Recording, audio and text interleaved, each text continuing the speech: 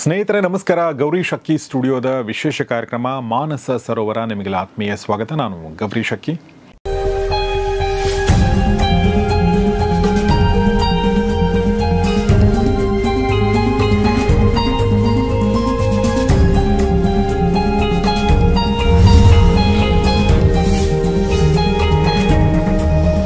ಮಾನಸ ಸರೋವರ ಕಾರ್ಯಕ್ರಮದಲ್ಲಿ ನಮ್ಮೊಂದಿಗೆ ಮತ್ತೊಂದು ಸಲ ಜಾಯ್ನ್ ಆಗಿದ್ದಾರೆ ನಮ್ಮ ಪ್ರೀತಿಯ ಮತ್ತು ನಿಮ್ಮ ಬಹಳಷ್ಟು ಮೆಚ್ಚುಗೆಗೆ ಪಾತ್ರವಾಗಿರುವಂಥ ಉಪಾಸನಾ ಫೌಂಡೇಶನ್ ಮುಖ್ಯಸ್ಥರು, ಯೋಗಿಗಳು ಆಗಿರುವಂಥ ಸದ್ಗುರು ಶ್ರೀರಾಮ್ ಅವರು. ನಮಸ್ಕಾರ ಗುರುಗಳೇ. ನಮಸ್ತೆ. ಸೊ ಸದ್ಗುರು ಶ್ರೀರಾಮ್ ಅವರ ಒಂದು ಫ್ಯಾನ್ ಬೇಸ್ ಇದೆ ನಮ್ಮ ಗೌರಿ ಶಕ್ಕಿ ಸ್ಟುಡಿಯೋದಲ್ಲಿ. ಸೊ ನೀವು ಆವಾಗ ಬರ್ತಾಯಿರಿ. So thank you very much ಒಂದು ಸಲ ಬಂದೋದಕ್ಕೆ ಮತ್ತೊಂದು ಸಲ. ಸೊ ಸದ್ಗುರು ಶ್ರೀರಾಮ್ ಅವ್ರಿಗೆ ನಾನು ಇವತ್ತು ಒಂದು ಪ್ರಶ್ನೆ ಕೇಳಬೇಕು ಅಂದ್ಕೊಂಡೆ. ಈ ಪ್ರಶ್ನೆ ಕೇಳಬೇಕಾದ್ರೆ ನನಗೊಂದು ದಾಸರ ಪದ ನನಗೆ ಬಂತು. ಆ ಪದ ಏನಂದರೆ, ಪುರಂದರದಾಸರು ಹಾಡಿರುವಂಥ ಮಾನವ ಜನ್ಮ ಬಲು ದೊಡ್ಡದು, ಇದನ್ನು ಹಾಳು ಮಾಡಿಕೊಳ್ಳದಿರಿ ಹುಚ್ಚಪ್ಪಗಳಿರ ಅನ್ನೋದೊಂದು ಮಾತು ಹಾಡಿದೆ. ಮತ್ತು ನಾವು ನಮ್ಮ ಪುರಾಣಗಳನ್ನ ಶಾಸ್ತ್ರಗಳನ್ನ ಓದ್ತಿರ್ಬೇಕಾದ್ರೆ ಇನ್ನೂ ಒಂದು ಮಾತು ಬರುತ್ತೆ, 84 ಲಕ್ಷ ಜೀವರಾಶಿಯನ್ನು ದಾಟಿ ಮಾನವ ಜನ್ಮ ಸಿಕ್ಕಿದೆ ಅನ್ನೋ ಮಾತನ್ನು ಕೂಡ ನಾವು ಕೇಳ್ತಾ ಇರ್ತೀವಿ. ಸೊ ಇದರ ತಾತ್ಪರ್ಯ ಏನಂದರೆ, ಮಾನವ ಜನ್ಮ ತುಂಬ ದೊಡ್ಡದು ಅಂಥೇಳಿ.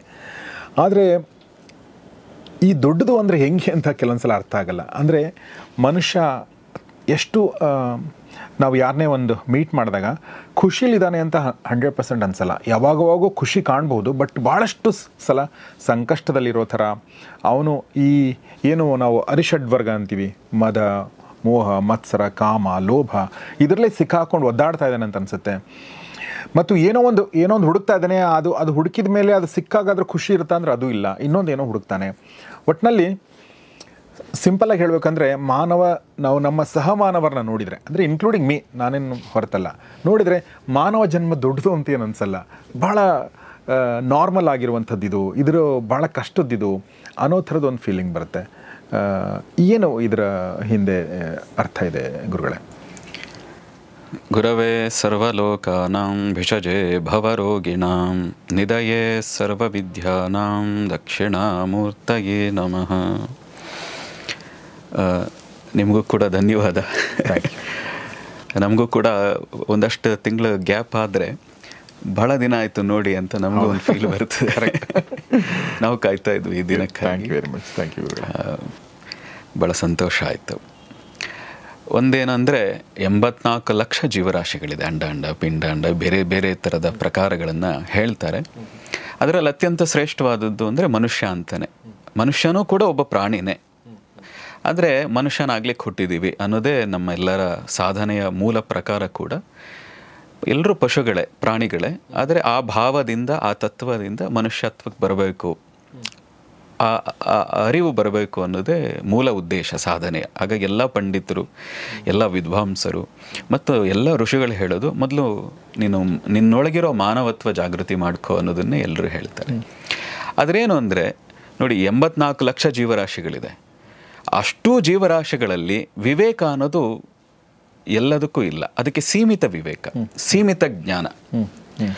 ಆದರೆ ಮನುಷ್ಯನಿಗೆ ಮಾತ್ರ ಅಸೀಮಿತವಾದಂಥ ವಿವೇಕ ಮತ್ತು ಜ್ಞಾನವನ್ನು ಬೆಳೆಸ್ಕೊಳ್ಳುವಂಥ ಕ್ಷಮತೆ ಇದೆ.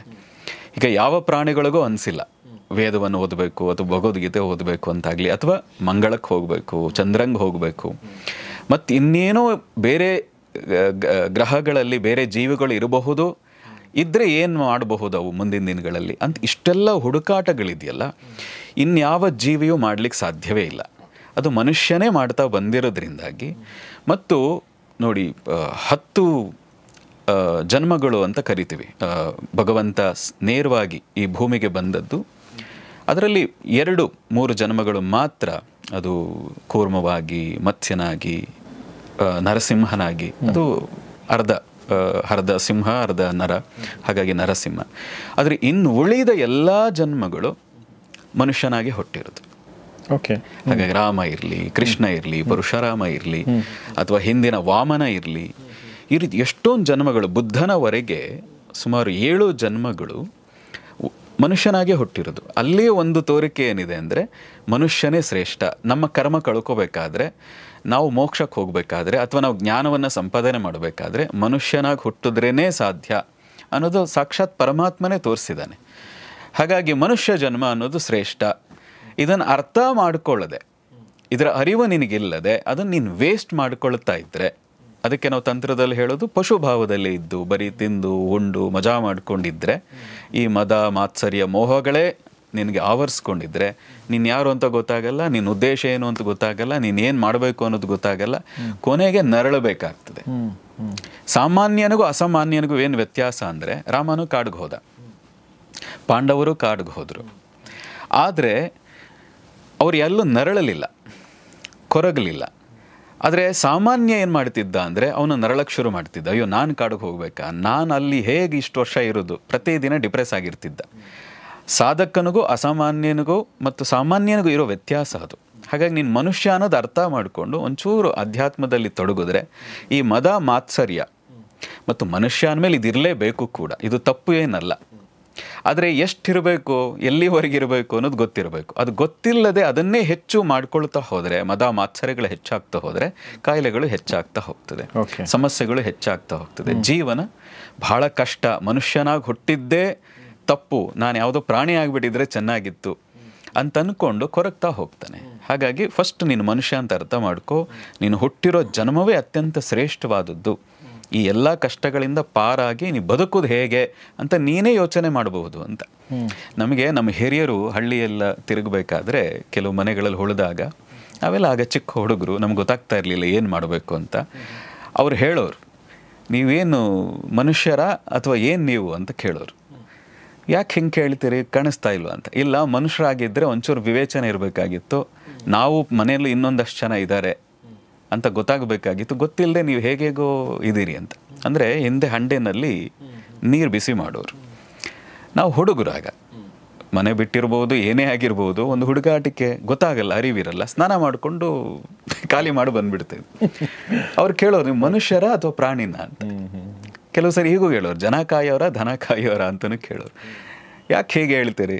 ಅಲ್ಲ, ನೀವು ಮನುಷ್ಯರಾಗಿದ್ದರೆ ಒಂಚೂರು ಅರಿವಿರಬೇಕಾಗಿತ್ತು, ಸ್ನಾನ ಮಾಡ್ಕೊಂಬರ್ಬೇಕಾದ್ರೆ ಇನ್ನುಳಿದವರು ಇದ್ದಾರೆ ಅಂತ ನೀರು ಹಾಕಿ ಕೆಳಗಡೆಗೆ ಒಂದು ಸೌದೆ ಹಾಕಿ ಬರ್ತಿದ್ರಿ, ನೀವು ಬಹುಶಃ ನೀವು ಮನುಷ್ಯರಲ್ಲ, ಗೊತ್ತಾಗಿಲ್ಲ ನಿಮಗೆ, ಪ್ರಾಣಿ ಇರಬೇಕು ನೀವು ಅಂತ.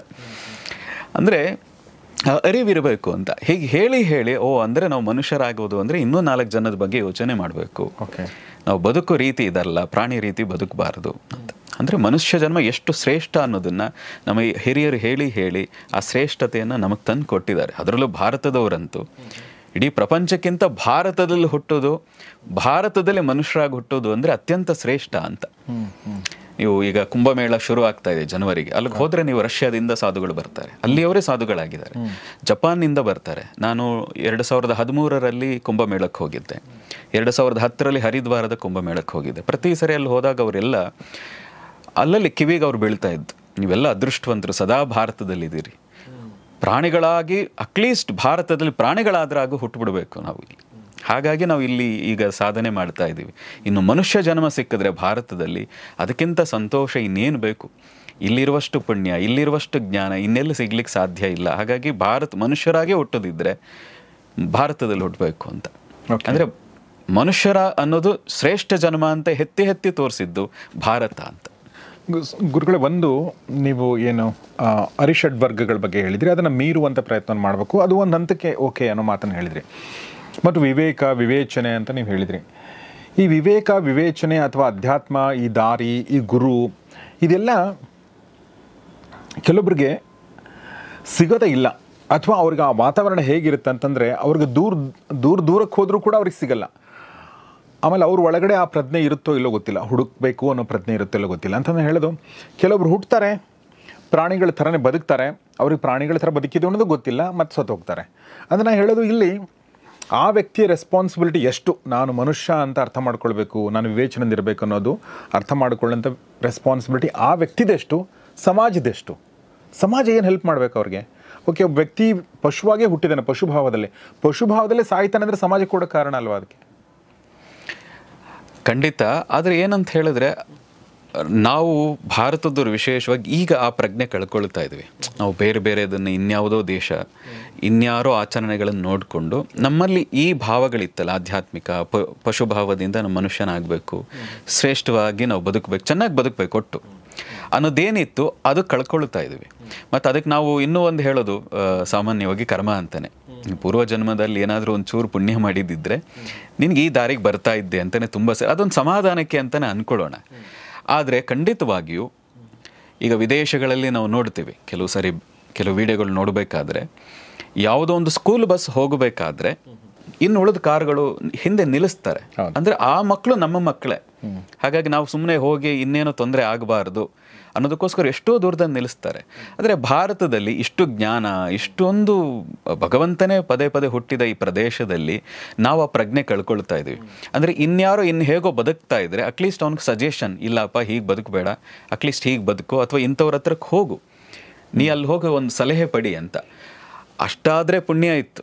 ಆದರೆ ಈಗಿನ ಪರಿಸ್ಥಿತಿ ಹೇಗಿದೆ ಅಂದರೆ ಯಾರೋ ಆಧ್ಯಾತ್ಮಿಕ ಗುರು ಅಂತ ನೋಡೋದನ್ನೇ ಒಂದು ಅವರು ವೇಸ್ಟ್ ಅನ್ನೋ ರೀತಿಯಲ್ಲಿ, ಇವರು ಗುರು ಆಗಿದ್ದಾರೆ ಅಂದರೆ ಹಣ ಮಾಡಲಿಕ್ಕೋಸ್ಕರ, ಇವರು ಆಧ್ಯಾತ್ಮಿಕ ದಾರಿ ಹಿಡಿದಿದ್ದಾರೆ ಅಂದರೆ ಇನ್ಯಾವುದೋ ಮಾರ್ಗಕ್ಕೋಸ್ಕರ ಅನ್ನುವಷ್ಟು ತೀರ್ಮಾನಕ್ಕೆ ಈ ಜನಗಳು ಬರ್ತಾ ಇರೋ ಕಾರಣದಿಂದ, ಎಲ್ಲರೂ ಅಲ್ಲ, ಕೆಲವು ಜನ ಹೀಗೆ ಪದೇ ಪದೇ ವ್ಯಕ್ತಪಡಿಸ್ತಾ ಇರೋ ಕಾರಣದಿಂದಾಗಿ ಈಗ ಏನು ಹೇಳಿದ್ರಲ್ಲ, ಪಶುಭಾವದಲ್ಲೇ ಇರ್ತಾನೆ, ಅವನಿಗೆ ಅಟ್ಲೀಸ್ಟ್ ಒಳ್ಳೆಯ ಮಾರ್ಗಕ್ಕೆ ಪಶು ಭಾವದಿಂದ ಮನುಷ್ಯ ಭಾವಕ್ಕೆ ಬರ್ಲಿಕ್ಕೆ ಯಾರೋ ಮಾರ್ಗದರ್ಶನ ಮಾಡಬೇಕಾಗಿತ್ತಲ್ಲ ಸಮಾಜ. ಇಲ್ಲಿ ಕೊರತೆಗಳು ಜಾಸ್ತಿ ಆಗ್ತಾ ಇದೆ. ನಮ್ಮದೇ ನೆಲ, ನಮ್ಮದೇ ಭೂಮಿ, ನಮ್ಮದೇ ಜನ, ಅದಕ್ಕೊಂದು ಗೌರವ ಸಲ್ಲಿಸಬೇಕು ಅನ್ನುವಂಥ, ಕೃತಜ್ಞತೆ ಸಲ್ಲಿಸಬೇಕು ಅನ್ನುವಂಥ ಭಾವವೇ ಇಲ್ಲ. ಒಬ್ಬ ಯಾರೋ ಗುರು ಆಗುವುದೇ ಅಥವಾ ಆಧ್ಯಾತ್ಮಿಕ ಸಾಧನೆ ಮಾಡೋದನ್ನೇ ವೇಸ್ಟ್ ಅನ್ನೋ ರೀತಿಯಲ್ಲಿ, ಅಥವಾ ಅವರ ಹಣ ಮಾಡಲಿಕ್ಕೋಸ್ಕರವಾಗೇ ಇದ್ದಾರೆ ಅನ್ನೋ ದೃಷ್ಟಿಯಲ್ಲಿ ಅವರುಗಳು ವ್ಯಕ್ತಪಡಿಸ್ತಾ ಇರೋದ್ರಿಂದಾಗಿ ಪಶುಭಾವದಲ್ಲಿದ್ದವನು ಇನ್ನೂ ಕೆಳಗೆ ಹೋಗ್ತಾ ಇದ್ದಾನೆ. ಅದಕ್ಕೆ ನಮ್ಮ ಹಿರಿಯರು ಹೇಳೋರು, ಕೆಲವರು ಬೆಳಕಿನಲ್ಲಿ ಹುಡ್ತಾರೆ, ಬೆಳಕಿನಲ್ಲಿ ಹುಟ್ಟಿ ಬೆಳಕಿನ ಕಡೆಗೆ ಹೋಗ್ತಾರೆ. ಕೆಲವರು ಬೆಳಕಿನಲ್ಲಿ ಹುಡ್ತಾರೆ, ಕತ್ತಲೆ ಕಡೆಗೆ ಹೋಗ್ತಾರೆ. ಕೆಲವರು ಕತ್ತಲೆಯಲ್ಲಿ ಹುಡ್ತಾರೆ, ಅವರು ಬೆಳಕಿನ ಕಡೆಗೆ ಹೋಗ್ತಾರೆ. ಕೆಲವರು ಕತ್ತಲೆಯಲ್ಲಿ ಹುಡ್ತಾರೆ, ಕತ್ತಲೆ ಕೆಳಗೆ ಹೋಗ್ತಾರೆ. ಕೆಲವರು ಬೆಳಕಿನಲ್ಲಿ ಹುಡ್ತಾರೆ, ಅವರು ಕತ್ತಲೆ ಕಡೆಗೆ ಹೋಗ್ತಾರೆ. ಓ ಮನುಷ್ಯ, ನೀನು ಬೆಳಕಿನಲ್ಲಿ ಹುಟ್ಟಿದೆಯೋ ಕತ್ತಲೆ ಹುಟ್ಟಿದೆಯೋ ನಮಗೆ ಗೊತ್ತಿಲ್ಲ, ಆದರೆ ಮುಂದಕ್ಕೆ ಹೋಗಬೇಕಾದ್ರೆ ಬೆಳಕಿನ ಕಡೆಗೆ ಹೋಗು, ಅರ್ಥಾತ್ ಜ್ಞಾನದ ಕಡೆಗೆ ಹೋಗು ಅನ್ನೋದನ್ನ ಪದೇ ಪದೇ ನಮ್ಮ ಋಷಿಗಳು ಹೇಳ್ತಾರೆ. ಅದನ್ನ ತಿಳಿದವರು ಹಂಚದೆ ಹೋದ್ರೆ, ನಮ್ಮ ಎಲ್ಲ ಋಷಿಗಳು ಅದೇ ಕೆಲಸ ಮಾಡ್ತಾ ಬಂದಿದ್ದಾರೆ. ಅವರು ಬ್ರಹ್ಮರ್ಷಿ ಆದರೂ ಕೂಡ ಈ ಜಗತ್ತಿನ ಕಲ್ಯಾಣಕ್ಕೆ ಏನನ್ನಾದರೂ ಮಾಡಬೇಕು ಅಂತ ಹೊರಗೆ ಬಂದು ಸಾರಿ ತೋರಿಸಿದ್ದಾರೆ. ಆ ಕಾರಣದಿಂದಾಗೆ ವಿಶ್ವಾಮಿತ್ರರಾಗಿದ್ದು ವಸಿಷ್ಠರನ್ನು ನೋಡಿ.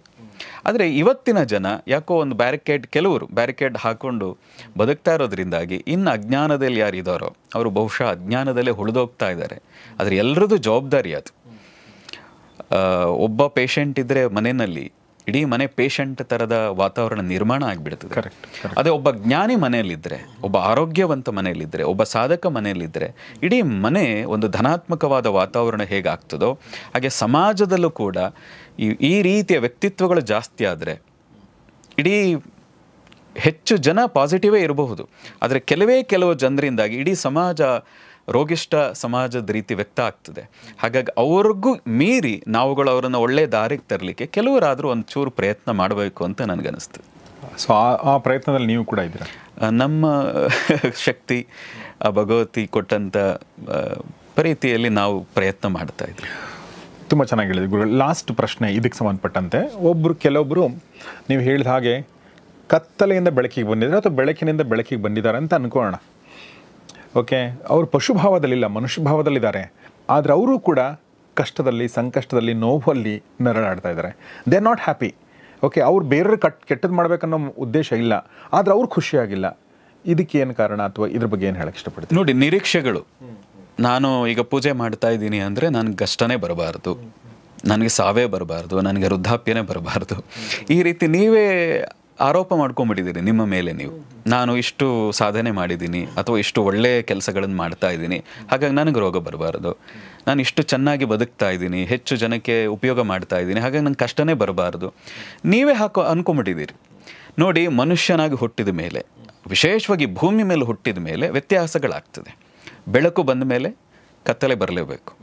ಕತ್ತಲೆ ಇದ್ದ ಮೇಲೆ ಒಂದು ದಿನ ಒಂದಷ್ಟು ಗಂಟೆ ನಂತರ ಬೆಳಕು ಬರಲೇಬೇಕು. ಬರೀ ಬೆಳಕೇ ಇರಬೇಕು ಅಂತಾದರೆ, ಕತ್ತಲೆ ಇರಲೇಬಾರದು ಅಂತಾದರೆ ಪ್ರಕೃತಿ ಸಮತೋಲನ ಇರಲ್ಲ. ಕರೆಕ್ಟ್. ಎಲ್ಲ ವ್ಯತ್ಯಾಸ ಅಸ್ತವ್ಯಸ್ತ ಆಗ್ತದೆ. ನಿರಂತರ ಸೂರ್ಯನೇ ಇದು ಬಿಟ್ಟರೆ ನಮಗೆ ರೆಸ್ಟ್ಲೆಸ್ ಆಗ್ತೀವಿ ಅಲ್ವಾ? ಹಾಗಾಗಿ ಕತ್ತಲೆ ಮತ್ತು ಬೆಳಕು ಸಮ ಪ್ರಮಾಣದಲ್ಲಿ ಬರ್ತದೆ. ಕೆಲವು ಸರಿ ದಕ್ಷಿಣಾಯನದಲ್ಲಿ ಕತ್ತಲೆಯ ಸಮಯ ಹೆಚ್ಚು, ಉತ್ತರಾಯಣದಲ್ಲಿ ಬೆಳಕಿನ ಸಮಯ ಹೆಚ್ಚು. ಇದು ಪ್ರಕೃತಿಯೇ ಅದನ್ನು ತೋರಿಸ್ಬಿಟ್ಟಿದೆ. ಆದರೆ ನಾವು ಇಲ್ಲ, ನನಗೆ ಸದಾ ಬೆಳಕೆ ಇರಬೇಕು, ಸದಾ ಸುಖವೇ ಇರಬೇಕು, ನಾನು ಸದಾ ಆರೋಗ್ಯವಾಗೇ ಇರಬೇಕು ಮತ್ತು ನಿತ್ಯ ನಿರಂತರ ಯೌವನದಿಂದ ಇರಬೇಕು ಅಂತ ಆಗಿಬಿಟ್ರೆ ಹಿಂದೆ ನಮ್ಮ ಹಿಂದೆ ಬರುವಂಥ ಜನಾಂಗ ಏನಿದೆ, ಪೀಳಿಗೆ ಏನಿದೆ, ಅವ್ರಿಗೆ ನಾವೇನು ತೋರಿಸೋದಾಯ್ತು? ಹೀಗೂ ಬದುಕಬೇಕು, ಹೀಗೂ ಆಗ್ತದೆ ಜೀವನದಲ್ಲಿ, ಇದೆಲ್ಲವೂ ಇದ್ದರೆ ಮಾತ್ರ ನೀನು ಪಕ್ವ ಆಗೋದು. ಈಗ ನಮ್ಮ ಜೀವನದಲ್ಲೂ ಸಾಕಷ್ಟು ಕಷ್ಟಗಳು, ಏರಿಳಿತಗಳು ಬಂದಿದೆ. ನಾವು ಹಿಂದೆ ತಿರುಗಿ ನೋಡಿದಾಗ ನಮ್ಗೆ ಅನಿಸಿದ್ದು ಅವತ್ತು ತುಂಬ ಕಷ್ಟ ಅನಿಸ್ತಾ ಇದ್ದದ್ದು ಇವತ್ತು ನಮಗೆ ಅನಿಸೋದು ಇಷ್ಟು ಸಿಲ್ಲಿ ವಿಷಯಕ್ಕೆ ನಾನು ಅಷ್ಟೊಂದು ಕಷ್ಟ ಅನ್ಕೊಂಬಿಟ್ನ ಅಂತ ನಮಗೆ ಅನಿಸ್ತದೆ. ಹಿಂದೆ ತಿರುಗಿ ನೋಡಿದಾಗ ಅಷ್ಟೊಂದು ಸಿಲ್ಲಿ ವಿಷಯಕ್ಕೆ ನಾನು ಅದನ್ನು ಅಷ್ಟೊಂದು ಕಷ್ಟ, ಜೀವನ ಯಾಕಪ್ಪ ಹೀಗಿದೆ ಅಂತ ಅಷ್ಟೊಂದು ಯೋಚನೆ ಮಾಡಿದ್ನ ಅಂತ ನಮಗೆ ಅನಿಸ್ತದೆ. ಆದರೆ ಅದೆಲ್ಲ ದಾಟಿದಾಗಲೇ ನಾವೊಂದು ಪಕ್ವ ಆಗ್ತಾ ಹೋಗ್ತೀವಿ, ಗಟ್ಟಿ ಆಗ್ತಾ ಹೋಗ್ತೀವಿ, ನಮ್ಮಲ್ಲಿ ಆತ್ಮವಿಶ್ವಾಸ ಹೆಚ್ಚುತ್ತಾ ಹೋಗ್ತದೆ. ಏನೂ ಆಗಿಲ್ಲ ಅಂತ ಹೇಳಿದ್ರೆ, ಈ ಕಷ್ಟ ನಷ್ಟಗಳೇ ನಮ್ಮ ಜೀವನದಲ್ಲಿ ಬಂದಿಲ್ಲ ಅಂದಿದ್ರೆ ನಾವು ಮೈ ಮರೆತು ಹೋಗಿಬಿಡ್ತೀವಿ. ಹೇಗೆ ಬದುಕಬೇಕು ಅನ್ನೋದೇ ಗೊತ್ತಿಲ್ಲದೆ, ಪಕ್ವತೆ ಇಲ್ಲದೆ ಒಂದು ಸಣ್ಣ ಗಾಳಿಗೂ ತೂರ್ಕೊಂಡು ಹೋಗ್ಬಿಡ್ತೀವಿ ಅಂತ ನನಗನ್ಸೋದು.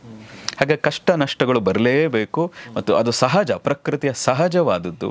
ಆದರೆ ಅದನ್ನು ಎದುರಿಸ್ತಾ ನಮ್ಮಲ್ಲಿ ಒಂದು ಗಟ್ಟಿತನ, ಆತ್ಮವಿಶ್ವಾಸ, ವಿಶೇಷವಾಗಿ ಪಕ್ವತೆ ಅಂತ ಏನು ಹೇಳ್ತಾರೆ ಅದು ಬರ್ತದೆ ಮತ್ತು ಬರಲೇಬೇಕು. ಅಧ್ಯಾತ್ಮದಕ್ಕೆ ಸಹಾಯ ಮಾಡುತ್ತೆ ಖಂಡಿತ. ನೋಡಿ, ನಮಗೆ ಅನಿಸಿದ್ದು ತುಂಬ ಸರಿ, ದೇವರಿದ್ದಾನೆ ಅದೆಲ್ಲ ಪಕ್ಕಕ್ಕಿಡಿ, ಅಧ್ಯಾತ್ಮ ದೇವರಿದ್ದಾನೆ ಇಲ್ಲ ಅನ್ನೋದ್ರ ಬಗ್ಗೆ ಹೆಚ್ಚು ತಲೆ ಕೆಡಿಸಲ್ಲ. ನೀನು ಯಾರು ತಿಳಿ ಅನ್ನೋದನ್ನೇ ಅಧ್ಯಾತ್ಮ ಹೇಳುವಂಥದ್ದು. ಆದರೆ ಪೂಜೆ ಪುರಸ್ಕಾರ ಅದಕ್ಕೆ ಪೂರಕವಾಗಿರ್ತದೆ ಅಷ್ಟೆ. ಈ ನಮಗೆ ಅನಿಸಿದ್ದು ಎಷ್ಟೋ ಬಾರಿ, ನಾನು ಮೊದಲೇ ಹೇಳಿದಾಗ ಇಷ್ಟು ಕಷ್ಟಗಳು ಇಷ್ಟು ಎಲ್ಲ ಆದಾಗ ಎಷ್ಟೋ ಬಾರಿ ನಾವು ಏಕಾಂತದಲ್ಲಿದ್ದೀವಿ. 84 ದಿನ ಒಮ್ಮೆ ಏಕಾಂತದಲ್ಲಿ, ಒಮ್ಮೆ 2-3 ವರ್ಷಗಳು ಹೆಚ್ಚು ಏಕಾಂತ, ಆಗಾಗ ಜನ ಸಂಪರ್ಕದಲ್ಲಿದ್ದರು, ಹೆಚ್ಚು ಏಕಾಂತ. ತುಂಬ ಜನ ಹೇಳೋದು, ನೀವು ಹೆಂಗಿರಕ್ಕೆ ಸಾಧ್ಯ ಇದು ಅಂತ. ಹೊರಗೆ ಬರೋದು ಕಡಿಮೆ, ನೀವು ಹೆಂಗಿರ್ತೀರಿ, ಇಷ್ಟು ನಮಗಿದ್ದಿದ್ರೆ ಹುಚ್ಚಾಗ್ಬಿಡ್ತಿದ್ವು, ತಲೆ ಕೆಟ್ಟು ಹೋಗ್ತಿತ್ತು ಅಂತ. ಇದೆಲ್ಲ ಕೇಳಿದಾಗ ನಂಗೆ ಅನಿಸಿದ್ದು. ಮತ್ತು ಆ ಸಮಯದಲ್ಲಿ ನನಗೆ ಬಹಳ ಕಷ್ಟಗಳು, ಅಂದರೆ ಅದು ನಮ್ಗೆ ಕಷ್ಟ ಅಂತಲ್ಲ, ಆದರೆ ಲೌಕಿಕದ ದೃಷ್ಟಿಯಲ್ಲಿ ಹೇಳೋದಿದ್ರೆ ಅದು ಕಷ್ಟವೇ ಅಂತ.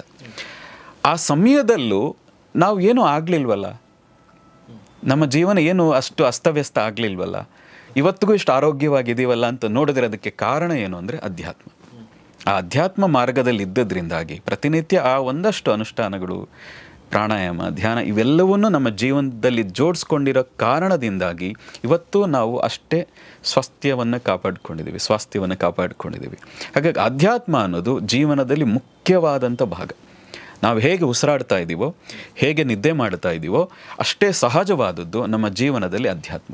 ಅದನ್ನು ವಿಶೇಷವಾದ ಒಂದು ಪೆಟ್ಟಿಗೆಯಲ್ಲಿಟ್ಟು ನೋಡಬೇಕಾದದ್ದಿಲ್ಲ, ವಿಶೇಷವಾದ ಆಸನ ಹಾಕಿ ಅದನ್ನು ನಾವು ನೋಡಬೇಕಾದದ್ದಿಲ್ಲ. ನಾವು ಸಹಜವಾಗಿ ಹೇಗೆ ಬದುಕ್ತಾ ಇದ್ದೀವೋ, ಹೇಗೆ ಉಸಿರಾಡ್ತಾ ಇದ್ದೀವೋ, ಹೇಗೆ ನಿದ್ದೆ ಮಾಡ್ತಾ ಇದ್ದೀವೋ ಅಷ್ಟೇ ಸಹಜವಾದದ್ದು ಅಧ್ಯಾತ್ಮ.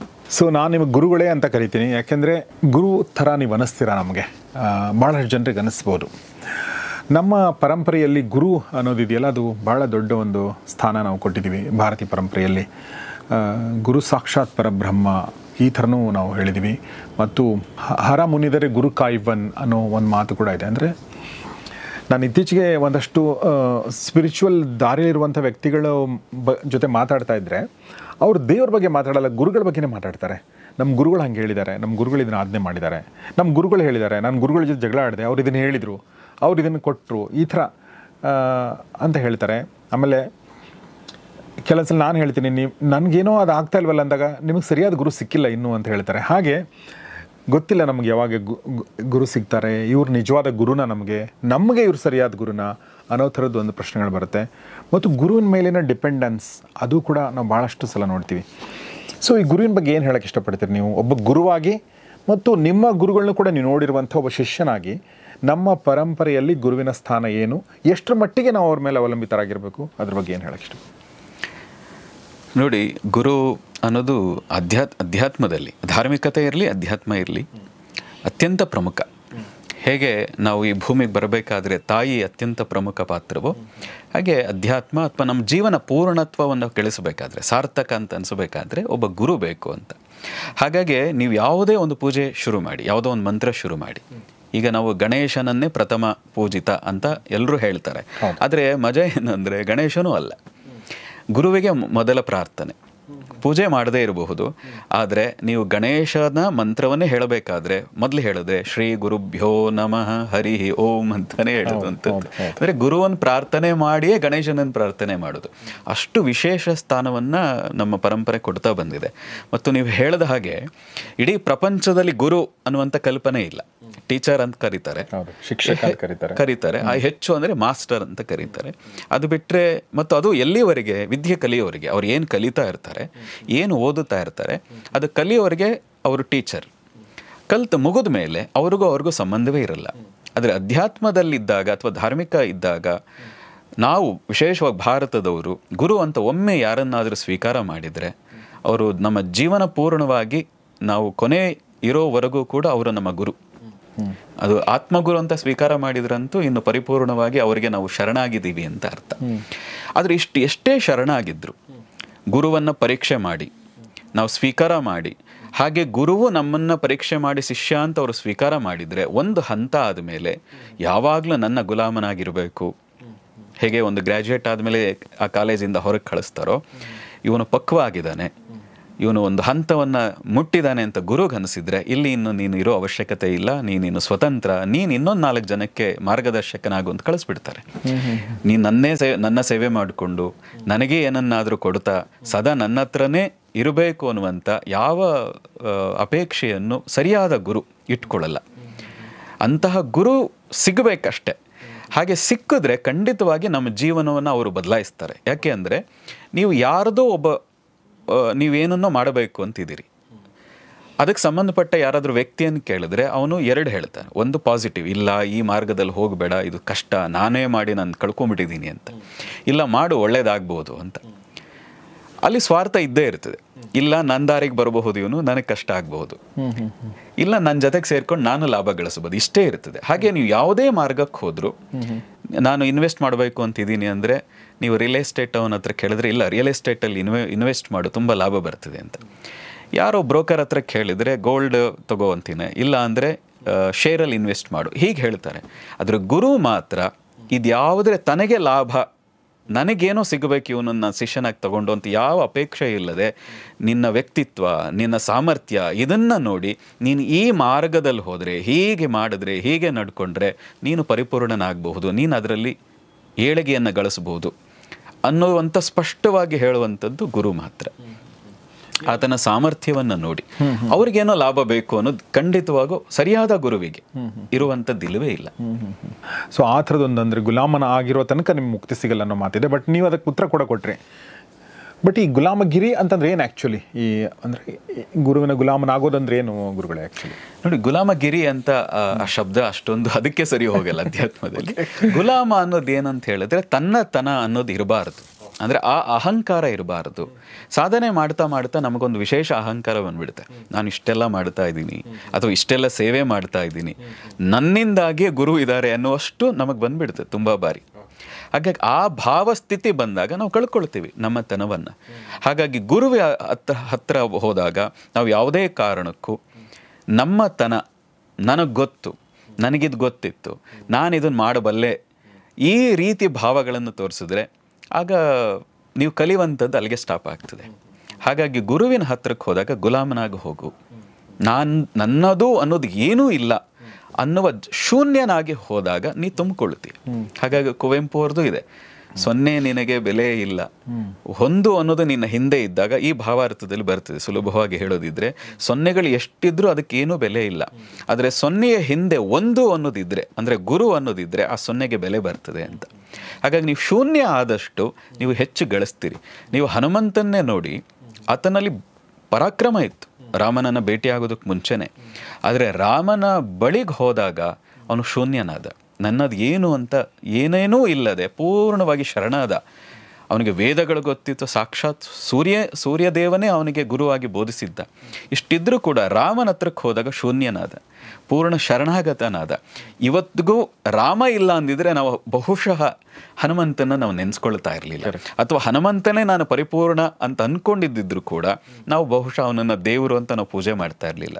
ರಾಮನಲ್ಲಿ ಅವನು ಶರಣಾಗಿದ್ದಕ್ಕೆ, ನನಗಿಷ್ಟು ಗೊತ್ತು ಅನ್ನೋದು ಏನೇನೂ ಇಲ್ಲದೆ ಗುಲಾಮನ ರೀತಿಯಲ್ಲಿ ಪಾದದ ಬಳಿ ಕೂತದ್ದಕ್ಕೆ ಇವತ್ತು ಆ ರಾಮನ ಜೊತೆಗೆ ಅವನನ್ನು ನಾವು ಪೂಜೆ ಮಾಡ್ತಾ ಇದ್ದೀವಿ. ಅಂದರೆ ಈ ಭಾವಸ್ಥಿತಿ ಬರಬೇಕು, ಶೂನ್ಯವಾದ ಭಾವಸ್ಥಿತಿ ಬರಬೇಕು.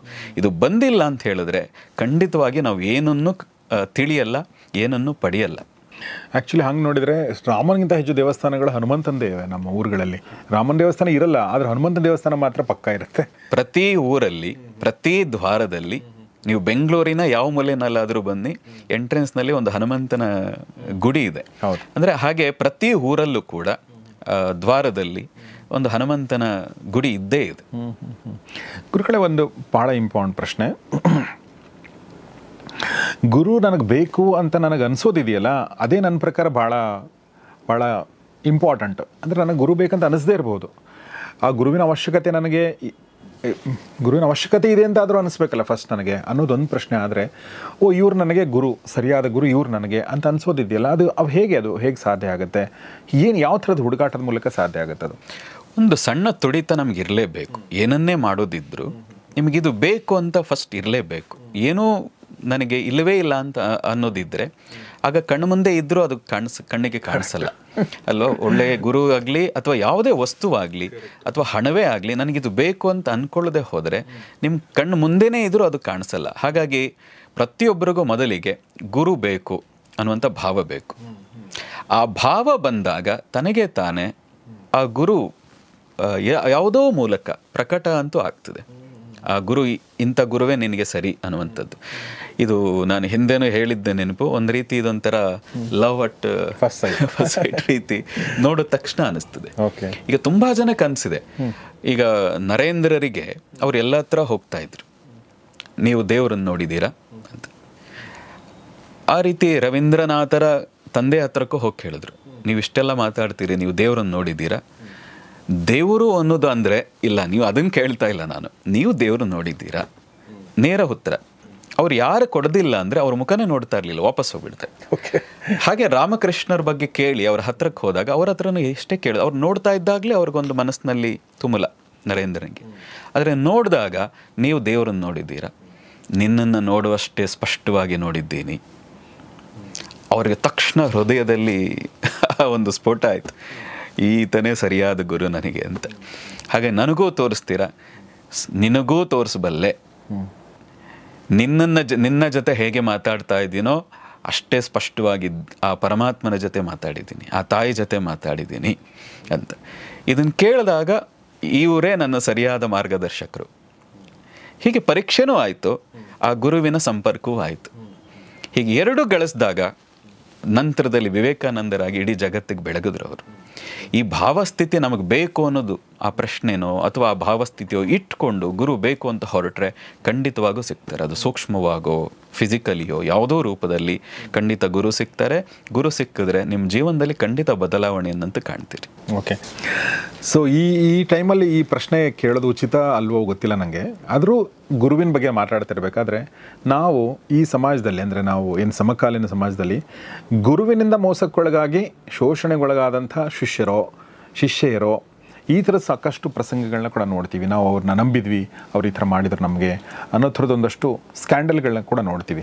ಸೊ ಹಾಗಾದರೆ ಅವ್ರೇನು ಅವ್ರ ಹತ್ರ ತುಡಿತಾನೂ ಇದೆ ಗುರು ಬೇಕು ಅಂತ ಹೇಳಿ. ಆಮೇಲೆ ಅವ್ರು ಫೈಂಡ್ ಔಟ್ ಮಾಡ್ಕೊಂಡಿದ್ದಾರೆ, ಇವರೇ ನಮ್ಮ ಗುರು ಅಂತ ಹೇಳಿ. ಬಟ್ ಅವ್ರೇನು ಫೈಂಡ್ ಔಟ್ ಮಾಡ್ಕೊಂಡಿದ್ದಾರೆ ಅದು ಸರಿಯಾದ ಗುರು ಆಗಿರಲ್ಲ, ಆಮೇಲೆ ಅದು ಗೊತ್ತಾಗುತ್ತೆ. ಸೊ ಈ ಥರದ ಬಗ್ಗೆ ಏನು ಹೇಳಕ್ಕೆ ಇಷ್ಟಪಡ್ತೀನಿ? ನೋಡಿ, ತುಂಬ ಸರಿ ಏನಾಗ್ತದೆ, ಗುರು ಅಂದಾಗ ತುಂಬ ಜನ ಅವರದೇ ಆದಂಥ ಒಂದು ಕನ್ನಡಕ ಹಾಕೊಂಡ್ಬಿಡ್ತಾರೆ. ಗುರು ಅಂದರೆ ಹೇಗಿರಬೇಕು, ಗುರು ಅಂದರೆ ಒಂದೇ ಹೊತ್ತು ಊಟ ಮಾಡಬೇಕು, ಗುರು ಅಂದರೆ ಬಟ್ಟೆನೇ ಹಾಕಬಾರ್ದು, ಅಥವಾ ಬಟ್ಟೆ ಹಾಕೋದಿದ್ರು ಈ ಥರದ್ದೇ ಹಾಕಬೇಕು, ಅವರು ಮದುವೆ ಆಗಿರಬಾರ್ದು, ಅವ್ರ ಚಿನ್ನನೇ ಮುಟ್ಟಬಾರ್ದು. ಅಂದರೆ ಜನ ಅವರೇ ಒಂದು ಕಲ್ಪನೆ ಇಟ್ಕೊಂಡ್ಬಿಡ್ತಾರೆ. ಈಗ ದೇವರು ಅಂದರೆ ಏನು, ದೇವರು ನಮ್ಮ ಪ್ರತ್ಯಕ್ಷ ಆದರೆ ನಮ್ಮ ಮುಂದೆ ನಾವು ನಂಬಲ್ಲ, ಇಲ್ಲ ನೀನು ಯಾವುದೋ ನಾಟಕದ ವೇಷ ಹಾಕೊಂಡ್ಬಂದ್ಬಿಟ್ಟಿದ್ದಿ ಅಂತ. ಯಾಕೆಂದರೆ ದೇವರು ಅಷ್ಟು ಸುಲಭವಾಗಿ ಪ್ರತ್ಯಕ್ಷ ಆಗಬಾರ್ದು. ಹಾಗೆ ಗುರು ಅಂದರೂ ಕೂಡ ನಮ್ಮಲ್ಲಿ ಎಲ್ಲ ಒಂದು ದೊಡ್ಡ ಕಲ್ಪನೆ ಇದೆ. ಗುರು ಅಂದರೆ ಹಿಂದೆ ಇದ್ದ ಹಾಗೆ ಶಂಕರರಿದ್ದ ಹಾಗಿರಬೇಕು ಅಥವಾ ಇವರಿದ್ದ ಹಾಗಿರಬೇಕು ಅಂತ. ಹಾಗಲ್ಲ, ಅದು ಅವ್ರದ್ದೇ ಆದಂಥ ಒಂದಷ್ಟು ನಿಯಮಗಳು, ಅವ್ರದ್ದೇ ಆದಂಥ ರೀತಿಯಾಗಿ ನಾವು ಹೀಗಿರಬೇಕು ಅಂತ ಅವ್ರು ಡಿಸೈಡ್ ಮಾಡಿರ್ತಾರೆ. ಹಾಗೆ ಡಿಸೈಡ್ ಮಾಡಿದ್ದಾಗ ನೀವು ಹೀಗಿರಬಾರ್ದು. ಈಗ ಉದಾಹರಣೆಗೆ ನಮ್ಮದೇ ಒಬ್ಬ ಪರಿಚಯಸ್ಥರು ಹೇಳ್ತಾ ಇದ್ರು ಮೈಸೂರಲ್ಲಿ, ಅವ್ರ ಗುರುಗಳು ನಮ್ಮ ಗುರುಗಳು ಅಂತ ನಂಬಿದ್ದೆ. ಅವರಿಗೆ ಸಿಟ್ಟು ಎಷ್ಟಿತ್ತು ಅಂದರೆ ಮೊಬೈಲ್ ತೆಗೆದು ಎಸ್ದು ಬಿಟ್ರು. ಅವ್ರಿಗನ್ಕ ಏನಪ್ಪ ಗುರು ಇವರು, ಇಷ್ಟು ಕೋಪ ಹೆಂಗೆ ಬರ್ತದೆ ಇವರಿಗೆ, ಮೊಬೈಲೇ ಅಷ್ಟು ಕೋಪ ಇದೆ ಇವರಿಗೆ, ಇವ್ರು ಗುರುನೇ ಅಲ್ಲ ಇವರು. ಅಂದರೆ ಕೋಪ ಬರಬಾರ್ದ ಹಾಗಾದರೆ? ಮೊಬೈಲ್ ಎಷ್ಟು ತಪ್ಪಿರಬಹುದು, ಆದರೆ ಗುರು ಆದವ್ರಿಗೆ ಕೋಪ ಬರಬಾರ್ದು ಅಂತ ನೀವು ಡಿಸೈಡ್ ಮಾಡ್ಕೊಂಡಿದ್ರೆ ಆಗ ಇಲ್ಲ, ಇವರು ನನಗೆ ಗುರು ಅಲ್ಲ ಅಂತ. ಹೀಗೆ ಎಷ್ಟೋ ಜನಗಳು ಅವ್ರಿಗೆ ಅವರೇ ಅಂದ್ಕೊಂಡು ಹೀಗಿರಬಾರ್ದು ಗುರು ಅಂದರೆ, ಹೀಗಿರಬಾರ್ದು ಗುರು ಅಂದರೆ, ಅಯ್ಯೋ ಇಷ್ಟೊಂದು ನಿದ್ದೆ ಮಾಡ್ತಾರೆ, ಹಾಗಾದರೆ ಇವ್ರು ಗುರು ಅಲ್ಲ. ಹೀಗೆ ಏನೇನೋ ಕಲ್ಪನೆಗಳಿಟ್ಕೊಂಡು ಇವ್ರು ಅಲ್ಲ ಅಲ್ಲ ಅಲ್ಲ ಅಂತ ಹೋಗ್ತಾರೆ. ನೋಡಿ, ಅಧ್ಯಾತ್ಮ ವಿಶೇಷವಾಗಿ ಆ ಮಾರ್ಗದಲ್ಲಿರೋ ಸಾಧಕರು ನಿಮ್ಮ ಕಲ್ಪನೆಗೆ ಮೀರಿದವರು, ನಿಮ್ಮ ರೀತಿಯಲ್ಲೇ ಇರ್ತಾರೆ, ಆದರೆ ಅಂತರಂಗದಲ್ಲಿ ಇದು ಎಲ್ಲವನ್ನು ಮೀರಿದವರಾಗಿರ್ತಾರೆ. ನೀವು ಅದನ್ನು ಪರೀಕ್ಷೆ ಮಾಡಿ ಕಂಡುಕೊಳ್ಳದೆ ಹೋದರೆ ಇವರಿಂದ ನಾನು ಮೋಸ ಹೋದೆ ಅನ್ನೋ ರೀತಿಯಲ್ಲೇ ಆಗ್ತದೆ ಇದು. ಆದರೆ ಇದು ಹೌದು, ಗುರು ಅಂತ ಹೇಳಿ ಶಿಷ್ಯ ಅಂತ ಸ್ವೀಕಾರ ಮಾಡಿದ ಮೇಲೆ ಅವರ ಮೇಲೆ ದೌರ್ಜನ್ಯಗಳನ್ನು ಏನಾದರೂ ಮಾಡ್ತಾ ಇದ್ರೆ ಇದು ಖಂಡಿತ ಅವನು ಗುರು ಆ ಸ್ಥಾನಕ್ಕೆ ಹೋಗಲಿಕ್ಕೆ ಸಾಧ್ಯವೇ ಇಲ್ಲ. ಯಾರಲ್ಲಿ ಮೋಹ ಇದೆ, ಯಾರಲ್ಲಿ ಕ್ರೋಧ ಇದೆ, ಯಾರಲ್ಲಿ ಇಚ್ಛೆಗಳು ಹೆಚ್ಚಿದೆ, ಆಸೆಗಳಿದೆ, ಈ ರೀತಿಯಾಗಿ ಇಟ್ಕೊಂಡವರು ಗುರುಸ್ಥಾನಕ್ಕೆ ಹೋಗಬಾರ್ದು ಅಂತಲೇ ಶಂಕರರು ಹೇಳ್ತಾರೆ. ಈ ಆಸೆಗಳು, ಅಧಿಕವಾದಂಥ ಇಚ್ಛೆಗಳು, ಅಧಿಕವಾದಂಥ ಕ್ರೋಧ, ಮೋಹಗಳು ಯಾರಿಗಾದರೂ ಇದ್ದರೆ ಅವರು ಗುರುಸ್ಥಾನಕ್ಕೆ ಅರ್ಹರಲ್ಲ ಅಂತ. ಅವರನ್ನು ಗುರು ಅಂತ ನಾವು ಯಾರು ಸ್ವೀಕಾರ ಮಾಡಬಾರ್ದು. ಆದರೆ ಈಗೆಲ್ಲ ಹಾಗೆ ಆಗ್ತಾ ಇದೆ. ಇವರು ನಮ್ಮ ಜಾತಿಯವರು, ಹಾಗಾಗಿ ಇವರು ನನ್ನ ಗುರು, ಇವರು ನಮ್ಮ ಹಿಂದಿನಿಂದ ಪರಂಪರೆಯಿಂದ ಬಂದುಬಿಟ್ಟಿದ್ದಾರೆ, ಹಾಗಾಗಿ ಅವ್ರು ಏನು ಮಾಡಿದ್ರು ನಮ್ಮ ಗುರು. ಹೀಗೆ ನೀವೇ ಇಟ್ಕೊಂಡಿದ್ದೀರಿ. ಇದಕ್ಕೆ ಮೀರಿದ್ದು ಗುರು ತತ್ವ ಅನ್ನುವಂಥದ್ದು. ಇದನ್ನು ನೀವು ಫೈಂಡ್ ಔಟ್ ಮಾಡದೆ ಹೋದರೆ, ಹೀಗೆ ಈ ಗುರು ಅಂದರೆ ನನಗೆ ಈಗ ಬೇಕು ಅಂತ ನೀವೇ ಹರಿಸ್ಕೊಂಡು ಹೋಗಿ ಅದಕ್ಕೆ ಶರಣಾಗದೆ ಹೋದರೆ, ಈ ಥರ ಕನ್ನಡಕ ಹಾಕ್ಕೊಂಡು ನೀವು ಬೇರೆ ಪವಾಡ ಮಾಡಬೇಕು, ಭಸ್ಮ ಕೊಡಬೇಕು, ಅಥವಾ ಮದುವೆ ಆಗಿರಬಾರ್ದು, ಯಾವುದ್ಯಾವುದೋ ನಿಮ್ಮದೇ ಕಲ್ಪನೆಯಲ್ಲಿ ಗುರುವನ್ನು ಹುಡುಕಿದ್ರೆ ಆಗ ನಷ್ಟ ನಿಮಗೆ ಆಗ್ತದೆ. ಅದರ ದೌರ್ಜನ್ಯ ಮಾಡ್ತಾ ಇದ್ದರೆ ಅದನ್ನು ಕೂಡ ಸಹಿಸಬಾರ್ದು. ನೋಡಿ, ನಮ್ಮಲ್ಲಿ ಪ್ರಶ್ನೆ ಮಾಡೋದು, ನೀವು ಪ್ರಶ್ನೆ ಮಾಡಬಹುದು. ನೀವು ಗುರು ಅಂದ ತಕ್ಷಣ ನೀವು ಪ್ರಶ್ನೆ ಮಾಡಬಾರ್ದು. ಒಪ್ಪೋದು ಬಿಡೋದು ನಿಮಗೆ ಬಿಟ್ಟಿದ್ದು, ಅವ್ರಿಗೆ ಬಿಟ್ಟಿದ್ದು. ಆದರೆ ನೀವು ಪ್ರಶ್ನೆನೇ ಮಾಡಬಾರ್ದು. ಗುರುವಾಗಿ ಬೇರೆ ಕಡೆ ಹೋಗಿ ಬೇರೆ ಕಡೆ ಮಾತಾಡೋದ್ರಿಂದ ಇದಕ್ಕೆ ಉತ್ತರ ಸಿಗಲ್ಲ. ನೀವು ಅವ್ರು ತಪ್ಪು ಮಾಡಿದ್ದಾರೆ ಅಂದರೆ ಅವ್ರ ಮುಂದೆನೇ ನೀವು ಹೀಗೆ ನಡ್ಕೊಳ್ತಾ ಇರೋದು ತಪ್ಪು ಅನ್ನೋದನ್ನು ಪ್ರಶ್ನೆ ಮಾಡ್ಬೋದು. ಇದು ಸರಿನಾ? ಆಧ್ಯಾತ್ಮಿಕ ದಾರಿಯಲ್ಲಿ ನೀವು ಈ ರೀತಿಯಾಗಿ ನಡವಳಿಕೆ ತೋರಿಸ್ತಾ ಇರೋದು ಸರಿ ಅಂತ ಅಲ್ಲೇ ಪ್ರಶ್ನೆ ಮಾಡ್ಬೋದು. ಆದರೆ ಇತ್ತೀಚೆಗೆ ನಾವು ನೋಡಿದ ಹಾಗೆ ಅವರು ಮಾಡಿದರೆ ಇಲ್ಲ, ಅದು ಸಾಕ್ಷಿ ಇದೆ ಅಥವಾ ಇಲ್ಲ, ಆದರೆ ಯಾರೋ 4 ಜನ ಹೇಳಿದ ತಕ್ಷಣ ಅವರು ಹೀಗಿದ್ದಾರೆ, ಹೀಗೆ ಮೋಸ ಮಾಡಿದ್ದಾರೆ ಅನ್ನೋದನ್ನು ಎಲ್ಲರೂ ಅದನ್ನು ಪ್ರಚಾರನೇ ಮಾಡೋರಾಗಿದ್ದಾರೆ. ಅವ್ರಿಗೆ ಅವರೇ ಅದನ್ನು ಆರೋಪ ಮಾಡೋರಾಗಿದ್ದಾರೆ. ಹಾಗಾಗಿ ಇದರಿಂದ ನಷ್ಟ ಆಗ್ತಾ ಇರೋದು ಜನಕ್ಕೂ ನಷ್ಟ ಆಗ್ತಾ ಇದೆ, ಸಮಾಜಕ್ಕೂ ನಷ್ಟ ಆಗ್ತಾ ಇದೆ. ಸರಿಯಾದ ಗುರು ನೀವು ಹುಡುಕೊಳ್ಳದೆ ಇದ್ದಾಗ ಈ ಥರ ಘಟನೆಗಳು ಕೂಡ ಆಗುತ್ತೆ. ಓಕೆ, ಸೊ ಹೀಗಾಗಿ ಸರಿಯಾದ ಗುರು ಯಾರು ಅಂತ ನಿಮಗೆ ಅನಿಸೋದಿದೆಯಲ್ಲ, ಅದೇ ಬಹಳ ಟ್ರಿಕ್ಕಿ. ನಿಮಗೆ ಸರಿಯಾದ ಗುರು ಅಂತ ಅನಿಸಿರೋರು ಕೂಡ ಸರಿಯಾಗಿ ಇಲ್ಲದೇ ಇರ್ಬೋದು. ಸೊ ಹೀಗಾಗಿ ಅದು ಮತ್ತು ಅವ್ರವ್ರ ಜರ್ನಿ ಅದು. ನಾವು ಈ ಥರ ಇದ್ದರೆ ಸರಿಯಾದ ಗುರು ಅಂತ ಕೂಡ ಹೇಳೋಕ್ಕಾಗಲ್ಲ ಅಲ್ವಾ? ಸೊ ಗುರುಗಳೇ, ಫೈನಲ್ ಆಗಿ ನಿಮ್ಮ ಗುರು, ನೀವು ಯಾರನ್ನ ಗುರು ಅಂತ ಭಾವಿಸಿದ್ರಿ? ನಿಮ್ಮ ಲೈಫಲ್ಲಿ ಗುರು ಏನು ಬದಲಾವಣೆ ತಂದರು, ಅದ್ರ ಬಗ್ಗೆ ಹೇಳ್ಬೋದು. ನೋಡಿ, ಹಿಂದೆನೂ ಹೇಳಿದ್ವು, ನಾವು ಫಿಸಿಕಲಿ ಹಿಮಾಲಯದಲ್ಲೆಲ್ಲ ಒಬ್ಬ ಗುರು ಬೇಕು, ಒಬ್ಬ ಮಾರ್ಗದರ್ಶಕ ನಮಗೆ ಬೇಕು ಅನ್ನೋ ಕಾರಣಕ್ಕೆ ಹುಡುಕಿದ್ವು.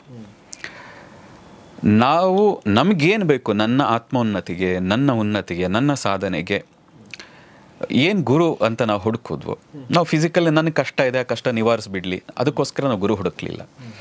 ನನಗೆ ಹಣ ಬೇಕು, ಹಾಗಾಗಿ ಗುರು ಸಿಕ್ಕಿದ್ರೆ ನನ್ನ ಜೀವನ ಬದಲಾಗೋಗ್ತದೆ, ಅದಕ್ಕೆ ನಾವು ಗುರು ಹುಡುಕ್ಲಿಲ್ಲ. ನಾವು ಸ್ಪಷ್ಟತೆ ಇತ್ತು, ನನ್ನ ಉನ್ನತಿಗೆ, ನನ್ನ ಮನಸ್ಸಿನ ಉನ್ನತಿಗೆ, ನನ್ನ ಈ ಜೀವನ ಸಾರ್ಥಕವಾಗಬೇಕು.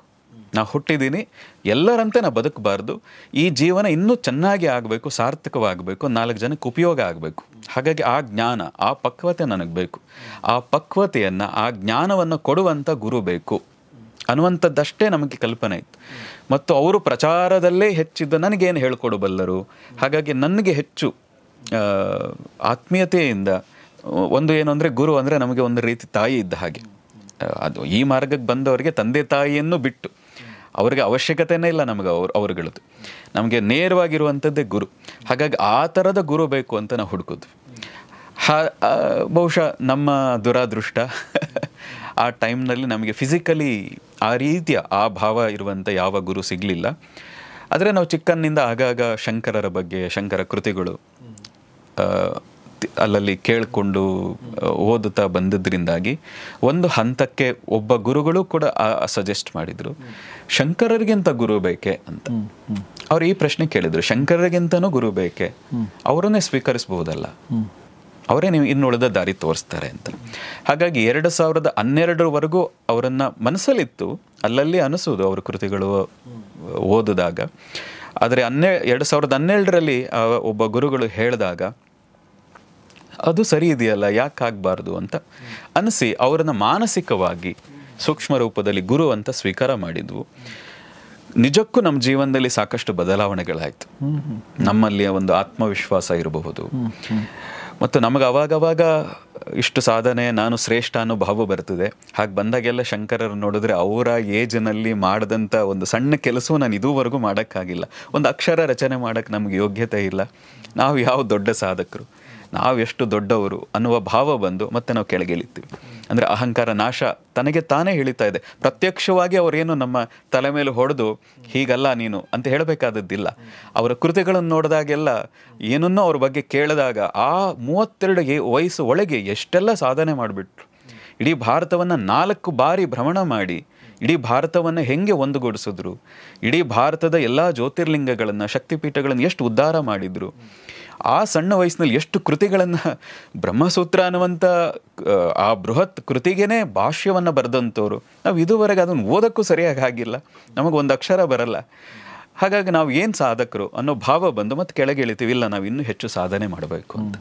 ಹಾಗಾಗಿ ನಮಗೆ ನಮ್ಮ ಆತ್ಮಗುರು, ನನ್ನ ನಿಜವಾದ ಗುರು ಶಂಕರರೇ. ಸೊ ಹೀಗಾಗಿ ಗುರುಗಳಂದ್ರೆ ಫಿಸಿಕಲ್ ರೂಪದಲ್ಲೇ ಸಿಗಬೇಕಾಗಿಲ್ಲ ನಿಮಗೆ? ಖಂಡಿತ ಬೇಕಾಗಿಲ್ಲ, ನನ್ನ ಪ್ರಕಾರ ಬೇಕಾಗಿಲ್ಲ. ಸೊ ಈಗ ನಿಮಗೆ ಯಾರು ಹತ್ರ ಕನೆಕ್ಟ್ ಆಗ್ತಾರೆ ಅವ್ರನ್ನ ನೀವು ಗುರು ಅಂತ ಸ್ವೀಕರಿಸ್ಬೋದು. ಅವ್ರು ಈ ಫಿಸಿಕಲ್ ರೂಪದಲ್ಲಿ ಇಲ್ಲ ಅಂತಂದ್ರೂ ಸ್ವೀಕರಿಸ್ಬೋದು. ಜೊತೆಗೆ ಈಗ ನೀವು ಯೂಟ್ಯೂಬಲ್ಲಿ ನಿಮ್ಮನ್ನು ನೋಡ್ತಿರ್ತಾರಲ್ಲ, ನಿಮಗೆ ಯಾರೋ ನೋಡ್ತಿರೋಗೆ ನೀವು ಗುರು ಅಂತ ಅನಿಸಿದ್ರೆ ಅವರು ಕೂಡ ಸ್ವೀಕಾರ ಮಾಡ್ಬೋದು ನಿಮ್ಮನ್ನು ಗುರು ಅಂತ. ನೋಡಿ, ಗುರು ಅಂತ ಹೇಳಿದಾಗ ನಮಗೆ ಹಿಂದೆ ಸಾಕಷ್ಟು ಜನ ದಾರ್ಶನಿಕರು ಹೇಳಿದರು, ಮೇರು ಪರ್ವತದ ಮುಂದೆ ನಿಂತು ತಲೆ ಎತ್ತಿ ನೋಡಬೇಕು ಆ ಪರ್ವತವನ್ನು. ಹಾಗೆ ನಿನ್ನನ್ನು ತಲೆ ಎತ್ತಿ ನೋಡೋ ಅಂತ ಮಾಡುವಂಥವ್ರು ಸಿಕ್ಕಿದ್ರೆ ಅವ್ನು ನಿಜವಾದ ಗುರು. ನಿನ್ನಲ್ಲಿ ಭಯ ಉಂಟು ಮಾಡ್ತಾ ಇದ್ರೆ, ನಿನ್ನ ಆತ್ಮವಿಶ್ವಾಸ ಕೊಂದೋ ಹಾಗೆ ಏನಾದರೂ ನಡ್ಕೊಳ್ತಾ ಇದ್ರೆ ಅವ್ನು ಗುರು ಅಲ್ಲ. ನೀನು ತಲೆ ಎತ್ತಿ ಆತ್ಮವಿಶ್ವಾಸದಿಂದ, ಅಹಂಕಾರದಿಂದಲ್ಲ, ಆತ್ಮವಿಶ್ವಾಸದಿಂದ ಆ ಮೇರು ಪರ್ವತವನ್ನು ದಾಟಿ ಹೋಗಬಲ್ಲೆ ಅನ್ನುವಂಥ ವಿಶ್ವಾಸ ನಿನಗೆ ಉಂಟಾಗೋದಿದ್ರೆ ಅವರು ನಿಜವಾದ ಗುರು ಅಂತ. ಹಾಗೆ ಯಾರು ಬೇಕಾದರೂ ಅನಿಸ್ಬೋದು. ಒಂದು ನೀವು ಹೇಳಿದಾಗ ತುಂಬ ಜನ ನೋಡೋರು ಗುರು ಅಂತ ಅನ್ಕೋಬಹುದಾ ಅಂದರೆ, ನಿಜಕ್ಕೂ ತುಂಬ ಜನ ಹೇಳಿದಾಗ, ನಿಜಕ್ಕೂ ನಿಮ್ಮ ಏನು ಮೀಡಿಯಾ ಮೂಲಕ, ನಿಮ್ಮ ಚಾನಲ್ ಮೂಲಕ ಸಾಕಷ್ಟು ಜನ ನೋಡಿದವರು, ನಮ್ಮ ಕಾರ್ಯಕ್ರಮಗಳು ಭಾಗವಹಿಸಿದಾಗ ಅವ್ರುಗಳು ಹೇಳಿದ್ದಾರೆ, ಇದುವರೆಗೆ ನಮಗೆ ಗುರು ಇಲ್ಲದೆ ನಾವು ತುಂಬ ಕೊರಗ್ತಾ ಇದ್ವು. ಗೌರಿ ಶಕ್ಕಿಯವರ ಚಾನಲ್ ನೋಡಿ ನಿಮ್ಮನ್ನು ಗುರುವಾಗಿ ಸ್ವೀಕಾರ ಮಾಡಿ ಸಾಕಷ್ಟು ಬದಲಾವಣೆಗಳನ್ನು ಕಂಡಿದ್ದೀವಿ ಅಂತ ತುಂಬ ಜನ ಹೇಳಿದಾಗ ನಮಗೂ ಸಂತೋಷ ಆಗ್ತದೆ. ಒಬ್ಬ ಮನುಷ್ಯ ನಿಮ್ಮಿಂದಾಗಿ ಹಾಳಾಗಿ ಹೋದೆ ಅಂತ ಹೇಳಿದಾಗ ದುಃಖ ಹೇಗಾಗ್ತದೋ, ನಮಗೊಂದು ಕೊರಗು ಹೇಗಾಗ್ತದೋ, ನಾವು ಏನು ಉಪಯೋಗ ಮಾಡಿದವೋ ನಮಗೆ ಗೊತ್ತಿಲ್ಲ. ನಾವು ಅಷ್ಟು ದೊಡ್ಡವರ ಅನ್ನೋದೇ ನಮಗಿನ್ನೂ ಹುಡುಕ್ತಾ ಇದ್ದೀವಿ, ಕಂಡುಕೊಳ್ತಾ ಇದ್ದೀವಿ, ಪ್ರತಿನಿತ್ಯ ಅದ್ರ ಕಡೆಗೆ ಹೋಗ್ತಾ ಇದ್ದೀವಿ. ಆ ಸ್ಥಿತಿಯಲ್ಲೂ ಕೂಡ ನೂರಾರು ಜನ, ಯಾರೋ ಒಬ್ಬರು ಇಬ್ಬರಲ್ಲ, ಕರೆ ಮಾಡಿ, ನಮ್ಮ ವಾಲಂಟಿಯರ್ಸ್ಗಳಿಗೂ ಕರೆ ಮಾಡಿ ನಾವು ಗುರುವನ್ನು ಹುಡುಕ್ತಾ ಇದ್ವಿ, ಈ ಥರ ಗುರು ನಮಗೆ ಇದಾರೆ ಇವತ್ತಿಗೂ ಅನ್ನೋ ರೀತಿಯಲ್ಲಿ ಮಾತಾಡಿದಾಗ ನಮಗೂ ಒಂದು ಪುಳಕ ಆಗ್ತದೆ, ಅಯ್ಯೋ ಏನು ಮಾಡಿದೀವಿ ಗೊತ್ತಿಲ್ಲ ಅಂತ ಆಶ್ಚರ್ಯವೂ ಆಗ್ತದೆ, ಅದೇ ರೀತಿ ಸಂತೋಷವೂ ಆಗ್ತದೆ. ಸಾಕಷ್ಟು ಜನರ ಜೀವನದಲ್ಲಿ ನಾವು ಬದಲಾಗಿದ್ದೀವಿ ಅಂತ ಹೇಳಿದಾಗ ಅದಕ್ಕಿಂತ ಸಂತೋಷ ಪಡೋದು ಇನ್ನೇನು ಹೇಳೋಣ. ವಂಡರ್ಫುಲ್. ಸೊ ಕೊನೆಯ ಪ್ರಶ್ನೆ, ಈಗ ಗುರು ಅಂತಂದರೆ ಶಿಷ್ಯಂದ್ರೆಲ್ಲ ಗುರುವಿನ ಕಡೆ ನೋಡ್ತಿರ್ತಾರೆ ಅಲ್ವಾ? ಯಾವುದೇ ಮಾರ್ಗದರ್ಶನ, ಯಾವುದೇ ವಿಚಾರ ಪರಾಮರ್ಶೆ, ಯಾವುದೇ ಪ್ರಶ್ನೆಗೆ ಉತ್ತರ, ಸೊ ಗುರುವಿನ ಕಡೆ ನೋಡ್ತಾರೆ. ಸೊ ಆದರೆ ಗುರುವಿಗೂ ಸಂಕಷ್ಟಗಳಿರ್ತಾವ, ಗುರುವಿಗೂ ತೊಂದರೆಗಳಿರ್ತಾವ, ಶಿಷ್ಯರ ಮುಂದೆ ಹೇಳಿಕೊಳ್ಳಲಾಗದಂಥ ನೋವುಗಳು ಗುರುವಿಗಿರ್ತಾವ, ತಮಗಿದೆಯಾ ಅನ್ನೋದು ಪ್ರಶ್ನೆ. ಇವತ್ತಿಗಂತೂ ಖಂಡಿತ ನನಗೆ ಯಾವ ದುಃಖವೂ ಏನೂ ಇಲ್ಲ. ಆದರೆ ಒಂದು ಹಂತಗಳಲ್ಲಿ ಖಂಡಿತ ಬರ್ತದೆ. ಈ ದೇಹ ಅಂತ ಆದಮೇಲೆ, ಪಂಚಭೂತಗಳಿಂದ ಪಡೆದ ದೇಹ ಅಂತ ಆದಮೇಲೆ ನಮ್ಮ ಹಿರಿಯರು ಹೇಳ್ತಾರೆ, ಕೃಷ್ಣನಿಗೇ ಬಿಡಲಿಲ್ಲ, ರಾಮನಿಗೇ ಆ ಕಷ್ಟಗಳು ಬಿಡಲಿಲ್ಲ, ಇನ್ನು ಮನುಷ್ಯರಾಗಿ ನಾವೆಲ್ಲ ಏನು ಅಂತ ನಮ್ಮ ಹಿರಿಯರು ಅವಾಗವಾಗ ಚಿಕ್ಕಂದಿನಿಂದ ಹೇಳ್ತಾರೆ. ಅಂದರೆ ಅದೊಂದು ಸಮಾಧಾನಕ್ಕೂ ಕೂಡ ನಮಗೆ ಅದು ಆತ್ಮವಿಶ್ವಾಸ ಕೊಡುತ್ತದೆ. ಆ ರೀತಿ ಕಷ್ಟಗಳು, ದುಃಖಗಳು, ಅಪಮಾನಗಳು ಖಂಡಿತವಾಗಿ ನಮ್ಮ ಜೀವನದಲ್ಲಿ ಸಾಕಷ್ಟು ಬಾರಿ ಬಂದಿದೆ. ನಮಗೂ ಅನಿಸಿದೆ ಯಾಕಪ್ಪ ಅಂತ ಅನ್ನುವಷ್ಟು ಸಮ್ಟೈಮ್ ಅನಿಸಿದೆ. ಆದರೆ ಆಗ ಕೆಲವೇ ಕ್ಷಣ ಅದು. ಈಗ ಬೇರೆಯವ್ರಿಗಾದರೆ ನೋಡಿ ಅದೇ ಇರುವಂಥದ್ದು, ಸಾಧಕನಿಗೂ ಸಾಮಾನ್ಯನಿಗೂ ಏನು ವ್ಯತ್ಯಾಸ ಅಂದರೆ ಅಷ್ಟೇ ದುಃಖ, ಅದೇ ರೀತಿಯ ಭಾವನೆಗಳು, ಸಾಮಾನ್ಯರಿಗೆ ಬರುವ ಎಲ್ಲ ಭಾವನೆಗಳು ಬರ್ತದೆ. ಆದರೆ ಸಾಧಕನಿಗೆ ಹೇಗೆ ಅಂದರೆ ಚಿಟಿಕೆ ಹೊಡೆದಾಗ ಹಾಗೆ, ಅಯ್ಯೋ ಇಷ್ಟಕ್ಕೆನಾ, ಇದಕ್ಕೋಸ್ಕರನ ಅಂತ ಒಂದು ಚಿಟಿಕೆ ಹೊಡೆಯೋಷ್ಟರಲ್ಲಿ ಅದು ಹೋಗ್ಬಿಡ್ತದೆ. ಅಂದರೆ ಸಾಮಾನ್ಯ ಆದರೆ ಅದರಲ್ಲೇ ಮುಳುಗಿ ಹೋಗ್ಬಿಡ್ತಾನೆ ಆ ದುಃಖ ಅಥವಾ ಆ ಒಂದು ಮನಸ್ಥಿತಿಯಲ್ಲೇ ಇರ್ತಾನೆ. ನಮಗೂ ಆ ಥರದ್ದು ಬಂದಿದೆ. ಅದರ ಅದೃಷ್ಟವಶಾತ್ ಹೇಳೋದಿದ್ರೆ ಗುರುಕೃಪೆ ಅಥವಾ ನಾವು ನಂಬುವಂಥ ದೈವ ತಾಯಿಯ ಕೃಪೆ ಬಹುಶಃ ಅಷ್ಟೇ ವೇಗವಾಗಿ ಆ ಅಪಮಾನಗಳು, ದುಃಖಗಳು, ಸಮಸ್ಯೆಗಳು ಹಾಗೆ ಕರಗಿ ಹೋಗಿದೆ ಇದುವರೆಗೂ ಕೂಡ. ಇವತ್ತು ಒಳ್ಳೆಯ ಶಿಷ್ಯಂದಿರು, ಒಳ್ಳೆಯ ನಮ್ಮನ್ನು ಯಾರಿಗೂ ಸಿಗದಂಥ ಭಾಗ್ಯ ಅಂತ ಹೇಳಬೇಕು, ಅಂತಹ ಒಳ್ಳೆಯ ಜನಗಳ ನಡುವೆ ನಾವು ಬದುಕ್ತಾ ಇದ್ದೀವಿ. ನನಗೆ ಇತ್ತೀಚೆಗೆ ಒಂದು ಘಟನೆ ಭಾಳ ತಲ್ಲಣ ಉಂಟು ಮಾಡ್ತು ನನ್ನ. ಅದು ಭಾಳಷ್ಟು ಜನರಿಗೆ ಗೊತ್ತಿದೆ. ಏನಂದರೆ ನಮ್ಮ ಗೌರಿ ಶಕ್ಕಿ ಸ್ಟುಡಿಯೋದ ಒಬ್ಬ ನಿರಂತರ ಅತಿಥಿಯಾಗಿ ಬರ್ತಿದ್ದಂಥ ಮತ್ತು ಕನ್ನಡಕ್ಕೆ ತುಂಬ ಒಳ್ಳೆಯ ಚಿತ್ರಗಳನ್ನ ಕೊಟ್ಟಂಥ ಒಬ್ಬ ನಿರ್ದೇಶಕ ಗುರುಪ್ರಸಾದ್ ಅವರು ಕಳೆದ 29ನೇ ತಾರೀಕಿನಂದು ಆತ್ಮಹತ್ಯೆಗೆ ಶರಣಾಗ್ತಾರೆ. ಆಮೇಲೆ ಮೊನ್ನೆ ಒಂದು ಘಟನೆ ನೋಡಿದ್ವಿ. ನಮ್ಮ ಸೀರಿಯಲ್ನ ಒಬ್ಬ ನಟಿ ಶೋಭಿತಾ ಅಂತ ಅವರು ಕೂಡ ಆತ್ಮಹತ್ಯೆ ಮಾಡ್ಕೊಂಡಿದ್ರು ಹೈದರಾಬಾದ್ನಲ್ಲಿ. ಸೊ ಈ ಥರ ಘಟನೆಗಳನ್ನ ನಾವು ನೋಡ್ತಿರ್ತೀವಿ. ಗುರುಪ್ರಸಾದ್ ಅವರ ಬಗ್ಗೆ ನನಗೆ ಪರ್ಸ್ನಲಾಗಿ ಗೊತ್ತಿರೋದ್ರಿಂದ ತುಂಬ ಜೀವನೋತ್ಸಾಹಿ, ತುಂಬ ಸ್ಟ್ರಾಂಗ್, ತುಂಬ ಪ್ರತಿಭಾವಂತ. ಈ ಶೋಭಿತಾ ಅನ್ನೋರು ಕೂಡ ತುಂಬ ಪ್ರತಿಭಾವಂತೆ. ಈ ಥರದ ಪ್ರತಿಭಾವಂತರು, ಬುದ್ಧಿವಂತರು, ಜೀವನದಲ್ಲಿ ಮೇಲ್ನೋಟಕ್ಕೆ ಅಂಥ ದೊಡ್ಡ ಸಂಘರ್ಷಗಳೇನೋ ಅವರು ಎದುರಿಸ್ತಾ ಇಲ್ಲ, ಜೀವನೋಪಾಯಕ್ಕಾಗಿ ಅವರೇನು ಕಷ್ಟಪಡಬೇಕಾಗಿಲ್ಲ. ಅಂಥ ವ್ಯಕ್ತಿಗಳು ಕೂಡ ಕೆಲವೊಂದು ಸಲ ಈ ಥರ ಅಚಾನಕ್ಕಾಗಿ ಯಾವ ರೀತಿಯಿಂದ ಅವರು ದೂರ ಆಗಬಾರ್ದು ಆ ರೀತಿಯಿಂದ ದೂರ ಆಗ್ಬಿಡ್ತಾರೆ. ಸಾವು ಅನ್ನೋದು ಎಲ್ಲರಿಗೂ ಬರುತ್ತೆ, ಬಟ್ ಈ ಥರ ಹೋಗಬೇಕಾ ಇವರು ಅನ್ನೋದೊಂದು ಬರುತ್ತೆ. ಸೊ ಬಿಸ್ನೆಸ್ ಮಾಡುವಂಥವ್ರು, ಓಕೆ, ಬೇರೆ ಬೇರೆ ದಾರಿಗಳನ್ನ ಹುಡುಕುವಂಥವ್ರು, ಅಂದರೆ ಒಂದು ಲೈಫನ್ನು ಒಂದು ತುಂಬ ಸರಳ ಮಾರ್ಗವನ್ನು ಬಿಟ್ಟು ಸರಳವಾಗಿ ಏನೋ ಜೀವನ ಮಾಡ್ಬೋದು ಭಾಳಷ್ಟು ಜನ. ಆದರೆ ಅವರು ಇನ್ನೊಂದು ದಾರಿ ನೋಡ್ಕೊಂಡು ಹೋಗ್ತಾರೆ, ಸ್ವಲ್ಪ ಕಷ್ಟದ ದಾರಿಯನ್ನು, ಸಾಧನೆಯ ದಾರಿಯನ್ನು ನೋಡ್ಕೊಂಡು ಹೋಗ್ತಾರೆ. ಅಂಥವ್ರು ಭಾಳಷ್ಟು ಜನ ಈ ಥರ ಸಂಘರ್ಷವನ್ನು ಎದುರಿಸಲಾಗದೆ ಸತ್ತು ಹೋಗುವಂಥದ್ದನ್ನು ನಾವು ನೋಡ್ತಾ ಇದ್ದೀವಿ. ಇದಕ್ಕೇನು ಹೇಳ್ತೀರಿ ತಾವು? ನೋಡಿ, ನಾವು ಯಾವುದೇ ಒಂದು ಸಾಧನೆಯನ್ನು ಮಾಡಬೇಕಾದ್ರೆ ವಿಶೇಷವಾಗಿ ಮಾಡ್ತಾ ನಮಗೊಂದು ನಮ್ಮದೇ ಆದಂಥ ಸುತ್ತ ಒಂದಷ್ಟು ಜನಗಳು ನಿರ್ಮಾಣ ಆಗಿಬಿಡ್ತಾರೆ. ಅವ್ರಿಗೊಂದು ಎಕ್ಸ್ಪೆಕ್ಟೇಷನ್ ಇರ್ತದೆ. ಪ್ರತಿ ಬಾರಿ ಸಿಕ್ಕಿದಾಗ ನೀವು ತುಂಬ ಬುದ್ಧಿವಂತರು, ನೀವು ಇನ್ನೂ ಇದನ್ನು ಮೀರಿ ಏನನ್ನು ಮಾಡಬಹುದು, ಹೀಗೆಲ್ಲರೂ ಶುರು ಮಾಡ್ತಾರೆ. ಆದರೆ ಈ ಕಾರಣದಿಂದ ನಮ್ಮೊಳಗೊಂದು ಅಹಂಕಾರವೂ ಬರ್ತದೆ. ನನ್ನನ್ನು ಬಿಟ್ಟರೆ ಇನ್ಯಾರು ಅನ್ನೋದು ಸಹಜವಾಗಿ ಬರ್ತದೆ. ನಾನು ಪ್ರಪಂಚವನ್ನೇ ಗೆದ್ದುಬಿಡ್ತೀನಿ, ನಾನು ಬೇರೆಯವರಿಗಿಂತನೂ ಶ್ರೇಷ್ಠ, ಈ ರೀತಿ ಬೇರೆ ಬೇರೆಯ ಥರದ ಅಹಂಕಾರವೂ ಬರ್ತದೆ. ಎರಡು ಕಾರಣ ಈ ರೀತಿಯಾಗಿ ಆದಾಗ ಜಿಗುಪ್ಸೆ ಆಗಲಿಕ್ಕೆ. ಒಂದು, ಸುತ್ತ ಇರುವಂಥವ್ರ ಎಕ್ಸ್ಪೆಕ್ಟೇಷನ್. ಅವರು ನಮ್ಮನ್ನು ಇಂದ್ರ, ಚಂದ್ರ, ರಾಜ ಅಂತ ಹೇಗೆ ಹೇಳಿ ನಿಮ್ಮಷ್ಟು ಬುದ್ಧಿವಂತರು, ನಿಮ್ಮಷ್ಟು ಜ್ಞಾನಿಗಳು, ನಿಮ್ಮಷ್ಟು ವಿವೇಕವಂತರು ಇನ್ಯಾರೂ ಇರ್ಲಿಕ್ಕೆ ಸಾಧ್ಯವೇ ಇಲ್ಲ, ನೀವು ಮನಸ್ಸು ಮಾಡಿದರೆ ಏನನ್ನು ಬೇಕಾದ್ರೂ ಸಾಧನೆ ಮಾಡಬಲ್ಲಿರಿ, ಈ ವರ್ಷದಲ್ಲೇ 1000 ಕೋಟಿ ಗಳಿಸಬಲ್ಲಿರಿ, ಅಥವಾ ಏನನ್ನೋ ದೊಡ್ಡ ಸಾಧನೆಯನ್ನು ಮಾಡಬಲ್ಲಿರಿ ಅಂತ ಅವರುಗಳು ಹೇಳ್ತಾ ಬಂದಿರ್ತಾರೆ. ಇವ್ರಿಗೆ ಹೊರಗೆ ತೋರಿಸ್ಕೊಳ್ಳೋದೇ ಹೋದರು, ಅದನ್ನು ವ್ಯಕ್ತಪಡಿಸದೇ ಇದ್ರು ಒಳಗೊಂದು ಆಗಿರುತ್ತೆ, ಇಲ್ಲ ನನಗೂ ಸಾಧ್ಯ ಇದು ಅನ್ನೋ ಒಂದು ಅಹಂಕಾರ ಅವರ ಒಳಗೂ ಬೆಳೀತಾ ಹೋಗ್ತದೆ. ಆದರೆ ಯಾವಾಗ ಆ ಒಂದು ಹಂತವನ್ನು ರೀಚ್ ಮಾಡೋಕ್ಕೆ ಸಾಧ್ಯ ಆಗ್ತಾ ಇಲ್ಲ, ನಾನು ಅದನ್ನು ಮುಟ್ಲಿಕ್ಕೆ ಇನ್ನೂ ಹೆಚ್ಚು ಸಮಯ ಬೇಕು ಮತ್ತು ತುಂಬ ಕಷ್ಟ ಇದೆ ಅನ್ನೋ ಭಾವ ಯಾವಾಗ ಅವ್ರಿಗೆ ಒಳಗಡೆ ಶುರು ಆಗ್ತದೆ, ಗಿಲ್ಟಿ ಬರ್ಲಿಕ್ಕೆ ಶುರು ಆಗ್ತದೆ, ಬೇರೆಯವರಿಗೆ ನಾನೇನು ಉತ್ತರ ಕೊಡಬಲ್ಲರೆ ಅನ್ನೋದು ಶುರು ಆದಾಗ ಇನ್ನು ಬೇರೆ ದಾರಿ ಇಲ್ಲ, ಬೇರೆ ಮಾರ್ಗ ಇಲ್ಲ ಅನ್ನೋದು ಬಂದು ಬಹುಶಃ ಈ ಆತ್ಮಹತ್ಯೆಗೆ ಶರಣಾಗ್ತಾರೆ. ಒಂದು, ನಮಗೇನಿರಬೇಕು ಅಂದರೆ ನಮ್ಮ ಹಿರಿಯರು ಹೇಳೋರು, ದೇವ್ರಿದಾನೆ ಇಲ್ಲ ಅದನ್ನು ಪಕ್ಕಕ್ಕಿಡು, ನಮಗಿಂತ ಮೇಲೊಬ್ಬ ಇದಾನೆ ಅನ್ನೋ ಭಾವ ನಮಗೆ ಹೋದರೆ ನಮ್ಮಷ್ಟು ಅಹಂಕಾರಿಗಳು, ನಮ್ಮಷ್ಟು ಮದ ತುಂಬಿದವರು ಇನ್ಯಾರೂ ಇರಲ್ಲ ಜನ ಅಂತ.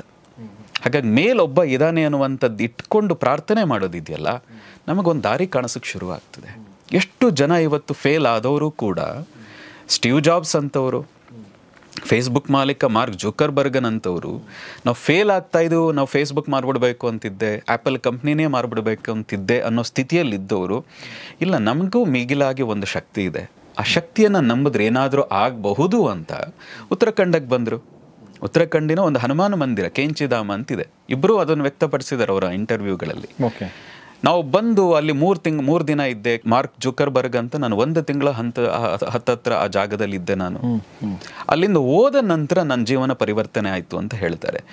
ಈ ರೀತಿಯ ಒಂದು ಯಾವುದರ ಮೇಲೆ ನಾವು ಒಂದು ಅವಲಂಬಿತರು ಆಗದೆ ಹೋದರೆ, ನಮ್ಮ ಅಹಂಕಾರದ ಮೇಲೆ ನಾವು ಅವಲಂಬಿತರಾದಾಗ ಫೇಲ್ಗಳು ಉಂಟಾಗ್ತದೆ. ಆ ಫೇಲ್ಗಳನ್ನು ಎದುರಿಸ್ಲಿಕ್ಕೆ ಆಗದೆ ಹೋದಾಗ ನಮ್ಮಂಥ ಬುದ್ಧಿವಂತರು, ನಮ್ಮಂಥ ಜ್ಞಾನಿಗಳು ನಾವು ಏನನ್ನು ಬೇಕಾದರೂ ಬಹುದಾಗಿತ್ತು ಅನ್ನೋ ಅಹಂಕಾರ ಇಟ್ಕೊಂಡವರು ಪೆಟ್ಟು ಬಿದ್ದಾಗ ಅವರಿಗೆ ಈ ದೇಹ ಬಿಡೋದು ಬಿಟ್ಟರೆ, ಆತ್ಮಹತ್ಯೆ ಬಿಟ್ಟರೆ ಬಹುಶಃ ಅವರಿಗೆ ಬೇರೆ ದಾರಿಗಳು ಕಾಣಿಸಲ್ಲ. ಫಸ್ಟ್ ನಾವು ಅದನ್ನು ಬಿಡಬೇಕು, ಅಹಂಕಾರ ಬಿಡಬೇಕು. ನೀವು ಕೃಷ್ಣನನ್ನು ಅರ್ಥ ಮಾಡ್ಕೊಳ್ಳಿ. ಅವನು ಎಲ್ಲಿ ಸೋಲ್ತಾ ಇದ್ದೀನಿ, ಸೋಲಬೇಕು ಅಂದಾಗ ಸೋತ, ಕರೆಕ್ಟ್. ಎಲ್ಲಿ ಗೆಲ್ಲಬೇಕು ಅಂದಾಗ ಹೆಜ್ಜೆ ಅಷ್ಟೇ ಗಟ್ಟಿಯಾಗಿ ಹೂರ್ದ. ನೀವು ಕೃಷ್ಣನನ್ನು ಅರ್ಥ ಮಾಡ್ಕೊಳ್ಳಿ. ಎಲ್ಲಿ ಸೋಲ್ತೀವಿ ಅಂದಾಗ ಒಂದು ಹೆಜ್ಜೆ ಹಿಂದೆ ಬನ್ನಿ, ಏನು ತೊಂದರೆ, ಗುಡಿಸ್ಲಲ್ಲೇ ಬದುಕೋಣ. ನಂತರದಲ್ಲಿ ಇನ್ನೊಂದು ಸರಿ ಗೆದ್ದು ತೋರಿಸ್ಬೇಕು. ಆ ಗೆದ್ದು ತೋರಿಸೋದನ್ನು ಬಿಟ್ಟು ಫೇಲ್ ಆಗ್ತಾ ಇದ್ದೀವಿ, ಇನ್ನು ಎಲ್ಲವನ್ನ ಕಳ್ಕೊಂಡ್ಬಿಡ್ತೇವೆ, ಇನ್ನು ಉಳಿದದ್ದೇನೂ ಇಲ್ಲ, ಮತ್ತು ಎಲ್ಲರೂ ಮುಖ ಹೇಗೆ ತೋರಿಸ್ಲಿ ಅನ್ನೋ ಅಹಂಕಾರ ಇಟ್ಕೊಂಡಾಗ, ಆ ಫೇಲನ್ನು ಎದುರಿಸ್ಲಿಕ್ಕೆ ಆಗದೇ ಇದ್ದಾಗ ಸೂಸೈಡ್ ಬಿಟ್ಟರೆ ಇನ್ಯಾವ ಮಾರ್ಗವೂ ಅವ್ರುಗಳಿಗೆ ಕಾಣಿಸಲ್ಲ.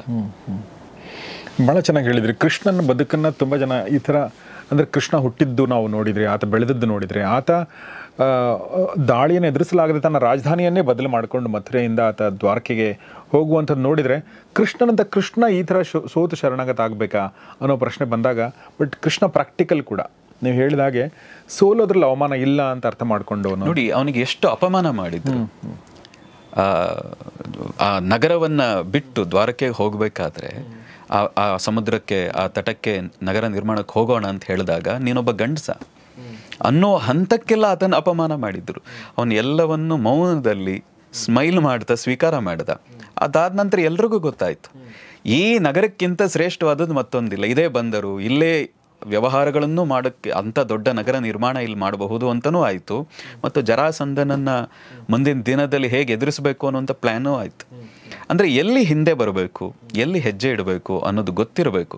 ನೀವು ಹೇಳಿದ ಹಾಗೆ ಕೃಷ್ಣನಿಗಿಂತ ಉದಾಹರಣೆ ಜೀವನಕ್ಕೆ ನೀವು ಯಾವುದೇ ಹಂತಕ್ಕೆ ತಗೊಳ್ಳಿ, ಎಲ್ಲಿ ತಲೆ ಬಗ್ಗಿಸಬೇಕು, ಎಲ್ಲಿ ಕಾಲನ್ನು ಮುಟ್ಟು ನಮಸ್ಕಾರ ಮಾಡಬೇಕು, ಎಲ್ಲಿ ಕಾಲನ್ನು ತೊಳಿಬೇಕು, ಎಲ್ಲಿ ಕಾಲನ್ನು ತೊಳಸ್ಕೋಬೇಕು, ಎಲ್ಲ ರೀತಿಯಲ್ಲೂ ಒಬ್ಬ ಜೀವನ ಪರಿಪೂರ್ಣ.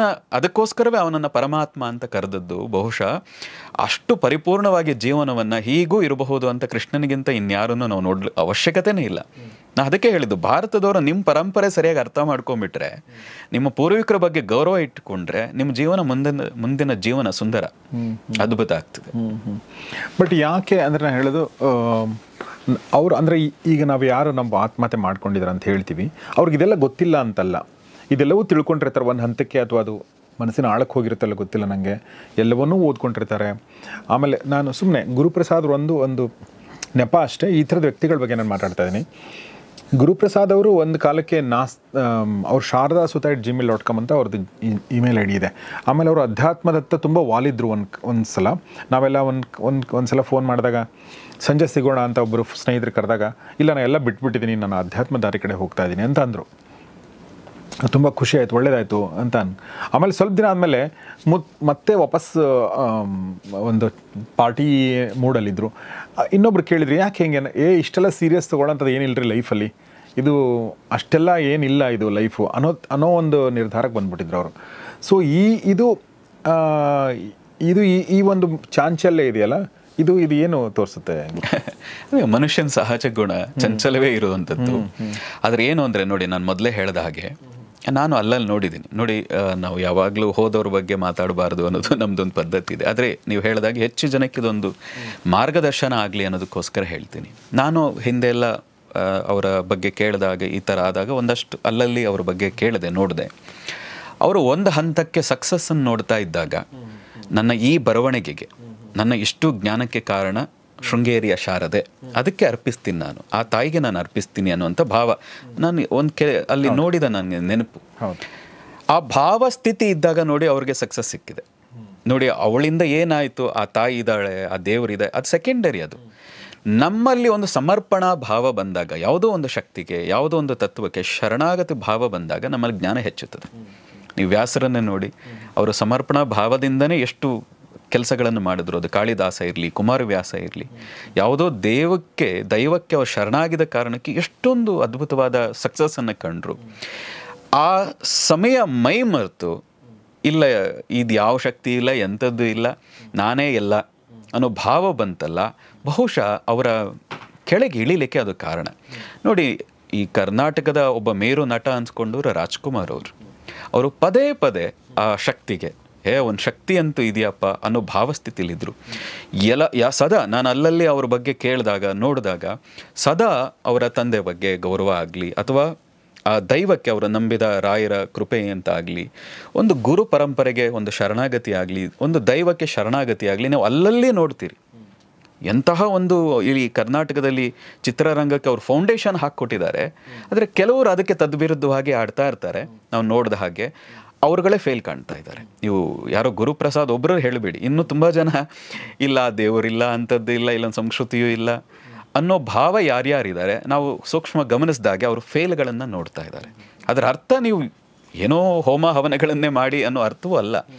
ಆದರೆ ಗುರುಪ್ರಸಾದ್ ಅವ್ರನ್ನೇ ನಾವು ನೋಡಿದ ಹಾಗ ಎಲ್ಲಿವರೆಗೆ ಅವರು ಶಾರದೆ, ಆ ತಾಯಿ ಕೃಪೆ ಅನ್ನೋದಿತ್ತೋ, ನಂತರದ ವಿಡಿಯೋಗಳನ್ನು ಕೆಲವು ನೋಡಿದ್ವು. ನಾನು ಅನ್ನೋದು ಹೆಚ್ಚು ಅಲ್ಲಲ್ಲಿ ಹೆಚ್ಚೇ ಹೆಣಗ್ತಾ ಇತ್ತು. ಬಹುಶಃ ಅವರು ಕೆಳಗೆ ಬೀಳಲಿಕ್ಕೆ ಅದು ದೊಡ್ಡ ಕಾರಣ ಆಯಿತು ಅಂತ. ಡಿ.ವಿ.ಜಿ. ಅವರು ಹೇಳ್ತಾರೆ, ಅಕ್ಕಿಯೊಳಗೆ ಅನ್ನವನ್ನು ಮೊದಲಾರು ಕಂಡವರು, ಅಕ್ಕರೆಯ ಬರಹಕ್ಕೆ ಮೊದಲಿಗನದಾರು, ಲೆಕ್ಕವಿರಿಸಿಲ್ಲ ಜಗ ತನ್ನಾದಿ ಬಂಧುಗಳ ದಕ್ಕುವುದೇ ಜಸ ನಿನಗೆ ಮಂಕುತಿಮ್ಮ ಅಂತ. ಹಾಗಾಗಿ ನೀವು ಇವ್ರುಗಳನ್ನೇ ನೆನ್ಪಿಟ್ಕೊಂಡಿಲ್ಲ, ನಾನೇ ಶ್ರೇಷ್ಠ, ನಾನೇ ದೊಡ್ಡದಾಗಿ ಏನೋ ಮಾಡಿಟ್ಟಿದ್ದೀನಿ ಅನ್ನುವ ಒಂದು ಕಳಶ ಇಟ್ಕೊಂಡೇ ನೀವಿದ್ದರೆ ಖಂಡಿತವಾಗಿ ಜಸ ಸಿಗ್ಲಿಕ್ಕೆ, ಅಂದರೆ ಯಶಸ್ಸು ಸಿಗ್ಲಿಕ್ಕೆ ಸಾಧ್ಯ ಇಲ್ಲ. ಶರಣಾಗದ ಹೊರತು, ನಿಮ್ಮ ತನವನ್ನು ಬಿಡದ ಹೊರತು, ನಾನು ಇನ್ನೂ ಕಲಿತಾ ಇದ್ದೀನಿ ಅನ್ನುವ ಭಾವವನ್ನು ಯಾವಾಗ ಬಿಡ್ತೀರಿ, ಹೊಸದನ್ನು ಕಲಿಯೋಕ್ಕಾಗಲ್ಲ ಮತ್ತು ಅಲ್ಲಿ ಯಶಸ್ಸನ್ನು ಕಾಣೋಕ್ಕಾಗಲ್ಲ. ಈ ಯಶಸ್ಸು ಕಾಣದೇ ಇದ್ದಾಗ ಫೇಲ್ಯೂರ್ಗಳನ್ನು ಮನುಷ್ಯ ತಡ್ಕೊಳ್ಳೋದು ಕಷ್ಟ.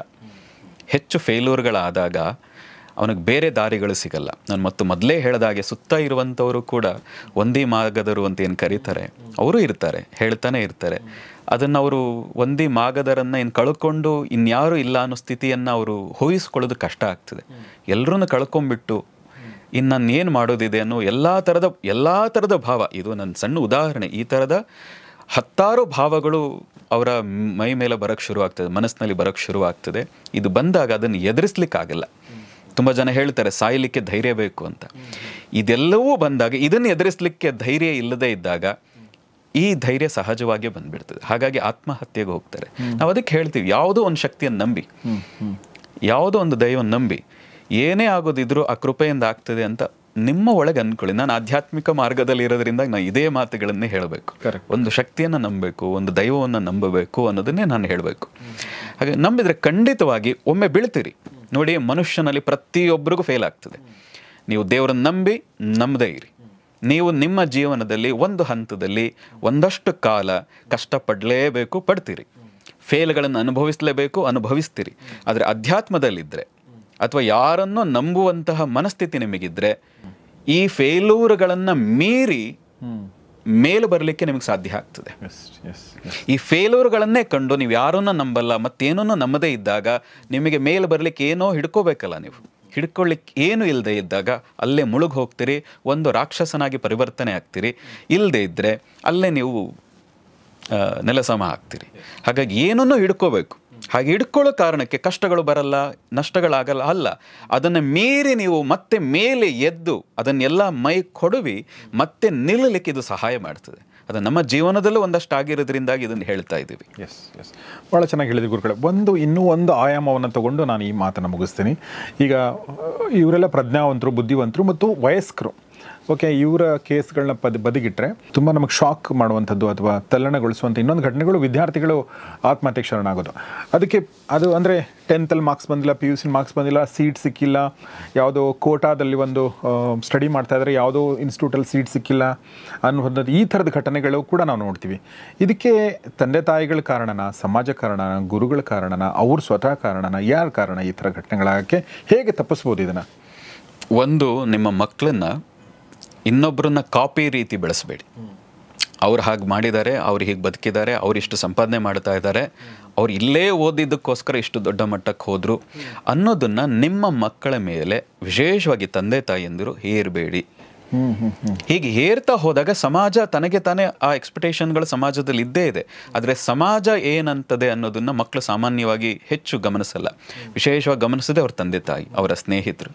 ಈ ತಂದೆ ತಾಯಿ ಮತ್ತು ಸ್ನೇಹಿತರು ಯಾವಾಗ ಹೆಚ್ಚು ಒತ್ತಡವನ್ನು, ವಿಶೇಷವಾಗಿ ತಂದೆ ತಾಯಿಯಂದಿರು, ನೀನು ಇಲ್ಲೇ ಕಾಲೇಜಿಗೆ ಸೇರಬೇಕು, ಇಷ್ಟೇ ಪರ್ಸೆಂಟೇಜನ್ನು ತೆಗಿಬೇಕು, ಇಷ್ಟು ಪರ್ಸೆಂಟೇಜ್ ನೀನು ತೆಗೆದಿಲ್ಲ ಅಂದರೆ ಜೀವನದಲ್ಲಿ ನೀನು ಉದ್ಧಾರ ಸಾಗದೇ ಇಲ್ಲ. ನೀನು ಎಮ್ಮೆ ಮೇಯಿಸಬೇಕು, ಹಸು ಮೇಯಿಸಬೇಕು ಅನ್ನೋ ಭಾವಸ್ಥಿತಿಗೆ ಅವ್ರಿಗೆ ತಂದುಬಿಟ್ರೆ, ಆ ಮಾತುಗಳನ್ನೇ ಪದೇ ಪದೇ ಫೇಲ್ ಅನ್ನೋದನ್ನೇ ಹೇಳ್ತಾ ಇದ್ದರೆ ಖಂಡಿತವಾಗಿ ಅವರಿಗೆ ಬೇರೆ ದಾರಿ ಸಿಗೋದೇ ಇಲ್ಲ. ಮತ್ತು ಅವರ ಶಕ್ತಿ ಮೀರಿ ನಾವೇ ಎಷ್ಟೋ ಕಡೆ ನೋಡಿದ್ದೀವಿ, ಸೈನ್ಸಿಗೆ ಸೇರಿದವರು ಆತ್ಮಹತ್ಯೆ ಮಾಡಿಕೊಂಡ್ರು. ಯಾಕೆ ಅಂತ ನೋಡಿದ್ರೆ ಅವನಿಗೆ ಸೈನ್ಸ್ ಸಾಧ್ಯವೇ ಇಲ್ಲ, ಅವ್ನಿಗೆ ಓದಲಿಕ್ಕೆ ಆಗಲ್ಲ. 3 ತಿಂಗಳು 4 ತಿಂಗಳು ಹೋದರು, ಆದರೆ ಅದಾದ ನಂತರ ಅವ್ರಿಗೆ ಅರ್ಥ ಆಗ್ತಾ ಇಲ್ಲ, ಇಂಗ್ಲೀಷ್ ಅರ್ಥ ಆಗ್ತಾ ಇಲ್ಲ, ಗಣಿತವಂತೂ ದೂರದ ವಿಷಯ. ಈ ಥರದ್ದು ಬೇರೆ ಬೇರೆಯ ಕಾರಣದಿಂದಾಗಿ ಅದನ್ನು ಮನೆಯಲ್ಲಿ ಬಂದು ಹೇಳಲಿಕ್ಕೆ ಆಗ್ತಾ ಇಲ್ಲ. ಯಾಕೆಂದರೆ ಅವ್ರು ಅಷ್ಟು ಸಾಲ ಮಾಡಿ ಒಂದು ಸ್ಕೂಟಿ ಕೊಡಿಸಿಯೋ ಅಷ್ಟು ಡೊನೇಷನ್ ಕೊಟ್ಟು ಆ ಕಾಲೇಜಿಗೆ ಸೇರಿಸಿರ್ತಾರೆ. ಇದೇನನ್ನು ಫೇಸ್ ಮಾಡಲಿಕ್ಕಾಗದೆ ಬೇರೆ ದಾರಿ ಕಾಣದೆ ಸುಸೈಡ್ ಮಾಡ್ಕೊಂಡವ್ರನ್ನ ನಾನು ಕೂಡ ನೋಡಿದ್ದೀವಿ. ಹಾಗಾಗಿ ನಾನು ಹೇಳೋದು ತಂದೆ ತಾಯಿಯಂದಿರಿಗೆ, ದಯವಿಟ್ಟು ನೀವು ನಿಮ್ಮ ಆಸೆಗಳನ್ನು, ನಿಮ್ಮ ಅಪೇಕ್ಷೆಗಳನ್ನು ಅಥವಾ ನಿಮ್ಮ ದೊಡ್ಡಸ್ತಿಕೆಯನ್ನು ನಿಮ್ಮ ಮಕ್ಕಳ ಮೇಲೆ ಏರಬೇಡಿ ಅಂತ ನನ್ನ ಸಲಹೆ. ಅವ್ರದ್ದೇ ಆದಂಥ ಒಂದು ವ್ಯಕ್ತಿತ್ವ ಇದೆ, ನೀವು ಅದನ್ನು ಗುರುತಿಸಿ. ಅವರದೇ ಆದಂಥ ಒಂದು ಸಾಮರ್ಥ್ಯ ಇದೆ, ಅದನ್ನು ನಾವು ಗುರುತಿಸಿ ಅದಕ್ಕೆ ತಕ್ಕಂಥ ಮಾರ್ಗದಲ್ಲಿ ಅವ್ರನ್ನ ಬೆಳೆಸಿ. ಯಾವಾಗ ಅವರಿಗೆ ಸ್ವತಂತ್ರ ಸಿಗ್ತದೆ, ಒತ್ತಡಗಳು ಇರಲ್ಲ, ಆಗ ಅವರು ದೊಡ್ಡದನ್ನು ಸಾಧಿಸ್ಲಿಕ್ಕೆ ಸಾಧ್ಯ ಆಗ್ತದೆ. ಎಕ್ಸ್ಪೆಕ್ಟೇಷನ್ ಜಾಸ್ತಿ ಇದ್ದಾಗ, ಅವ್ರ ಮೇಲೆ ಏರಿಕೆಗಳು ಜಾಸ್ತಿ ಆದಾಗ ಅವರು ಬೆಳಿಲಿಕ್ಕಾಗಲ್ಲ. ಒಂದು ಗಿಡದ ಮೇಲೆ ನೀವು ಒಂದಷ್ಟು ಕಸಗಳನ್ನು ಹಾಕಿಬಿಟ್ರೆ ಅದು ಬೆಳಿಲಿಕ್ಕೆ ಕಷ್ಟಪಡ್ತದೆ. ಮಕ್ಕಳ ಮನಸ್ಸು ಕೂಡ ಅದೇ ಸ್ಥಿತಿಯಲ್ಲಿ ಇರ್ತದೆ. ನೀವು ಎಕ್ಸ್ಪೆಕ್ಟೇಷನ್ಗಳನ್ನು ಜಾಸ್ತಿ ಹಾಕಿದಾಗ ಖಂಡಿತವಾಗಿ ಅವ್ರಿಗೆ ಬೇರೆ ದಾರಿಗಳೇ ಸಿಗಲ್ಲ. ಒಂದು, ಮನೆ ಬಿಟ್ಟು ಹೊರಡೋಗ್ಬೇಕು. ಮನೆ ಬಿಟ್ಟು ಹೋದರೆ ಮತ್ತೆ ಹೇಗೆ ಬದುಕಬೇಕು ಅಂತ ಕೆಲವ್ರಿಗೆ ಗೊತ್ತಿಲ್ಲ, ಹಾಗಾಗಿ ಸುಸೈಡ್ ಕಡೆಗೆ ವಾಲ್ ಬಿಡ್ತಾರೆ. ಎರಡನೇದು, ಅವರಿಗೆ ಕೇಳೋದನ್ನೆಲ್ಲ ಕೊಡಿಸಿ ಬೆಳೆಸ್ಬಿಟ್ಟಿರ್ತೀರಿ. ಕಷ್ಟ ಅಂದರೆ ಏನು ಅನ್ನೋದನ್ನು ಅವ್ರಿಗೆ ಮೈಗೊತ್ತಾಗಕ್ಕೆ ಬಿಟ್ಟಿರಲ್ಲ ನೀವು. ಅವ್ರು ಕೇಳಿದ ತಕ್ಷಣ ಕೇಳಿದ್ದು ಅವರ ಮುಂದೆ ಇರೋ ಹಾಗೆ ನೀವುಗಳು ಬೆಳೆಸ್ಬಿಟ್ಟಿರ್ತೀರಿ. ಇದೆಲ್ಲವನ್ನು ಫೇಸ್ ಮಾಡಲಿಕ್ಕೆ, ಎದುರಿಸಲಿಕ್ಕೆ ಅವರಲ್ಲಿ ಸಾಮರ್ಥ್ಯವೇ ಇಲ್ಲದ ಹಾಗೆ ಮಾಡಿಬಿಟ್ಟಿರ್ತೀರಿ. ತುಂಬ ಸರಿ ಮನೆಯಲ್ಲಿ ಹುಲಿ ಸಾಕಿದ್ರೆ ನಾಯಿಗಳು ಬಂದ್ರೇ ಹುಲಿ ಎದುರು ಹೋಗ್ತದೆ. ಆ ರೀತಿಯಾಗಿ ನಿಮ್ಮ ಮಕ್ಕಳನ್ನು ಬೆಳೆಸ್ಬಿಡ್ತೀರಿ. ಒಂದು ಚೌಕಟ್ಟನ್ನು ಹಾಕಿ ಬೇರೆ ಬೇರೆ ಥರದ ಎಕ್ಸ್ಪೆಕ್ಟೇಷನ್ ಇಟ್ಕೊಂಡು. ಆಗ ಹೊರಗೆ ಹೋದಾಗ ಅವರಿಗೆ ಫೇಸ್ ಮಾಡೋದೇ ಗೊತ್ತಿಲ್ಲ. ನಾವು ನಮ್ಮ ಹತ್ತಿರದವರೊಬ್ಬರು ನಾಯಿ ಸಾಕ್ತಾ ಇದ್ರು, ಅವರು ಮಗು ಸಾಕ್ತಾ ಇದ್ರು. ವಾಕಿಂಗ್ಗೆ ಜೊತೆಗೆ ಹೋದಾಗ 4 ನಾಯಿ ಬೊಗಳಿದ್ರೆ ಅದು ಬಾಲ ಮುದುರ್ಕೊಂಡು ಅವ್ರ ಓನರ್ ಹಿಂದೆ ಬಂದ್ಬಿಡೋದು. ಅದು ನಾ ಹೇಳೋದು, ಅದು ನೋಡಿದ್ರೆ ಜರ್ಮನ್ ಸಫರ್ಡ್ ಅಂತಹ ಇದೆ, ಹುಲಿ ಇದ್ದಾಗಿದೆ ಅದು. ನೀವು ನೋಡಿದ್ರೆ ಈ ಮಗು ಸಾಕಿದಾಗೆ ಸಾಕಿದ್ರೆ ಅದು ಹೊರಗೆ ಬಂದಾಗ ಇಷ್ಟು ಭಯ ಪಡೋದಿದ್ರೆ ಅದಕ್ಕೆ ಯಾಕೆ ನಾಯಿ ಅಂತ ಕರಿಬೇಕು? ಅದಕ್ಕೆ ಯಾಕೆ ಇಷ್ಟು ಬೆಳೆಸಬೇಕು ನಾವು? ಅದನ್ನು ಬಿಡಿ, ಅದು ಅದನ್ನು ಎದುರಿಸ್ಲಿಕ್ಕಾಗಲಿ. ಆಗ ನೀವು ಯಾರು ಇಲ್ಲದೇ ಇದ್ರೂ ಕೂಡ ಯಾರಾದರೂ ಬಂದರೆ ಅದನ್ನು ಫೇಸ್ ಮಾಡೋ ಕ್ಷಮತೆ ಬರ್ತದೆ. ಹೀಗೆ ಅಲ್ಲದೆ ತುಂಬ ಜೋಪಾನ ಮಾಡಿಬಿಟ್ರೆ, ನೀವು ತುಂಬ ಸೂಕ್ಷ್ಮವಾಗಿ ಬೆಳೆಸ್ಬಿಟ್ರೆ ಸಮಾಜನೂ ಎದುರಿಸೋಕ್ಕಾಗಲ್ಲ, ಯಾರನ್ನೂ ಎದುರಿಸೋಕ್ಕಾಗಲ್ಲ. ಆ ರೀತಿಯಾಗಿ ಇವತ್ತಿನ ಮಕ್ಕಳನ್ನು ಬೆಳೆಸ್ತಾ ಇದ್ದೀರಿ. ನಾವು ಅದನ್ನು ನೋಡ್ತಾ ಇದ್ದೀವಿ. ಮೊಬೈಲ್ ಬಿಟ್ಟರೆ ಅವ್ರಿಗೆ ಇನ್ಯಾವ ಜಗತ್ತು ಇರಲ್ಲ. ಮನೆ ಬಿಟ್ಟರೆ ಹೊರಗೆ ಬಂದರೆ ತಲೆ ಎತ್ತೇ ನೋಡದೇ ಇರುವಂಥ ಒಂದು ರೀತಿಯ ಮೂಡಿ ಅಂತ ಕರೀತಾರಲ್ಲ, ಆ ರೀತಿಯಾಗೂ ಬೆಳೆಸುವಂಥ ರೀತಿಯಾಗಿ ಬೆಳೆಸ್ತಾ ಇದ್ದೀರಿ. ಇದೆಲ್ಲದರ ಕಾರಣದಿಂದಾಗಿ ಎದುರಿಸ್ಲಿಕ್ಕೆ ಆಗದೇ ಇದ್ದಾಗ ಸೂಸೈಡ್ ಕಡೆಗೆ ಹೋಗ್ತಾರೆ. ಸೊ ಭಾಳ ಒಳ್ಳೆ ಕಿವಿ ಮಾತುಗಳನ್ನ ನೀವು ತಂದೆ ತಾಯಿಗಳಿಗೆ ಈ ಮೂಲಕ ಹೇಳಿದಿರಿ ಅಂತ ನನಗನ್ಸುತ್ತೆ. ನೀವು ಸೈನ್ಸ್ ಬಗ್ಗೆ ಹೇಳಿದಾಗ ನಾನು ಸೈನ್ಸ್ ತೊಗೊಂಡಿದ್ದೆ. ನೀವು ಹೇಳಿದ್ದೆಷ್ಟು ನಿಜ ಅಂದರೆ, ನಮ್ಮ ಜಾಣ ಅಂತ ವಿದ್ಯಾರ್ಥಿಗಳಿಗೆಲ್ಲ ಸೈನ್ಸ್ ಹೋಗಬೇಕು ಅನ್ನೋದಿತ್ತು. ನಂಗೆ ಸೈನ್ಸಲ್ಲಿ ಇಷ್ಟನೇ ಇರಲಿಲ್ಲ.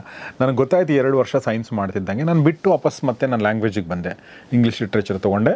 ನಾನು ಲ್ಯಾಂಗ್ವೇಜ್ ನಂಗೆ ಅಂದರೆ ಮಕ್ಕಳಿಗೆ ಆ್ಯಕ್ಚುಲಿ ಗೊತ್ತಿರುತ್ತೆ ನಾವು ತಮ್ಗೆ ಏನು ಇಷ್ಟ ಅನ್ನೋದು ಗೊತ್ತಿರುತ್ತೆ. ಬಟ್ ತಂದೆ ತಾಯಿಗಳು ಅದನ್ನು ಕೇಳೋದೇ ಇಲ್ಲ. ಕೇಳ್ದೇ ಇವರ ಇಷ್ಟಗಳನ್ನು ಅವ್ರ ಮೇಲೆ ಹೇರಿ. ನೋಡಿ, ಪ್ರಪಂಚದ ತುಂಬ ದೇಶಗಳಲ್ಲಿ ನಾವು ಅಲ್ಲಲ್ಲಿ ಕೇಳ್ತೀವಿ, ನಿಮಗೆ ಸಂಗೀತ ಇಷ್ಟ ಆದರೆ ಒಂದು ಹಂತದವರೆಗೆ ಒಂದು ಎಜುಕೇಷನ್ ಮುಗಿದ ಮೇಲೆ ಅವನು ಸಂಗೀತಕ್ಕೆ ತನ್ನಂತ ತೊಡಗಿಸ್ಕೊಳ್ತಾನೆ. ನೃತ್ಯ ಇಷ್ಟವಾದರೆ ಅದರಲ್ಲೇ ತೊಡಗಿಸ್ತಾನೆ. ಭಾರತದಲ್ಲಿ ಮಾತ್ರ ಮಕ್ಕಳನ್ನು ATM ಆಗೇ ಬೆಳೆಸಬೇಕು ಅಂತ ತೀರ್ಮಾನ ಮಾಡಿದ ಹಾಗಿದೆ. ಸಂಗೀತ ಕಲಿಯೋದು ವೇಸ್ಟು, ಸ್ಪೋರ್ಟ್ಸಲ್ಲಿರೋದು ವೇಸ್ಟು, ನಿನ್ನ ಜೀವನವೇ ವೇಸ್ಟು ಅನ್ನೋ ರೀತಿಯಾಗಿ ತೀರ್ಮಾನ ಮಾಡಿಬಿಟ್ಟಿದ್ದಾರೆ. ಮಕ್ಕಳು ಬೆಳೆಯೋದಿದ್ರೆ ಹಣ ಮಾಡಲಿಕ್ಕೆ ಮಾತ್ರವೇ ಬೆಳಿಬೇಕು ಅನ್ನೋ ರೀತಿಯ ಬೆಳವಣಿಗೆ ಇದೆಯಲ್ಲ, ತುಂಬ ಅದು ಮುಂದಿನ ದಿನಗಳಲ್ಲಿ ಇಲ್ಲಿರುವಂಥ ಎಷ್ಟೋ ವೈವಿಧ್ಯಗಳು ಕೂಡ ನಾಶ ಆಗೋಗ್ತದೆ. ಎಷ್ಟೋ ಜಾನಪದ ವಿಷಯಗಳು ಕೂಡ ಹಾಗೆ ಕಡಿಮೆ ಆಗ್ಲಿಕ್ಕೆ ಶುರುವಾಗಿದೆ. ಅದರಿಂದ ಹೊರಗೆ ಬರಬೇಕು. ಅವ್ರಿಗೇನು ಇಷ್ಟ, ಅವ್ರು ಯಾವುದರಲ್ಲಿ ಸಂತೋಷದಿಂದ ಕೆಲಸ ಮಾಡಬಲ್ಲರು ಅದರ ಕಡೆಗೆ ಹೋಗಲಿಕ್ಕೆ ನಾವು ಒಂದು ಹಂತದಲ್ಲಿ ಬಿಡಲೇಬೇಕು. ಆಮೇಲೆ ಅವರು ಇನ್ನೊಂದು ತಂದೆ ತಾಯಿಗಳು ಇನ್ನೊಂದು ನಿರೀಕ್ಷೆ ಇದೆ, ಅದನ್ನು ಕೇಳ್ಬಿಡ್ತೀನಿ. ದೊಡ್ಡವರಾಗಿ ನಮ್ಮನ್ನು ಇವ್ರು ನೋಡ್ಕೋಬೇಕು ಅನ್ನೋ ನಿರೀಕ್ಷೆ ಇದೆಯಲ್ಲ, ಅದು ಎಷ್ಟು ಮಟ್ಟಿಗೆ ಸರಿ? ನೋಡಿ, ನಮ್ಮ ಪರಂಪರೆಯಲ್ಲಿ ಒಂದು ಇತ್ತು, 4 ಆಶ್ರಮಗಳು. ಅದರಲ್ಲಿ ವಾನಪ್ರಸ್ಥ ಅಂದರೆ ಒಂದು 50-60 ವರ್ಷಗಳಾಗ್ತಾ ಇದ್ದ ಹಾಗೆ ಮಕ್ಕಳಿಗೆ ಮದುವೆ ಮಾಡಿ ಸ್ವತಂತ್ರರಾಗಿ ಅವ್ರ ಜೀವನ ಮಾಡ್ಲಿಕ್ಕೆ ಬಿಟ್ಟು ತಮ್ಮ ಪಾಡಕ್ಕೆ ತಾವಿರಬೇಕು ಅನ್ನೋದಿತ್ತು. ಆದರೆ ಒಂದು ಹಂತ, ಅದು ಯಾವಾಗ ಶುರು ಆಯಿತು ಅನ್ನೋದು ಗೊತ್ತಿಲ್ಲ, ಒಂದು ಹಂತ ಆದಮೇಲೆ ಮಕ್ಕಳು ನಾವು ಬೆಳೆಸ್ತಾ ಇರೋದೇ ವಯಸ್ಸಾದ್ಮೇಲೆ ನಮ್ಮನ್ನು ನೋಡ್ಕೊಳ್ಳಿಕ್ಕೆ, ಮತ್ತು ಅವ್ರು ನೋಡ್ಕೊಳ್ಳೇಬೇಕು ಕೂಡ. ಅವ್ರು ಯಾವುದೇ ಸ್ಥಿತಿಯಲ್ಲಿರಲಿ, ಮದುವೆ ಆದರೆ ಹೆಂಡತಿ ಅವ್ನು ನೋಡ್ಕೊಳ್ಬಾರ್ದು, ಮೊದಲು ನಮ್ಮನ್ನು ನೋಡ್ಕೋಬೇಕು ಅನ್ನುವಂಥ ಸ್ಥಿತಿಗೆ ಬಂದುಬಿಟ್ಟಿದೆ.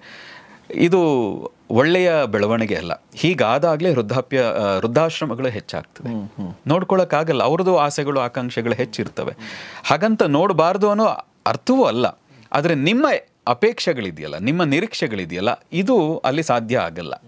ಹಾಗಾಗದೇ ಇದ್ದಾಗ ನೀವು ಡಿಪ್ರೆಸ್ ಆಗ್ತೀರಿ. ಹಾಗಾಗಿ ಈಗಲೇ ತಯಾರಾಗಿ, ಒಂದು ಹಂತಕ್ಕಾದಾಗ, ಮಕ್ಕಳು ಬೆಳೆದಾಗ ಅವ್ರ ಮೇಲೆ ನಾವು ಡಿಪೆಂಡ್ ಆಗಬಾರ್ದು. ಮಕ್ಕಳು ಒಂದು ಹಂತಕ್ಕೆ ಹೋದಾಗ ಹೇಗೆ ಮಕ್ಕಳು ನಮ್ಮ ಮೇಲೆ ಡಿಪೆಂಡ್ ಆಗಬಾರ್ದು ಅಂತ ನೀವು ಬಯಸ್ತೀರಿ ತಂದೆ ತಾಯಂದಿರು. ಒಂದು ಏಜ್ ಬಂದಾಗ ಮಕ್ಕಳು ನಮ್ಮ ಮೇಲೆ ಡಿಪೆಂಡ್ ಆಗಬಾರ್ದು, ಸ್ವತಂತ್ರವಾಗಿ ಅವರು ಬದುಕಬೇಕು ಅಂತ ಹೇಗೆ ಅಪೇಕ್ಷೆ ಪಡ್ತೀರೋ, ಅವರು ಬೆಳೆದು ನಿಂತು ಮದುವೆ ಆದಮೇಲೆ ನೀವು ಹಾಗೇ ಇರಬೇಕು. ನೀವು ಅವ್ರ ಮೇಲೆ ಡಿಪೆಂಡ್ ಆಗದೇ ಇರೋ ರೀತಿಯಲ್ಲಿ ನಾವು ಈಗಲೇ ರೆಡಿಯಾಗಿರಬೇಕು ಅನ್ನುವ ಮನಸ್ಥಿತಿ ಬರಬೇಕು. ಹೀಗೆ ಬರದೇ ಹೋದರೆ ವೃದ್ಧಾಶ್ರಮಗಳು ಹೆಚ್ಚಾಗ್ತದೆ. ಮತ್ತು ನಾವು ನೋಡ್ತಾ ಇದ್ವಿ ತುಂಬ ಕಡೆ, ನಮ್ಮ ಬಡಾವಣೆಗಳಲ್ಲಿ, ಬೇರೆ ಬೇರೆ ಕಡೆಗಳಲ್ಲಿ ತುಂಬ ಡಿಪ್ರೆಸ್ಡ್ ಆಗಿರ್ತಾರೆ. ಯಾಕೆಂದರೆ ಆ ಹಂತದಲ್ಲಿ ಇವರು ಬ್ಯುಸಿಯಾಗಿರ್ತಾರೆ, ಮಕ್ಕಳುಗಳು ಬ್ಯುಸಿಯಾಗಿರ್ತಾರೆ ಕೆಲಸದಲ್ಲಿ, ಇವರ ಯೋಗಕ್ಷೇಮವನ್ನು ವಿಚಾರಿಸ್ಲಿಕ್ಕೆ ಕಷ್ಟ ಆಗ್ತದೆ. ಹಾಗಿದ್ದಾಗ ನನಗೆ ಯಾರೂ ಇಲ್ಲ ಅನ್ನೋ ಭಾವಸ್ಥಿತಿ ಬಂದ್ಬಿಡ್ತದೆ. ಎಷ್ಟೋ ಜನಕ್ಕೆ ಬರ್ತದೆ, ಎಷ್ಟೋ ಜನ ಸೂಸೈಡ್ ಮಾಡ್ಕೊಂಡಿದ್ದಾರೆ.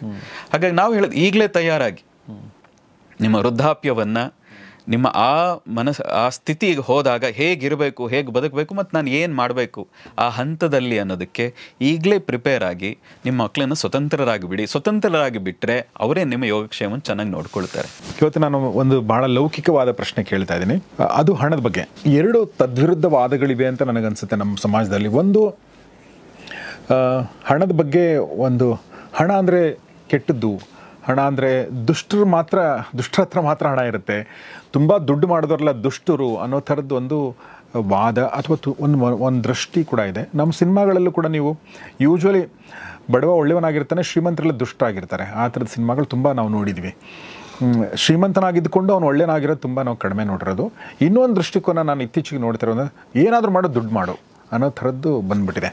ಸೊ ಈ ದುಡ್ಡು ಅನ್ನೋದು ಅಥವಾ ಹಣ ಅನ್ನೋವಂಥದ್ದು ನಮ್ಮ ಜೀವನಕ್ಕೆ ಎಷ್ಟು ಮುಖ್ಯ ಅನ್ನೋದೊಂದು ಪ್ರಶ್ನೆ. ಆದರೆ ಒಬ್ಬ ಸಾಧಕನ ಜೀವನದಲ್ಲಿ, ಸಾಧಕ ಅಂದರೆ ಗುರುಗಳೇ ಆಗಿರಬೇಕಾಗಿಲ್ಲ, ಗುರುಗಳ ಸಹಿತ ಒಬ್ಬ ಸಾಧಕ ಅವನ ಜೀವನದಲ್ಲಿ ಅವನೇನು ಸಾಧನೆ ಮಾಡ್ಕೊಂಡಿದ್ದಾನೆ, ಆಧ್ಯಾತ್ಮಿಕ ಸಾಧನೆ ಕೂಡ ಇರ್ಬೋದು. ಸೊ ಅವನ ಜೀವನದಲ್ಲಿ ಹಣ ಎಷ್ಟು ಮುಖ್ಯ, ಹೇಗೆ ಹಣವನ್ನು ನೋಡಬೇಕು ನಾವು ಅನ್ನೋದು ಪ್ರಶ್ನೆ. ತುಂಬ ಗೌರವದಿಂದ ಆ ಹಣ ಮಾಡೋದನ್ನು ಅಥವಾ ಹಣವನ್ನು ನಾವು ನೋಡಲೇಬೇಕು ಪ್ರತಿಯೊಬ್ಬರು ಕೂಡ. ಯಾಕೆಂದರೆ ಹಣವಿಲ್ಲದೆ ಇದ್ದರೆ ನಾವು ಏನನ್ನೂ ಮಾಡೋಕ್ಕೆ ಸಾಧ್ಯ ಇಲ್ಲ. ನಾವು ಏನನ್ನೇ ಮಾಡಬೇಕಾದ್ರೂ, ಒಂದು ಬಟ್ಟೆ ಹಾಕೋದಿರಲಿ, ಇವತ್ತಿಗೆ ಬೆಂಗಳೂರಿನಲ್ಲಂತೂ ಒಂದು ನೀರನ್ನು ತಗೋಬೇಕಾದ್ರೂ, ನೀರನ್ನೇ ಇಟ್ಕೋಬೇಕಾದ್ರೂ ಅದಕ್ಕೆ ಹಣ ಇರಬೇಕು. ಅಂದರೆ ಹಣ ಇಲ್ಲದೆ ಹೋದರೆ ಏನನ್ನೂ ಮಾಡಲಿಕ್ಕೆ ಸಾಧ್ಯವೇ ಇಲ್ಲ. ಹಾಗಾಗಿ ಹಣವನ್ನು ನಾವು ತುಂಬ ಗೌರವದಿಂದ, ವಿಶೇಷವಾಗಿ ಆಧ್ಯಾತ್ಮಿಕದಲ್ಲಿದ್ದವರೂ ಕೂಡ ಅವ್ರಿಗೆ ಯಾಕೆ ಹಣ, ಅವ್ರಿಗೆ ಯಾಕೆ ನಾನು ಮೊದಲೇ ಹೇಳಿದಾಗ ಬಟ್ಟೆ ಯಾಕೆ ಹಾಕಬೇಕು. ಇತ್ತೀಚೆಗೆ ಒಂದು ಉತ್ತರ ಭಾರತದ ಒಬ್ಬ ಸಾಧ್ವಿ ಅಲ್ಲ, ಕಥಾವಾಚಕಿಯ ಬಗ್ಗೆ ಒಂದು ಚರ್ಚೆ ನಡೀತಾ ಇತ್ತು. ಅವರೊಂದು ಒಳ್ಳೆಯ ವಾಚ್ ಕಟ್ಟಿದ್ರು, 2 ಲಕ್ಷದ ವಾಚ್ ಕಟ್ಟಿದ್ರು. ಅಂಥವ್ರಿಗೆ ಯಾಕೆ 2 ಲಕ್ಷದ ವಾಚ್ ಬೇಕು ಅಂತ ನಾವು ಹೇಳೋದು, ನೀವು ಈ ರೀತಿಯಾಗಿ ತುಲನೆ ಮಾಡೋಕ್ಕೆ ಹೋಗಲೇಬಾರ್ದು ಅಂತ. ಅಧ್ಯಾತ್ಮ ಇರಲಿ, ಯಾರೇ ಇರಲಿ, ಹಣ ಅನ್ನೋದನ್ನು ತುಂಬ ಗೌರವದಿಂದ ನೋಡಬೇಕು. ಮತ್ತು ಪ್ರತಿಯೊಬ್ಬರಿಗೂ ಹಣ ಬೇಕೇ ಬೇಕು. ನಾವು ಇಷ್ಟು ನೆಮ್ಮದಿಯಾಗಿ, ಇವತ್ತು ಆಧುನಿಕ ಕಾಲ, ಋಷಿಗಳ ಕಾಲ ಅಲ್ಲ. ಋಷಿಗಳ ಕಾಲದಲ್ಲಾಗಿದ್ದರೆ ಯಾವುದೋ ಒಂದು ಆಶ್ರಮ ಮಾಡಿ, ಒಂದಷ್ಟು ಜಮೀನು ಮಾಡಿ, ಅಲ್ಲಿ ಕೆಲಸ ಮಾಡಿಕೊಂಡು ಅವನಿಗೇನು ಬೇಕೋ, ಹೊಟ್ಟೆಗೆ ಬಟ್ಟೆಗೆ ಎಷ್ಟು ಬೇಕೋ ಅಷ್ಟಿದ್ರೆ ಸಾಕಿತ್ತು. ಜನರ ಎಕ್ಸ್ಪೆಕ್ಟೇಷನ್ನು ದೊಡ್ಡದಿದೆ, ಗುರು ಆದವರು ನಮಗೇನಾದರೂ ಕೊಡಬೇಕು, ಏನಾದರೂ ದಾರಿ ತೋರಿಸ್ಬೇಕು ಅಂತ. ದ ಸೇಮ್ ಟೈಮ್ ಅಷ್ಟು ದಾರಿ ತೋರಿಸ್ಬೇಕಾದ್ರೆ ನಮ್ಮ ಹತ್ರನೂ ಒಂದು ಶಕ್ತಿ ಇರಬೇಕು. ನಾವು ನೆಮ್ಮದಿಯಾಗಿ ಒಂದಷ್ಟು ದಿನ ಸಾಧನೆಯನ್ನಾದರೂ ಮಾಡಬೇಕು. ಅಂದರೆ ನಾವು ಒಂದು ಹಂತಕ್ಕೆ ಸಾಧನೆ ಮಾಡಬೇಕಾದ್ರೂ, ಒಂದು ಜಾಗದಲ್ಲಿ ಇರಬೇಕಾದ್ರೆ ಹಣ ಬೇಕೇ ಬೇಕು. ಹಣ ಇಲ್ಲದೆ ಹೋದರೆ ಏನನ್ನು ಗಳಿಸ್ಲಿಕ್ಕೆ ಕಷ್ಟ ಇವತ್ತು. ಹಾಗಾಗಿ ನಾವು ತುಂಬ ಸರಿ ಉದಾಹರಣೆ ಕೊಡ್ತೀವಿ. ಹಣವನ್ನು ಗೌರವದಿಂದ ನೋಡಬೇಕು, ಹಣ ಬೇಕೇ ಬೇಕು ಪ್ರತಿಯೊಬ್ಬರಿಗೂ. ನೋಡಿ, ಶಂಕರರದೇ ಒಂದು ಉದಾಹರಣೆ ಇದೆ. ಅವರ ಮೊದಲ ಸ್ತೋತ್ರ, ಅವರ 8ನೇ ವಯಸ್ಸಲ್ಲಿ ಬಹುಶಃ ಹೀಗೆ ಭಿಕ್ಷಾ ಬೇಳ್ತಾ ಹೋಗ್ತಾರೆ ಮನೆಗಳಿಗೆ. ಅದು ಪ್ರತಿಯೊಬ್ಬರ ಆ ಸಮಯದ ಕರ್ತವ್ಯ ಅದು. ಹಾಗೆ ಬೇಡ್ಲಿಕ್ಕೆ ಹೋಗಬೇಕಾದ್ರೆ ಒಂದು ಮನೆ ಮುಂದೆ ಒಬ್ಬ ವೃದ್ಧೆ ಇದ್ದಂತಹ ಅಜ್ಜಿ ಇದ್ದಂಥ ಮನೆ ಮುಂದೆ ನಿಂತು ಭವತಿ ಭಿಕ್ಷಾಂದೇಹಿ ಅಂತ ಆಕೆ ಹೇಳ್ತಾ, ನಮ್ಮ ಮನೆಯಲ್ಲಿ ಏನೂ ಇಲ್ಲ, ನಾನು ತುಂಬ ದರಿದ್ರದಲ್ಲಿ ಬದುಕ್ತಾ ಇದ್ದೀನಿ, ಇರೋದೇ 1-2 ನಲ್ಲಿಕಾಯಿ, ಇದನ್ನು ಕೊಡ್ತಾ ಇದ್ದೀನಿ ಅಂತ. ಅವರಿಗೆ ದುಃಖ ಆಗ್ತದೆ. ಇಂತಹ ದೀನಸ್ಥಿತಿಯಲ್ಲಿ ಯಾಕೆ ಬದುಕಬೇಕು? ಹಾಗೆ ಹೇಳ್ತಾ, ಕರ್ಮ, ಹಿಂದಿನ ಜನ್ಮದ ಕರ್ಮ, ಅದು ಯಾವುದೇ ಕರ್ಮ ಇರಲಿ, ಇಷ್ಟು ದೀನ ಸ್ಥಿತಿಯಲ್ಲಿ ಯಾವುದೇ ಕಾರಣಕ್ಕೆ ಯಾರು ಬದುಕಬಾರದು ಅಂತ ಹೇಳಿ ಆ ಜಾಗದಲ್ಲೇ ನಿಂತು ಕನಕಧಾರ ಅನ್ನುವಂಥ ಒಂದು ಸ್ತೋತ್ರವನ್ನು ರಚನೆ ಮಾಡಿ ಅದನ್ನು ಹಾಡ್ತಾರೆ. ಆ ನೆಲ್ಲಿಕಾಯಿ ಕೊಟ್ಟಿದ್ದ ಕಾರಣದಿಂದಾಗಿ ಅವ್ರ ಮನೆಯಲ್ಲಿದ್ದಂಥ ನೆಲ್ಲಿಯ ಗಿಡದಲ್ಲಿ ಬಂಗಾರದ ನೆಲ್ಲಿಕಾಯಿಗಳು ಉದುರಿದ್ವು ಅಂತ ಉದಾಹರಣೆ ಹೇಳ್ತಾರೆ. ಅದಕ್ಕೆ ನಾನು ಎಲ್ರಿಗೂ ಹೇಳ್ತೀನಿ ಉದಾಹರಣೆ, ಸಾಧಕನಾದವನಾಗಿರಲಿ, ಲೌಕಿಕದವನಾಗಿರಲಿ, ಶಂಕರರ ಮೊದಲ ಸ್ತೋತ್ರ, ಅವರ ಜೀವನದ ಮೊದಲ ಸ್ತೋತ್ರ ಯಾವುದು ಅಂದರೆ ಕನಕಧಾರ ಸ್ತೋತ್ರ. ಅರ್ಥ, ಮೊದಲು ಬೇಕಾದದ್ದೇನು ಅಂದರೆ ಹಣ, ಮೊದಲು ಬೇಕಾದದ್ದೇನು ಅಂದರೆ ಜೀವನಕ್ಕೊಂದು ವ್ಯವಸ್ಥೆ. ಹಾಗಾಗಿ ನಮ್ಮಲ್ಲಿ ಧರ್ಮ, ಅರ್ಥ, ಕಾಮ, ಮೋಕ್ಷಗಳ ಹೇಳಬೇಕಾದ್ರೂ ಧರ್ಮದ ನಂತರ ಬರೋದೇ ಅರ್ಥ. ಅರ್ಥ ಇಲ್ಲದೆ ಹೋದರೆ ನೀವು ಕಾಮ ಅನುಭವಿಸ್ಲಿಕ್ಕಾಗಲ್ಲ, ಮೋಕ್ಷ ಪಡೆಯೋಕ್ಕಾಗಲ್ಲ. ನೀವು ಧರ್ಮವನ್ನು ಅನುಷ್ಠಾನ ಮಾಡಬೇಕಾದ್ರೆ, ಕಾಮವನ್ನು ಅನುಭವಿಸಬೇಕಾದ್ರೆ, ಮೋಕ್ಷವನ್ನು ಪಡಿಬೇಕಾದ್ರೆ ಅರ್ಥ ಅನ್ನೋದು ಇಲ್ಲದೆ ಹೋದರೆ ನೀವು ಪೂರ್ಣ ಜೀವನ ಪರಿಪೂರ್ಣ ಅಲ್ಲ ಅನ್ನೋದಕ್ಕೋಸ್ಕರವೇ ನಮ್ಮ ಹಿರಿಯರು ಧರ್ಮ, ಅರ್ಥ, ಕಾಮ, ಮೋಕ್ಷವನ್ನು ಇಟ್ಟಿದ್ದಾರೆ. ಆದರೆ ನೀವು ಈ ಎಲ್ಲದರ ಬಗ್ಗೆನೂ ನಿಮಗೊಂದು ರೀತಿಯ ಕೀಳರಿಮೆ ಇದೆ. ಧರ್ಮದ ಬಗ್ಗೆ ಇವತ್ತು ಕೀಳರಿಮೆ ಇದೆ. ಅರ್ಥದ ಬಗ್ಗೆ ನೀವು ಹೇಳಿದ ಹಾಗೆ ಹಣ ಮಾಡಿದವರು ಅಂದರೆ ತಲೆ ಹೊಡೆದಿದ್ದಾರೆ, ರಾಜಕೀಯದವರು ಅಂದರೆ ಮೋಸ ಮಾಡೇ ಬಂದಿದ್ದಾರೆ. ನೀವೇ ನಿರ್ಧಾರ ಮಾಡಿಬಿಟ್ಟಿದ್ದೀರಿ ಮತ್ತು ನೀವೇ ತಿರಸ್ಕಾರದಿಂದ ಹಣವನ್ನು ನೋಡ್ತಾ ಇದ್ದೀರಿ. ಹೀಗೆ ತಿರಸ್ಕಾರದಿಂದ ನೋಡ್ತಾ ನೀವೇ ಹೇಳ್ತೀರಿ, ನನ್ನ ಹತ್ರ ಹಣ ಇಲ್ಲ, ನಾನು ಬಡವ ಅಂತ. ಒಂದು ರೀತಿಯ ಮನೋರೋಗ ಈ ದೇಶದಲ್ಲಿ ಬಹುಶಃ ಬಂದ್ಬಿಟ್ಟಿದೆ. ಈಗ ಮಹಾತ್ಮ ಗಾಂಧಿ ಅಂತ ಏನು ಕರಿತೀರಿ, ಅವರು ಆ ಸಿಂಪಲಾಗಿ ಬದುಕೋದನ್ನೇ ನಾವು ಎಲ್ಲರೂ ನೋಡು, ಜೀವನ ಅಂದರೆ ಹಿಂಗೆ ಬದುಕಬೇಕು ಅಂತ ನೀವೇ ಗೆರೆ ಹೇಳ್ಕೊಂಡ್ಬಿಟ್ಟಿದ್ದೀರಿ. ಹೀಗೆ ಬದುಕಬೇಕಾಗಿಲ್ಲ, ಅವರು ಬದುಕಿದ್ರೆ ಸರಿ, ಆದರೆ ನಾವೆಲ್ಲರೂ ಹಾಗೇ ಬದುಕಬೇಕು ಅನ್ನೋ ರೀತಿಯಲ್ಲಿ ನಾವೆಲ್ಲರೂ ಯಾಕೆ ಕಲ್ಪನೆ ಇಟ್ಕೋಬೇಕಾದದ್ದಿಲ್ಲ. ಈ ದೇಶ ಇರಲಿ, ಈ ದೇಶದಲ್ಲಿ ಇರುವಂತಹ ಎಲ್ಲ ದೇವತೆಗಳ ಮೈ ಮೇಲೆ ನೀವು ವಜ್ರ ವೈಡೂರ್ಯಗಳನ್ನು ನೋಡ್ತೀರಿ, ಸಮೃದ್ಧಿಯನ್ನು ನೋಡ್ತೀರಿ. ಯಾಕೆ ಹಾಗೆ ನೋಡ್ತಾ ಇದ್ದೀರಿ? ಹಾಗೆ ನೋಡಿಯೂ ಕೂಡ ಅಪಮಾನ ಮಾಡ್ತೀರಿ. ನಾನು ಏನು ಹೇಳ್ತೀನಿ, ಈ ದೇಶದಲ್ಲಿ ನದಿಯನ್ನು ತೀರ್ಥ ಅಂತ ಕರಿತೀವಿ, ಕಲುಷಿತ ಮಾಡ್ತೀವಿ. ಪಾಶ್ಚಿಮಾತ್ಯ ದೇಶಗಳಲ್ಲಿ ಅದನ್ನು ತೀರ್ಥ ಅಂತೇನು ನೋಡಲ್ಲ, ಶುದ್ಧವಾಗಿ ಇಟ್ಕೊಂಡಿದ್ದಾರೆ. ಈ ದೇಶದಲ್ಲಿ ಲೈಂಗಿಕತೆಯನ್ನು ಅದೊಂದು ಶಾಸ್ತ್ರ ಅಂತ ನೋಡ್ತೀವಿ, ಆದರೆ ಅದನ್ನು ಕೀಳರಿಮೆ ಅಂತ ನೀವು ನೋಡ್ತಾ ಇದ್ದೀರಿ. ಹಿಂದೆ ಇದ್ದದ್ದು ಅದೊಂದು ಶಾಸ್ತ್ರ, ಮದುವೆ ಆಗೋದೇ ಸಂತಾನಕ್ಕೋಸ್ಕರ, ಆದರೆ ಅದನ್ನು ಕೀಳರಿಮೆಯಿಂದ ನೋಡ್ತಾ ಇದ್ದೀರಿ. ವಿದೇಶದವರು ಅದನ್ನು ವಿಜ್ಞಾನ ಅಂತ ನೋಡ್ತಾ ಇದ್ದಾರೆ. ಈ ದೇಶದಲ್ಲಿ ಮರ ಗಿಡಗಳನ್ನು ದೇವರು ಅಂತ ನೋಡ್ತೀವಿ.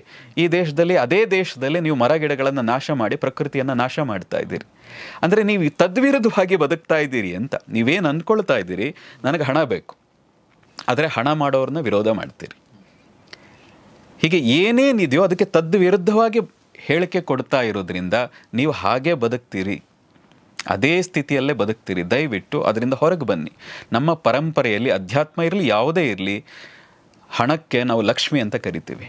ಅಂದರೆ ತುಂಬ ಶ್ರೇಷ್ಠವಾದಂತಹ ಸ್ಥಾನವನ್ನು ಕೊಟ್ಟಿದ್ದೀವಿ. ಯಾಕೆ ಹಾಗೆ ಕೊಟ್ಟಿದ್ದೀವಿ? ಅದು ನಿನಗೆ ಬೇಕು, ಅದು ಅವಶ್ಯಕತೆ ಅಂತ. ಆದರೆ ಅದನ್ನೇ ನೀನು ಕೀಳರಿಮೆಯಿಂದ ನೋಡ್ತಾ ಇದ್ದೀಯಂತ ಆದರೆ, ಮತ್ತು ಆ ಹಣವನ್ನು ಗಳಿಸಿದವರನ್ನೇ ನೀನು ಕೀಳರಿಮೆಯಿಂದ ನೋಡ್ತಾ ಇದ್ದೀಯಂತ ಆದರೆ, ಹಣ ನಿನ್ನ ಹತ್ರಕ್ಕೆ ಬರಲಿಕ್ಕೆ ಸಾಧ್ಯವೇ ಇಲ್ಲ. ಯದ್ಭಾವಂ ತದ್ಭವತಿ ಅಂತ ಏನು ಹೇಳ್ತಾರೆ, ಹಾಗೆ ಆ ಕಾರಣದಿಂದನೇ ನೀವು ಕಷ್ಟದಲ್ಲಿ ಬದುಕ್ತಾ ಇರುವಂಥದ್ದು. ನೀವು ಹಣವನ್ನು ಗೌರವದಿಂದ ನೋಡಿ, ಹಣ ಮಾಡದವರನ್ನು ಗೌರವದಿಂದ ನೋಡಿ. ಹಾಗೆ ನೋಡದೆ ಹೋದರೆ ನೀವು ಗೌರವದಿಂದ ಹಣವನ್ನು ಗಳಿಸ್ಲಿಕ್ಕೆ ಸಾಧ್ಯವೇ ಇಲ್ಲ ಅನ್ನೋದು ನಮ್ಮ ಅನುಭವಕ್ಕೆ ಬಂದಿರುವಂಥದ್ದು, ನಾವು ನೋಡಿದ ಹಾಗೆ ಅನಿಸುವಂಥದ್ದು. ಮತ್ತು ಅಧ್ಯಾತ್ಮ ಅಂದರೆ ನಮ್ಮ ಪರಂಪರೆಯಲ್ಲಿ ನಾವು ನೋಡಿದ್ದೀವಿ, ಎಲ್ಲ ಮಠಗಳಲ್ಲೂ ಇವತ್ತು ಚಿನ್ನ, ವಜ್ರ, ವೈಡೂರ್ಯಗಳೇ ತುಂಬಿದೆ. ಯಾಕೆ ತುಂಬಿದೆ? ಇವತ್ತು ತಿರುಪತಿ ಇರಲಿ, ಅನಂತ ಪದ್ಮನಾಭ ಇರಲಿ, ಯಾವುದೇ ದೇವಸ್ಥಾನಗಳಿಗೆ ಹೋಗಿ ಅಲ್ಲಿ ಹಣ, ವಜ್ರ, ವೈಡೂರ್ಯಗಳು ತುಂಬಿದೆ. ಯಾಕೆ ತುಂಬಿದೆ? ಅದು ಇಲ್ಲದೆ ಹೋದರೆ ಧರ್ಮ ನಡೆಸ್ಲಿಕ್ಕೆ ಸಾಧ್ಯ ಇಲ್ಲ. ಓಕೆ. ಧರ್ಮ ಮೂಲಸ್ಯ ಅರ್ಥ, ರಾಜ್ಯ ಮೂಲಸ್ಯ ಅರ್ಥ ಕೌಟಿಲ್ಯ ಹೇಳೋದು. ನೀವೊಂದು ದೇವಸ್ಥಾನ ಕಟ್ಟಬೇಕಾದ್ರೆ ಹಣ ಬೇಕು, ಅದು ನಡೆಸೋದು ಬಿಡಿ. ಒಂದು ಕಟ್ಟಬೇಕಾದ್ರೆ ಹಣ ಬೇಕು. ಈ ದೇಶದಲ್ಲಿ ಧರ್ಮ ಬೆಳಿಬೇಕಾದ್ರೂ ಹಣ ಬೇಕು. ನೀವು ಎಲ್ಲದಕ್ಕೂ ಹಣವನ್ನು ತಿರಸ್ಕಾರ ಮಾಡ್ತಾ ಬಂದರೆ ಧರ್ಮ ಅಧಪತನ ಆಗ್ತದೆ. ಹಾಗಾಗಿ ಹಿಂದೇನೂ ಹೇಳಿದ್ದೀನಿ, ಈ ದೇಶದಲ್ಲಿ ಯಾವ್ಯಾವಾಗ ಸಮೃದ್ಧಿ ಇತ್ತು, ಯಾವ್ಯಾವಾಗ ಈಗ ವಿಜಯನಗರ ಕಾಲ ಇರಲಿ, ಮೌರ್ಯರ ಕಾಲ ಇರಲಿ, ಗುಪ್ತರ ಕಾಲ ಇರಲಿ, ಆ ಕಾಲದಲ್ಲಿ ವಜ್ರ ವೈಡೂರ್ಯ ರಸ್ತೆಗಳಲ್ಲಿ ಮಾರ್ತಾ ಇದ್ರು, ಅಷ್ಟು ಸಮೃದ್ಧಿ ಇತ್ತು ಅಂತ. ಆ ಸಮೃದ್ಧಿ ಇದ್ದ ಕಾಲದಲ್ಲಿ ಇಷ್ಟು ದೇವಸ್ಥಾನಗಳು ಉತ್ಥಾನಕ್ಕೆ ಹೇರಿತ್ತು. ನೀವು ಅದನ್ನು ಧಿಕ್ಕಾರದಿಂದ ನೋಡಿದ್ರೆ, ಅದನ್ನು ಸಂಕುಚಿತ ಭಾವದಿಂದ ನೋಡಿದ್ರೆ, ಅದನ್ನು ಕೀಳರಿಮೆಯಿಂದ ನೋಡಿದ್ರೆ ನಿಮ್ಮ ಜೀವನ ಖಂಡಿತವಾಗಿ ಸುಖಕರವಾಗಿರಲ್ಲ. ಮತ್ತು ಹಣ ಬೇಕೇ ಬೇಕು. ನೋಡಿ, ನಮ್ಮದೇ ಒಂದು ಕಾರ್ಯಕ್ರಮ, ನಮ್ಮನ್ನು ಕೇಳ್ತಾರೆ, ಯಾಕೆ ಅದಕ್ಕೆ ಫೀಸ್ ಮಾಡ್ತೀರಿ, ಯಾಕೆ ಇದಕ್ಕೆ ಹಣ ತಗೊಳ್ತೀರಿ, ಅದನ್ನು ತುಂಬ ದ್ರೋಹದ ರೀತಿಯಲ್ಲಿ, ಅಂದರೆ ಧರ್ಮವನ್ನು ವ್ಯಾಪಾರಕ್ಕೆ ಇಟ್ಟಿದ್ದೀರಿ ಅನ್ನೋ ರೀತಿಯಲ್ಲಿ ಹೇಳ್ತಾರೆ. ನಾವು ಅದಕ್ಕೆ ಹೇಳ್ತೇವೆ, ಹಿಂದೆ ಋಷಿಗಳ ಕಾಲದಲ್ಲಿ ಮೊದಲು ನೀನು ಗುರುಗಳನ್ನು ಒಪ್ಪಿಸಬೇಕು. ನಾನು ವಿದ್ಯೆಗೆ ಅರ್ಹನಾಗಿದ್ದೀನಿ, ದಯವಿಟ್ಟು ಸ್ವೀಕಾರ ಮಾಡಿ. ಗುರುಗಳು ಆಯಿತು, ಒಂದಷ್ಟು ದಿನಗಳ ಕಾಲ ಗೋಶಾಲೆಯಲ್ಲಿ ಒಂದಷ್ಟು ಹಸುಗಳನ್ನು ಮೇಯಿಸ್ಕೊಂಡಿರೋ, ನೋಡೋಣ ಆಮೇಲೆ ಅಂತ. ಇಲ್ಲ ಅಂದರೆ ಆಶ್ರಮದಲ್ಲಿ ಕ್ಲೀನ್ ಮಾಡ್ಕೊಂಡಿರೋ, ಆಮೇಲೆ ನೋಡೋಣ ಅಂತ. ಅಷ್ಟು ಸಮಾಧಾನ ಇವತ್ತಿನ ಜನಕ್ಕಿದೆಯಾ? ಮತ್ತು ಗುರುಗಳು ಹೇಳೋವರೆಗೂ ಆಶ್ರಮದಲ್ಲಿ ಗುರುಕುಲಗಳಲ್ಲಿದ್ದು 6 ವರ್ಷ 12 ವರ್ಷಗಳ ಕಾಲ ಸೇವೆ ಮಾಡಿಕೊಂಡು, ಗುರುಗಳ ಸೇವೆ ಮಾಡಿಕೊಂಡು, ಗುರುಗಳು ಎದ್ದೇಳಕ್ಕೆ ಮುಂಚೆ ಎದ್ದೇಳಬೇಕು ನಿಯಮ. ಗುರುಗಳು ಮಲಗದ ಮೇಲೆ ಮಲಗಬೇಕು. ಭಿಕ್ಷೆ ತಂದ ಆ ದವಸ ಧಾನ್ಯಗಳಲ್ಲೂ ಗುರುಗಳಿಗೆ ಅರ್ಧ ಕೊಟ್ಟ ಮೇಲೆ ನೀನು ಸ್ವೀಕಾರ ಮಾಡಬೇಕು. ಗುರುಗಳು ಕೊಟ್ಟಷ್ಟನ್ನು ಸ್ವೀಕಾರ ಮಾಡಬೇಕು. ಅಷ್ಟು ತಾಳ್ಮೆ ಇದೆಯಾ?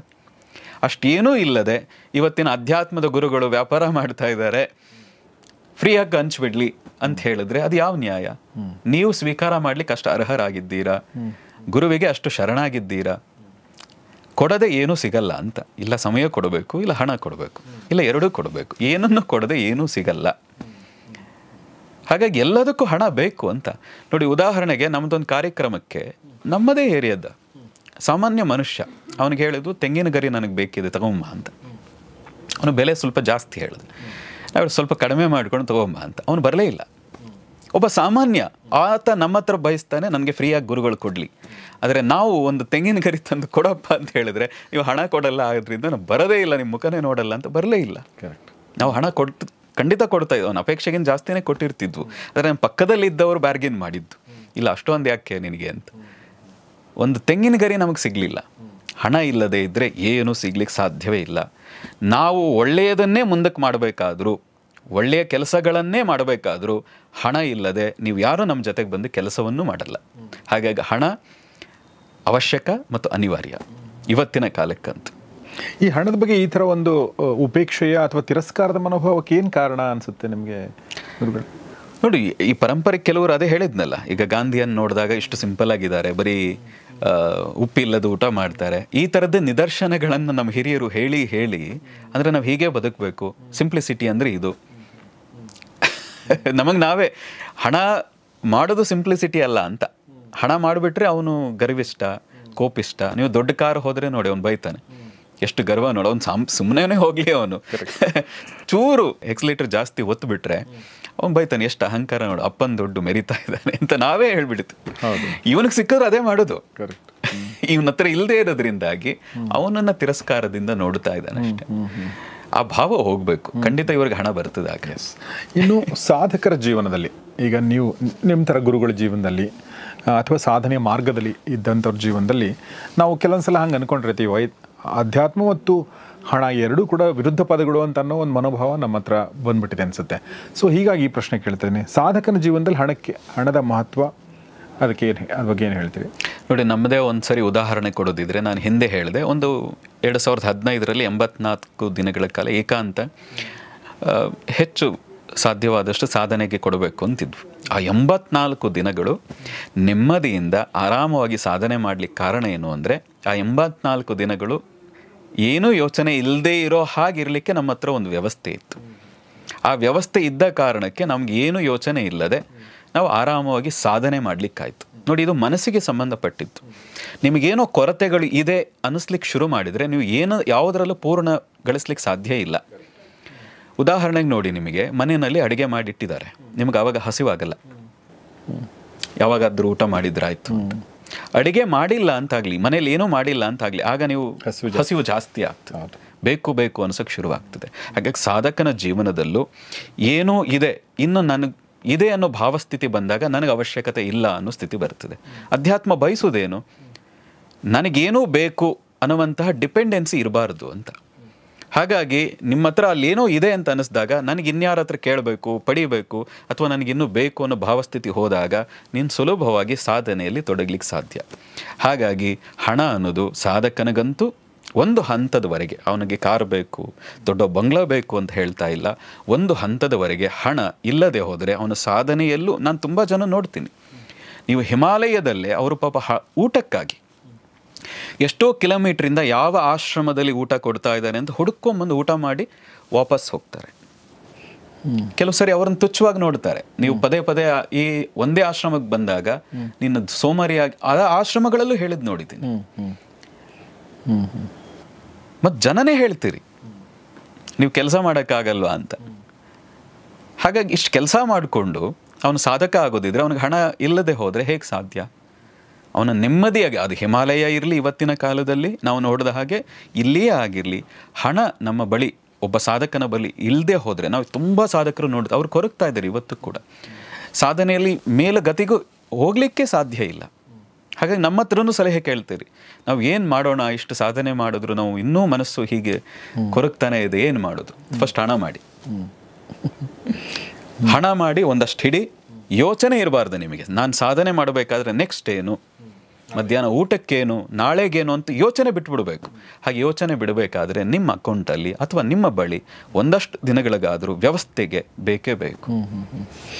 ಇನ್ನು ನಿಮ್ಮ ಹತ್ರ ಶಿಷ್ಯರು ಏನು ಬರ್ತಾರೆ? ಇವತ್ತು ಮೊನ್ನೆ ನಾನು ಮಾತಾಡ್ತಾ ಇದ್ದಾಗ ಒಬ್ಬರು ಹೇಳಿದರು, ಒಬ್ಬ ಶಿಷ್ಯ ಅವ್ರ ಗುರುಗಳ ಬಗ್ಗೆ, ಅವ್ರ ಗುರುಗಳ ಹತ್ರ ಹೋಗಿ ಕೇಳಿದ್ದಿದ್ದೀನಿ ಅಂತ, ನಂಗೆ ದುಡ್ಡು ಕೊಡಿ ಗುರುಗಳೇ, ನೀವು ನಾನು ನಿಮ್ಮನ್ನು ಗುರು ಅಂತ ಒಪ್ಕೊಂಡಿದ್ದೀನಿ, ನೀವು ಇನ್ನೊಬ್ರು ಯಾರಿಗೋ ಕೊಟ್ರಂತವ್ರು ದುಡ್ಡು, ಅವ್ರು ಇನ್ನೊಬ್ಬರು ಶಿಷ್ಯ ತುಂಬ ದುಡ್ಡು ಮಾಡ್ತಾ ಇದ್ರಂತೆ, ಇವ್ರು ಹೊಟ್ಟೆ ಕೆಚ್ಚು ಬಿದ್ದು ಹೇಳಿದ್ರಂತೆ, ಅವ್ರಿಗೆ ಮಾತ್ರ ಕೊಟ್ಬಿಟ್ಟಿದ್ದೀರಾ, ನನಗೇನು ಇಲ್ಲ ಅಂತ ಇವರು, ಅಂದರೆ ಆ ಸಲಿಗೆ ಕೂಡ ಇತ್ತು ಅವ್ರಿಗೆ. ಸೊ ಈ ಥರದ್ದು ಅಂದರೆ ನಿಮ್ಮ ಹತ್ರ ಬಂದರೆ ನಾವು ಶ್ರೀಮಂತರ ಆಗ್ತೀವಿ ಅನ್ನೋ ಒಂದು ಮನೋಭಾವ ಕೂಡ ಇರ್ಬೋದಲ್ವ? ಆ ಬಗ್ಗೆ ಏನು ಹೇಳಕ್ಕೆ ಇಷ್ಟಪಡ್ತೀರಿ? ನೋಡಿ, ನಾವಂತೂ ಮೊದಲೇ ಹೇಳ್ಬಿಟ್ಟಿದ್ದೀವಿ, ನಾವು ಯಾವುದೇ ಪವಾಡ ಪುರುಷರಲ್ಲ, ಅಥವಾ ನಾವು ನಿಮ್ಮನ್ನೆಲ್ಲ ಶ್ರೀಮಂತರು ಮಾಡ್ತೀವಿ ಅಂತ ಹೇಳಿಲ್ಲ. ಆದರೆ ಅದೃಷ್ಟವಶಾತ್ ಬಂದಂಥವರೆಲ್ಲ ಹೇಳ್ತಾ ಇದ್ದಾರೆ ನಾವೆಲ್ಲರೂ ಸುಭಿಕ್ಷರಾಗ್ತಾ ಇದ್ದೀವಿ ಅಂತ. ಆದರೆ ನಾವು ಒಬ್ಬ ಒಳ್ಳೆಯ ಶಿಷ್ಯನ ಲಕ್ಷಣ, ಅವ್ರ ಹತ್ರ ನಾನು ಮೊದಲು ಹೇಳಿದೆ, ಇವ್ರ ಹತ್ರಕ್ಕೆ ಹೋದರೆ ನಾನು ಹಣ ಗಳಿಸ್ತೀನಿ ಅಥವಾ ಹಣ ಮಾಡ್ತೀನಿ, ಇವ್ರ ಹೆಸರು ಹೇಳ್ಕೊಂಡಾದರೂ ಹಣ ಮಾಡ್ತೀನಿ, ಅಥವಾ ಇವ್ರ ಹತ್ರ ಹಣದಿಂದನಾದರೂ ನಾನು ಹಣ ಮಾಡ್ತೀನಿ ಅಂತ ಹೋದರೆ ಅವನು ನಿಜವಾದ ಶಿಷ್ಯ ಆಗ್ಲಿಕ್ಕೆ ಸಾಧ್ಯವೇ ಇಲ್ಲ. ಆದರೆ ಕೆಲವು ಸಾರಿ ಗುರುಗಳಿಗೆ ಅನಿಸ್ತದೆ, ಇಲ್ಲ ಇವನು ಒಂದಷ್ಟು ಆಸೆಗಳು ಇವನಿಗೆ ತೀರು ಹೋದರೆ ಇವನು ಒಳ್ಳೆಯ ಅರ್ಹ ಶಿಷ್ಯನಾಗ್ತಾನೆ ಅನ್ನುವಂಥ ಸ್ಥಿತಿ ಬರಬಹುದು. ಹಾಗಾಗಿ ನೀವು ಸ್ವಾಮಿ ರಾಮವರ ಜೀವನ ನೋಡಿದರೆ, ಅವರ ಗುರುಗಳು ಅವರಿಗೆ ಬಂದಂಥ ಕಾರಣಕ್ಕೆ ಹಣವನ್ನು ಅವರು ಕೊಡ್ತಾಯಂತೆ, ಹೋಗು ನಿನಗೆ ಏನು ಬೇಕೋ ತಗೋ ಅಂತ. ಸ್ವಾಮಿ ರಾಮ ಅವರು ಹೇಳುವಂಥದ್ದು, ನನಗೇನೇನು ಬೇಕು ಭೋಗ ವಸ್ತುಗಳು, ಅಂದರೆ ಹೆಚ್ಚು ಏನು ಶ್ರೀಮಂತಿಕೆಯನ್ನು ತೋರ್ಪಡುವಂಥ ವಸ್ತುಗಳನ್ನೇ ನಾನು ಖರೀದಿ ಮಾಡ್ತಾ ಇದ್ದೆ ಒಂದು ಹಂತದವರೆಗೆ ಅಂತ. ಅದು ನಾವು ಕೇಳಿದ್ದೀವಿ ಆ ರೀತಿ. ಹಾಗೆ ಎಷ್ಟೋ ಬಾರಿ ಗುರುಗಳು ಒಂದು ಹಂತಕ್ಕೆ ಅವನ ಆಸೆಗಳು ಬಿದ್ದು ಹೋಗಲಿ. ಈಗ ನೀವು ರಾಮಕೃಷ್ಣರ ಜೀವನದಲ್ಲೇ ನೋಡಿದರೆ, ರಾಕಾಲ ಅನ್ನುವಂಥ ಶಿಷ್ಯ, ಇವನು ಸಾಂಸಾರಿಕ ಜೀವನವನ್ನು ಅನುಭವಿಸಲೇಬೇಕು ಒಂದು ಹಂತದವರೆಗೆ. ಹಾಗಾಗಿ ಅವ್ರು ಮನೆಗೆ ಕಳಿಸ್ತಾ ಇದ್ರು, ಹೋಗು ನೀನು ಮದುವೆ ಆಗಿದೆ ಮನೆಗಿದ್ದು ಬಾ ಅಂತ ಕಳಿಸ್ತಾ ಇದ್ರು.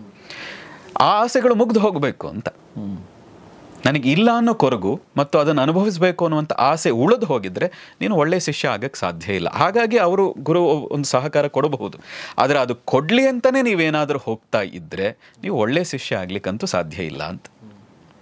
ಹಾಗಾಗಿ ನಾವು ಹೇಳ್ತೀವಿ, ನಮ್ಮ ಹತ್ರ ಬರೋದಿದ್ರೆ ಮಾತ್ರ ಈ ಅಪೇಕ್ಷೆ ಇಟ್ಕೊಂಡು ಬರಬೇಡಿ. ಸೊ ಕೊನೆಯದಾಗಿ ಒಂದು ಪ್ರಶ್ನೆ, ನಮ್ಮ ಭಾರತ ಈಗ 5ನೇ ಅತಿ ದೊಡ್ಡ ಎಕಾನಮಿ ಆಗಿದೆ. ಮುಂದಿನ ನಾವು ಇಷ್ಟು ವರ್ಷಗಳಲ್ಲಿ ನಾವು ಜಗತ್ತಿನ 3rd ಬಿಗ್ಗೆಸ್ಟ್ ಎಕಾನಮಿ ಆಗಬೇಕು ಅನ್ನೋದೊಂದು ನಮ್ಮ ಪ್ರಧಾನಮಂತ್ರಿಗಳೊಂದು ಗುರಿಯನ್ನು ಇಟ್ಟಿದ್ದಾರೆ. ಮತ್ತು ಸಾಕಷ್ಟು ಸಂಪತ್ತು ವೃದ್ಧಿ ಮಾಡೋಕ್ಕೆ ಸಾಕಷ್ಟು ಸ್ಕೀಮ್ಗಳೆಲ್ಲ ಮಾಡ್ತಾ ಇದ್ದಾರೆ. ನಮ್ಮದಂಥ ಒಂದು ಸ್ಟಾರ್ಟಪ್, ನಾವು ಈ ಥರ ಸುಮಾರು ಜನ ಒಂದಷ್ಟು ಕೆಲಸಗಳನ್ನ ಮಾಡ್ತಾರೆ, ದುಡ್ಡು ಗಳಿಸ್ಬೇಕು, ಇನ್ನೊಂದಷ್ಟು ಕೆಲಸಗಳನ್ನ ಮಾಡಬೇಕು, ಇನ್ನೊಂದಷ್ಟು ಜನರಿಗೆ ಎಂಪ್ಲಾಯ್ಮೆಂಟ್ ಕೊಡಬೇಕು, ಈ ಥರದ್ದೆಲ್ಲ ಒಂದಷ್ಟು ಸುಮಾರು ಜನ ಆಂಟ್ರಪ್ರನರ್ಸ್ ಆ ಒಂದು ಜರ್ನಿಯಲ್ಲಿದ್ದಾರೆ. ಇದು ಸಮಾಜಕ್ಕೂ ಒಂದು ಕೊಡುಗೆ, ನಮ್ಮ ಎಕಾನಮಿಗೂ ಒಂದು ಕೊಡುಗೆ, ಈ ಥರದ್ದೊಂದು ಇರುತ್ತೆ.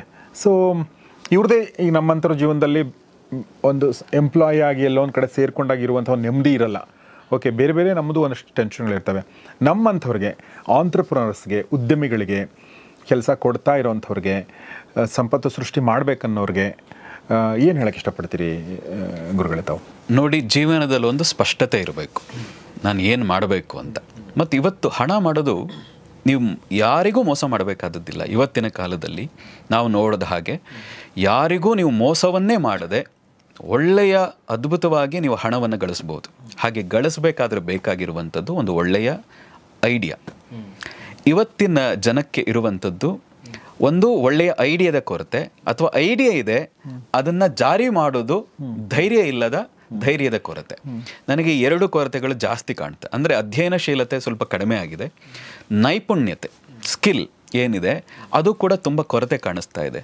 ನೀವು ಒಳ್ಳೆಯ ಸ್ಕಿಲ್ಲನ್ನು ಇಟ್ಕೊಂಡು, ಒಳ್ಳೆಯ ನೈಪುಣ್ಯತೆ ಇಟ್ಕೊಂಡು ಧೈರ್ಯದಿಂದ ಮುಂದೆ ಹೋದರೆ ಒಂದು ಅದ್ಭುತವಾದಂಥ ಕಂಪ್ನಿಗಳನ್ನು ಕಟ್ಟಲಿಕ್ಕೆ ಇವತ್ತಿನ ಸಮಯ, ಇವತ್ತಿನ ಏನು ವಾತಾವರಣ ಇದೆ ಅದ್ಭುತವಾಗಿದೆ. ಮತ್ತು ನೀವು ಎಷ್ಟು ಹಿಂದೆ ಕಷ್ಟಪಟ್ಟಷ್ಟು ಕಷ್ಟಪಡುವಂಥ ಯಾವ ಅವಶ್ಯಕತೆಯೂ ಇಲ್ಲ. ಆದರೆ ಕೊರತೆ ಇರೋದು ಇವತ್ತಿಗೂ ನನಗನ್ನಿಸುವಂಥದ್ದು, ಎಷ್ಟೋ ಕಡೆ ನೋಡೋದು ನೈಪುಣ್ಯತೆ, ಸ್ಕಿಲ್ ಅಂತ ಏನಿದೆ ಆ ಸ್ಕಿಲ್ ಭಾರತದಲ್ಲಿ ಕೊರತೆ ಕಾಣಿಸ್ತಾ ಇದೆ. 2ನೇದು ಅದಕ್ಕೆ ಸಂಬಂಧಪಟ್ಟೆ ಹೋಗಿ ಧೈರ್ಯದಿಂದ ಕೆಲಸ ಮಾಡುವಂಥದ್ದು, ಧೈರ್ಯದ ಕೊರತೆ ಕಾಣಿಸ್ತಾ ಇದೆ. ಹಾಗಾಗಿ ಗುರಿ, ಧೈರ್ಯ, ನೈಪುಣ್ಯತೆ ಇವುಗಳನ್ನು ಇಟ್ಕೊಂಡು ಹೊರಟ್ರೆ ನೀವು ಅದ್ಭುತವಾದಂಥ ಕಂಪ್ನಿಗಳನ್ನು ಕಟ್ಟಬಹುದು. ಮತ್ತು ಕಂಪ್ನಿ ಕಟ್ಟೋದಕ್ಕೂ ನಮಗೆ ಒಂದು ದೊಡ್ಡ ಸಮಸ್ಯೆ ಏನು ಅಂದರೆ, ಆ ಕಂಪ್ನಿಯನ್ನು ಕಟ್ಟಿ ಬೆಳೆಸ್ಲಿಕ್ಕೆ ಶುರು ಮಾಡಿದ್ರೆ ಭಾರತದಂಥ ಜಾಗಗಳಲ್ಲಿ ಇಲ್ಲ, ಇವನು ಮತ್ತೆ ಮೋಸ ಮಾಡಿಯೋ ಮತ್ತೊಂದು ಮಾಡಿಯೋ ಬೆಳೆಸ್ತಾ ಇದ್ದಾನೆ. ಈಗ ಅಮೇರಿಕಾದಲ್ಲಿ ನೀವು ಕಂಪ್ನಿಯನ್ನು ಕಟ್ಟು ಬೆಳೆಸೋದು ಸುಲಭ ಇದೆ, ಯಾರೂ ನಿಮ್ಮ ಬಗ್ಗೆ ಯೋಚನೆ ಮಾಡಲ್ಲ. ಆದರೆ ಭಾರತದಂಥ ಜಾಗದಲ್ಲಿ ಯಾರಾದರೂ ಒಂದು ಕಂಪ್ನಿಯನ್ನು ಕಟ್ಟು ಬೆಳೆಸಿದ ತಕ್ಷಣ ಇವರು ರಾಜಕೀಯದ ಅಡಿಯಾಳುಗಳು ಅಥವಾ ಯಾವುದೋ ಒಂದು ಕೆಟ್ಟ ಕಾರಣದಿಂದಾಗಿ ಬೆಳೀತಾ ಇದ್ದಾರೆ ಅನ್ನೋದನ್ನು ಭಾರತದವರು ಏರಕ್ಕೆ ಶುರು ಮಾಡ್ತಾರೆ. ಹಾಗಾಗಿ ನೀವು ಧೈರ್ಯದಿಂದ ನಿಂತು ಕೆಲಸ ಮಾಡಿದ್ರೆ ಖಂಡಿತವಾಗಿ ಒಂದು ಅದ್ಭುತವಾದಂಥ ಕಂಪ್ನಿಗಳನ್ನು ಕಟ್ಟಬಹುದು. ಸ್ಟಾರ್ಟಪ್ಗಳಂತೂ ಈಗ ನಾವು ಸಾಕಷ್ಟು ಕಡೆ ನೋಡ್ತಾ ಇದ್ದೀವಿ, ತುಂಬ ಅದ್ಭುತವಾಗಿ ಬೆಳೀತಾ ಇದೆ.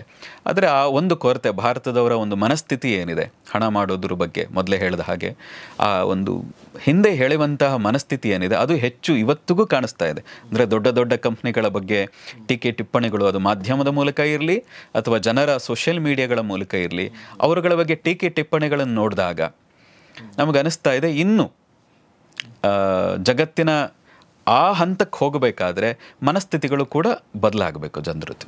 ಒಬ್ಬ ಸಾಧಕನ ದಿನಚರಿ ಹೇಗಿರಬೇಕು ಅನ್ನೋದು ಪ್ರಶ್ನೆ. ಸಾಧನೆ ಹಾದಿಯಲ್ಲಿ ಇರುವಂಥವ್ರು, ಆಧ್ಯಾತ್ಮಿಕ ಜೀವನದ ಬಗ್ಗೆ ಒಲವುಳ್ಳಂಥವ್ರು, ಪ್ರತಿದಿನ ಯೋಗ ಪ್ರಾಣಾಯಾಮ ಮಾಡುವಂಥವ್ರು, ಅದೊಂದೇನೋ ಕನೆಕ್ಷನ್ನ ಬಿಲ್ಡ್ ಮಾಡ್ಕೊಂಡಂಥವ್ರು, ಅವರ ದಿನಚರಿ ಹೇಗಿರಬೇಕು? ಯಾಕಂದರೆ ನಾವು ಇದು ಹೆಂಗೆ ಭಾಳ ಮುಖ್ಯ ಪ್ರಶ್ನೆ ಅಂತಂದರೆ, ನಾವು ಬೆಳಗ್ಗೆ ಒಂದು ಅಧ್ಯಾತ್ಮದಲ್ಲಿ ನಾವು ತೊಡಗಿಸ್ಕೊಂಡು ನಾವು ಯೋಗ ಪ್ರಾಣಾಯಾಮ ಮಾಡಿಕೊಂಡು ಪೂಜೆ ಪುನಸ್ಕಾರ ಧಾರ್ಮಿಕರು ಅಂಥದ್ದೆಲ್ಲ ಮಾಡಿಕೊಂಡು ಹೊರಗಡೆ ಬಂದರೆ ನಾವು ಈ ಲೌಕಿಕ ಜಗತ್ತನ್ನೇ ಫೇಸ್ ಮಾಡಬೇಕು. ನಾವು ಈ ಒಂದು ಟ್ರಾಫಿಕನ್ನು ಫೇಸ್ ಮಾಡಬೇಕು, ಯಾರ ಜೊತೆಗೂ ನಾವು ಕಿರಿಕಿರಿ ಮಾಡ್ಕೋಬೇಕು, ನಮಗೆ ಯಾರು ಕಿರಿಕಿರಿ ಮಾಡ್ತಾರೆ.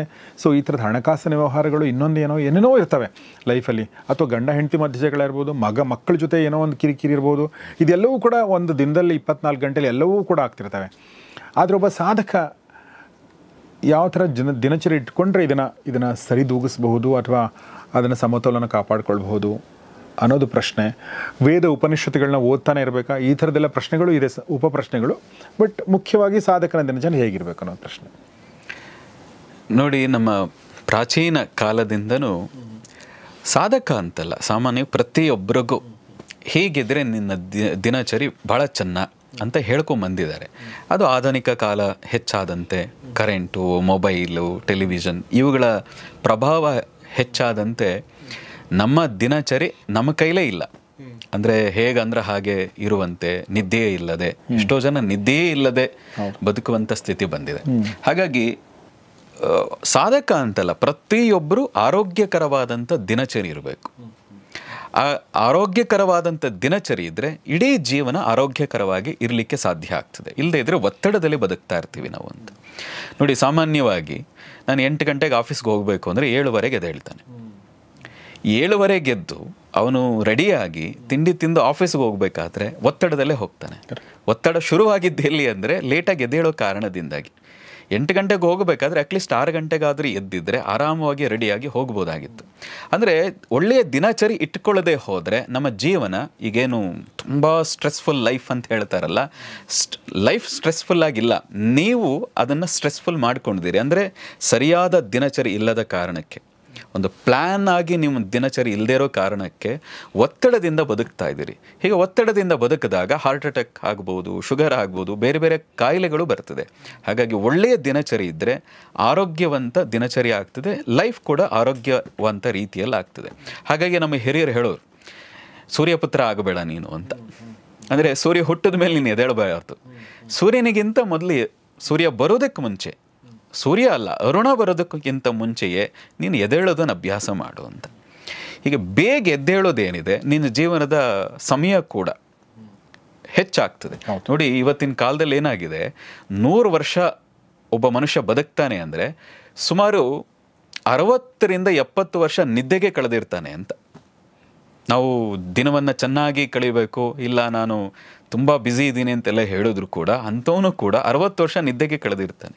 ಹಾಗಾಗಿ ನಿದ್ದೆ ಕೆಟ್ಟದ ಅಂದ್ರೆ ಅಲ್ಲ, ನಿದ್ದೆ ಭಾಳ ಒಳ್ಳೆಯದು ಮತ್ತು ಅವಶ್ಯಕ. ಆದರೆ ಎಷ್ಟು ಮಲಗಬೇಕು ಅನ್ನೋದು ದೇಹಕ್ಕೆ ಸಂಬಂಧಪಟ್ಟಿದ್ದು, ಮನಸ್ಸಿಗೆ ಸಂಬಂಧಪಟ್ಟಿದ್ದು. ನೀವು ಅದಕ್ಕೂ ಮೀರಿ ಹೆಚ್ಚು ನಿದ್ದೆ ಮಾಡೋದಿದೆಯಲ್ಲ, ಅದು ಆರೋಗ್ಯವಂತನ ಲಕ್ಷಣ ಅಲ್ಲ. ಹಾಗಾಗಿ ಕೃಷ್ಣ ಕೂಡ ಹೇಳೋದು ಸಮವಾಗಿರಬೇಕು, ಎಲ್ಲ ಸಮ್ಯಕ್ಕಾಗಿರಬೇಕು ಅಂತ. ಆಹಾರ ವಿಹಾರ ಎಲ್ಲವೂ ಕೂಡ ಸರಿಯಾದ ಕ್ರಮದಲ್ಲಿ ಇರಲಿ ಅಂತ. ಹಾಗಾಗಿ ನಮ್ಮ ಸಜೆಷನ್ ಏನು ಅಂದರೆ, ಎಲ್ರಿಗೂ ಬೆಳಗ್ಗೆ ಸ್ವಲ್ಪ ಸೂರ್ಯನ ಉದಯಕ್ಕೆ ಮುಂಚೆ ಎದ್ದೇಳಿ ಆ ಅಭ್ಯಾಸ ಮಾಡ್ಕೊಳ್ಳಿ. ಎದ್ದ ತಕ್ಷಣ ಸ್ವಲ್ಪ ಸೂರ್ಯ ನಮಸ್ಕಾರ. ನಮ್ಮ ದೇಹ ಏನಿದೆ ಅದಕ್ಕೆ ಒಂಚೂರು ವ್ಯಾಯಾಮ ಬೇಕು. ಹಾಗಾಗಿ ನಾವು ಪ್ರತಿಯೊಬ್ಬ ತಾಯಂದಿರಿಗೂ ನಾವು ಹೇಳೋದು, ಮನೆಯ ತಂದೆ ತಾಯಿಗೆ ಹೇಳೋದು, ನಿಮ್ಮ ಮಕ್ಕಳು ಬಲಿಷ್ಠವಾಗಿರಬೇಕು, ನಿಮ್ಮ ಮುಂದಿನ ಪೀಳಿಗೆ ಬಲಿಷ್ಠವಾಗಿರಬೇಕಾದ್ರೆ ಪ್ರತಿನಿತ್ಯ ವ್ಯಾಯಾಮ. ಇವತ್ತು ಯಾರೂ ಮಾಡ್ತಾನೇ ಇಲ್ಲ. 90% ಜನ ವ್ಯಾಯಾಮಕ್ಕೆ ಗಮನವೇ ಇಲ್ಲ. ಒಂದು 10% ಜನಕ್ಕಷ್ಟೇ ಈಗ ಇದೆ. ಇತ್ತೀಚೆಗೇನೋ ಅದರ ಪ್ರಕಾರ ಹೆಚ್ಚಾಗ್ತಾ ಇದೆ ಅಂತ ಕೇಳ್ತಾ ಇದ್ವಿ. ಆದರೆ ನಮ್ಮ ಪ್ರಕಾರ ಬಹಳ ಕಡಿಮೆ. ಹಾಗಾಗಿ ದೇಹ ಬಲಿಷ್ಠವಾಗಿರಲಿಕ್ಕೆ, ದೇಹ ಬಲಿಷ್ಠ ಇದ್ದಾಗ ಮನಸ್ಸು ಬಲಿಷ್ಠವಾಗ್ತದೆ. ಹಾಗಾಗಿ ಪ್ರತಿನಿತ್ಯ ಕನಿಷ್ಠ ವ್ಯಾಯಾಮನ ಒಂದು 40 ನಿಮಿಷನಾದರೂ ವ್ಯಾಯಾಮ ಮತ್ತು ಸೂರ್ಯ ನಮಸ್ಕಾರ ಮಾಡಲೇಬೇಕು ಅಂತ. ಹೀಗೆ ದಿನಚರಿ ಶುರು ಆಗಬೇಕಾದ್ರೆ ನಿಮ್ಮ ದಿನಚರಿ ವ್ಯಾಯಾಮದಿಂದ ಶುರು ಮಾಡಿ ಇಡೀ ದಿನ ಚೆನ್ನಾಗಿರ್ತದೆ. ನಾವು ಹೇಳ್ತೀವಿ, ಪ್ರತಿದಿನ ನೀವು ಪ್ರಾಣಾಯಾಮ ಏನು ಮಾಡ್ತೀರಿ, ಒಂದು 20 ನಿಮಿಷ ಪ್ರಾಣಾಯಾಮ ಏನು ಮಾಡ್ತೀರಿ, ಅದು 20 ಗಂಟೆಗಳು ಆ ಆಯಾಮ ಆಗಲಿಕ್ಕೆ, ಉಸಿರಾಟ ದೀರ್ಘವಾಗಲಿಕ್ಕೆ ಸಹಾಯ ಮಾಡ್ತದೆ. ಅರ್ಥಾತ್ ನಿಮ್ಮ ಆಯುಷ್ಯ ದೀರ್ಘವಾಗಲಿಕ್ಕೆ ಸಹಾಯ ಆಗ್ತದೆ.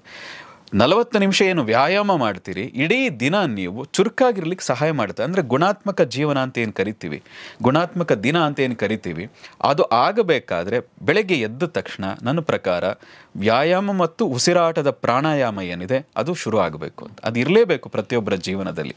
ಅದರಲ್ಲಿ ವಿಶೇಷವಾಗಿ ಸಾಧಕ ಆದವನಂತೂ ಶರೀರ ಮಾಧ್ಯಮ ಖಲು ಧರ್ಮ ಸಾಧನಂ ಅಂತ ಕಾಳಿದಾಸನ ಮಾತು.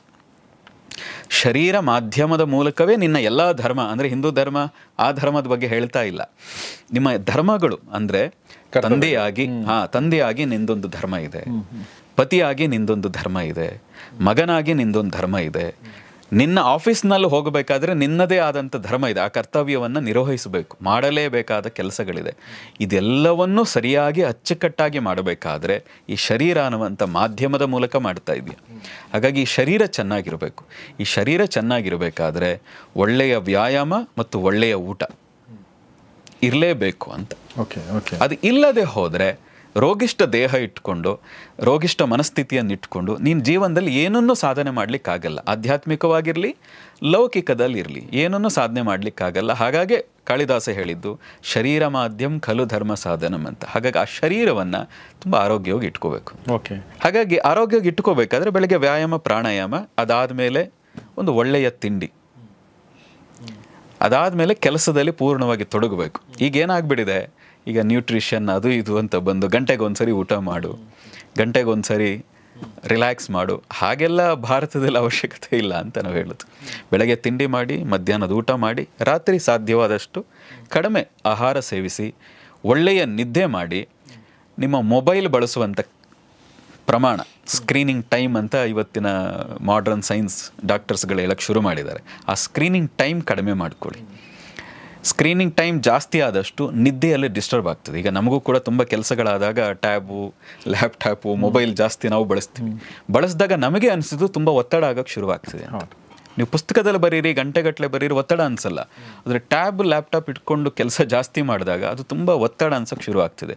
ವಿಶೇಷವಾಗಿ ರಾತ್ರಿ ಸಮಯ ಹೆಚ್ಚು ಮೊಬೈಲ್ ಬಳಸಿದ್ರೆ ಕೆಲವು ಚಕ್ರಗಳೇ ಸರಿಯಾಗಿ ಕೆಲಸ ಮಾಡಲ್ಲ. ನಮ್ಮ ಅನುಭವಕ್ಕೆ ಬಂದ ಹಾಗೆ ನಮ್ಮ ದೇಹದಲ್ಲಿರುವಂಥ ಎನರ್ಜಿ ಪಾಯಿಂಟ್ಗಳೇ ವೀಕ್ ಆಗೋಗ್ತವೆ ಅಲ್ವಾ.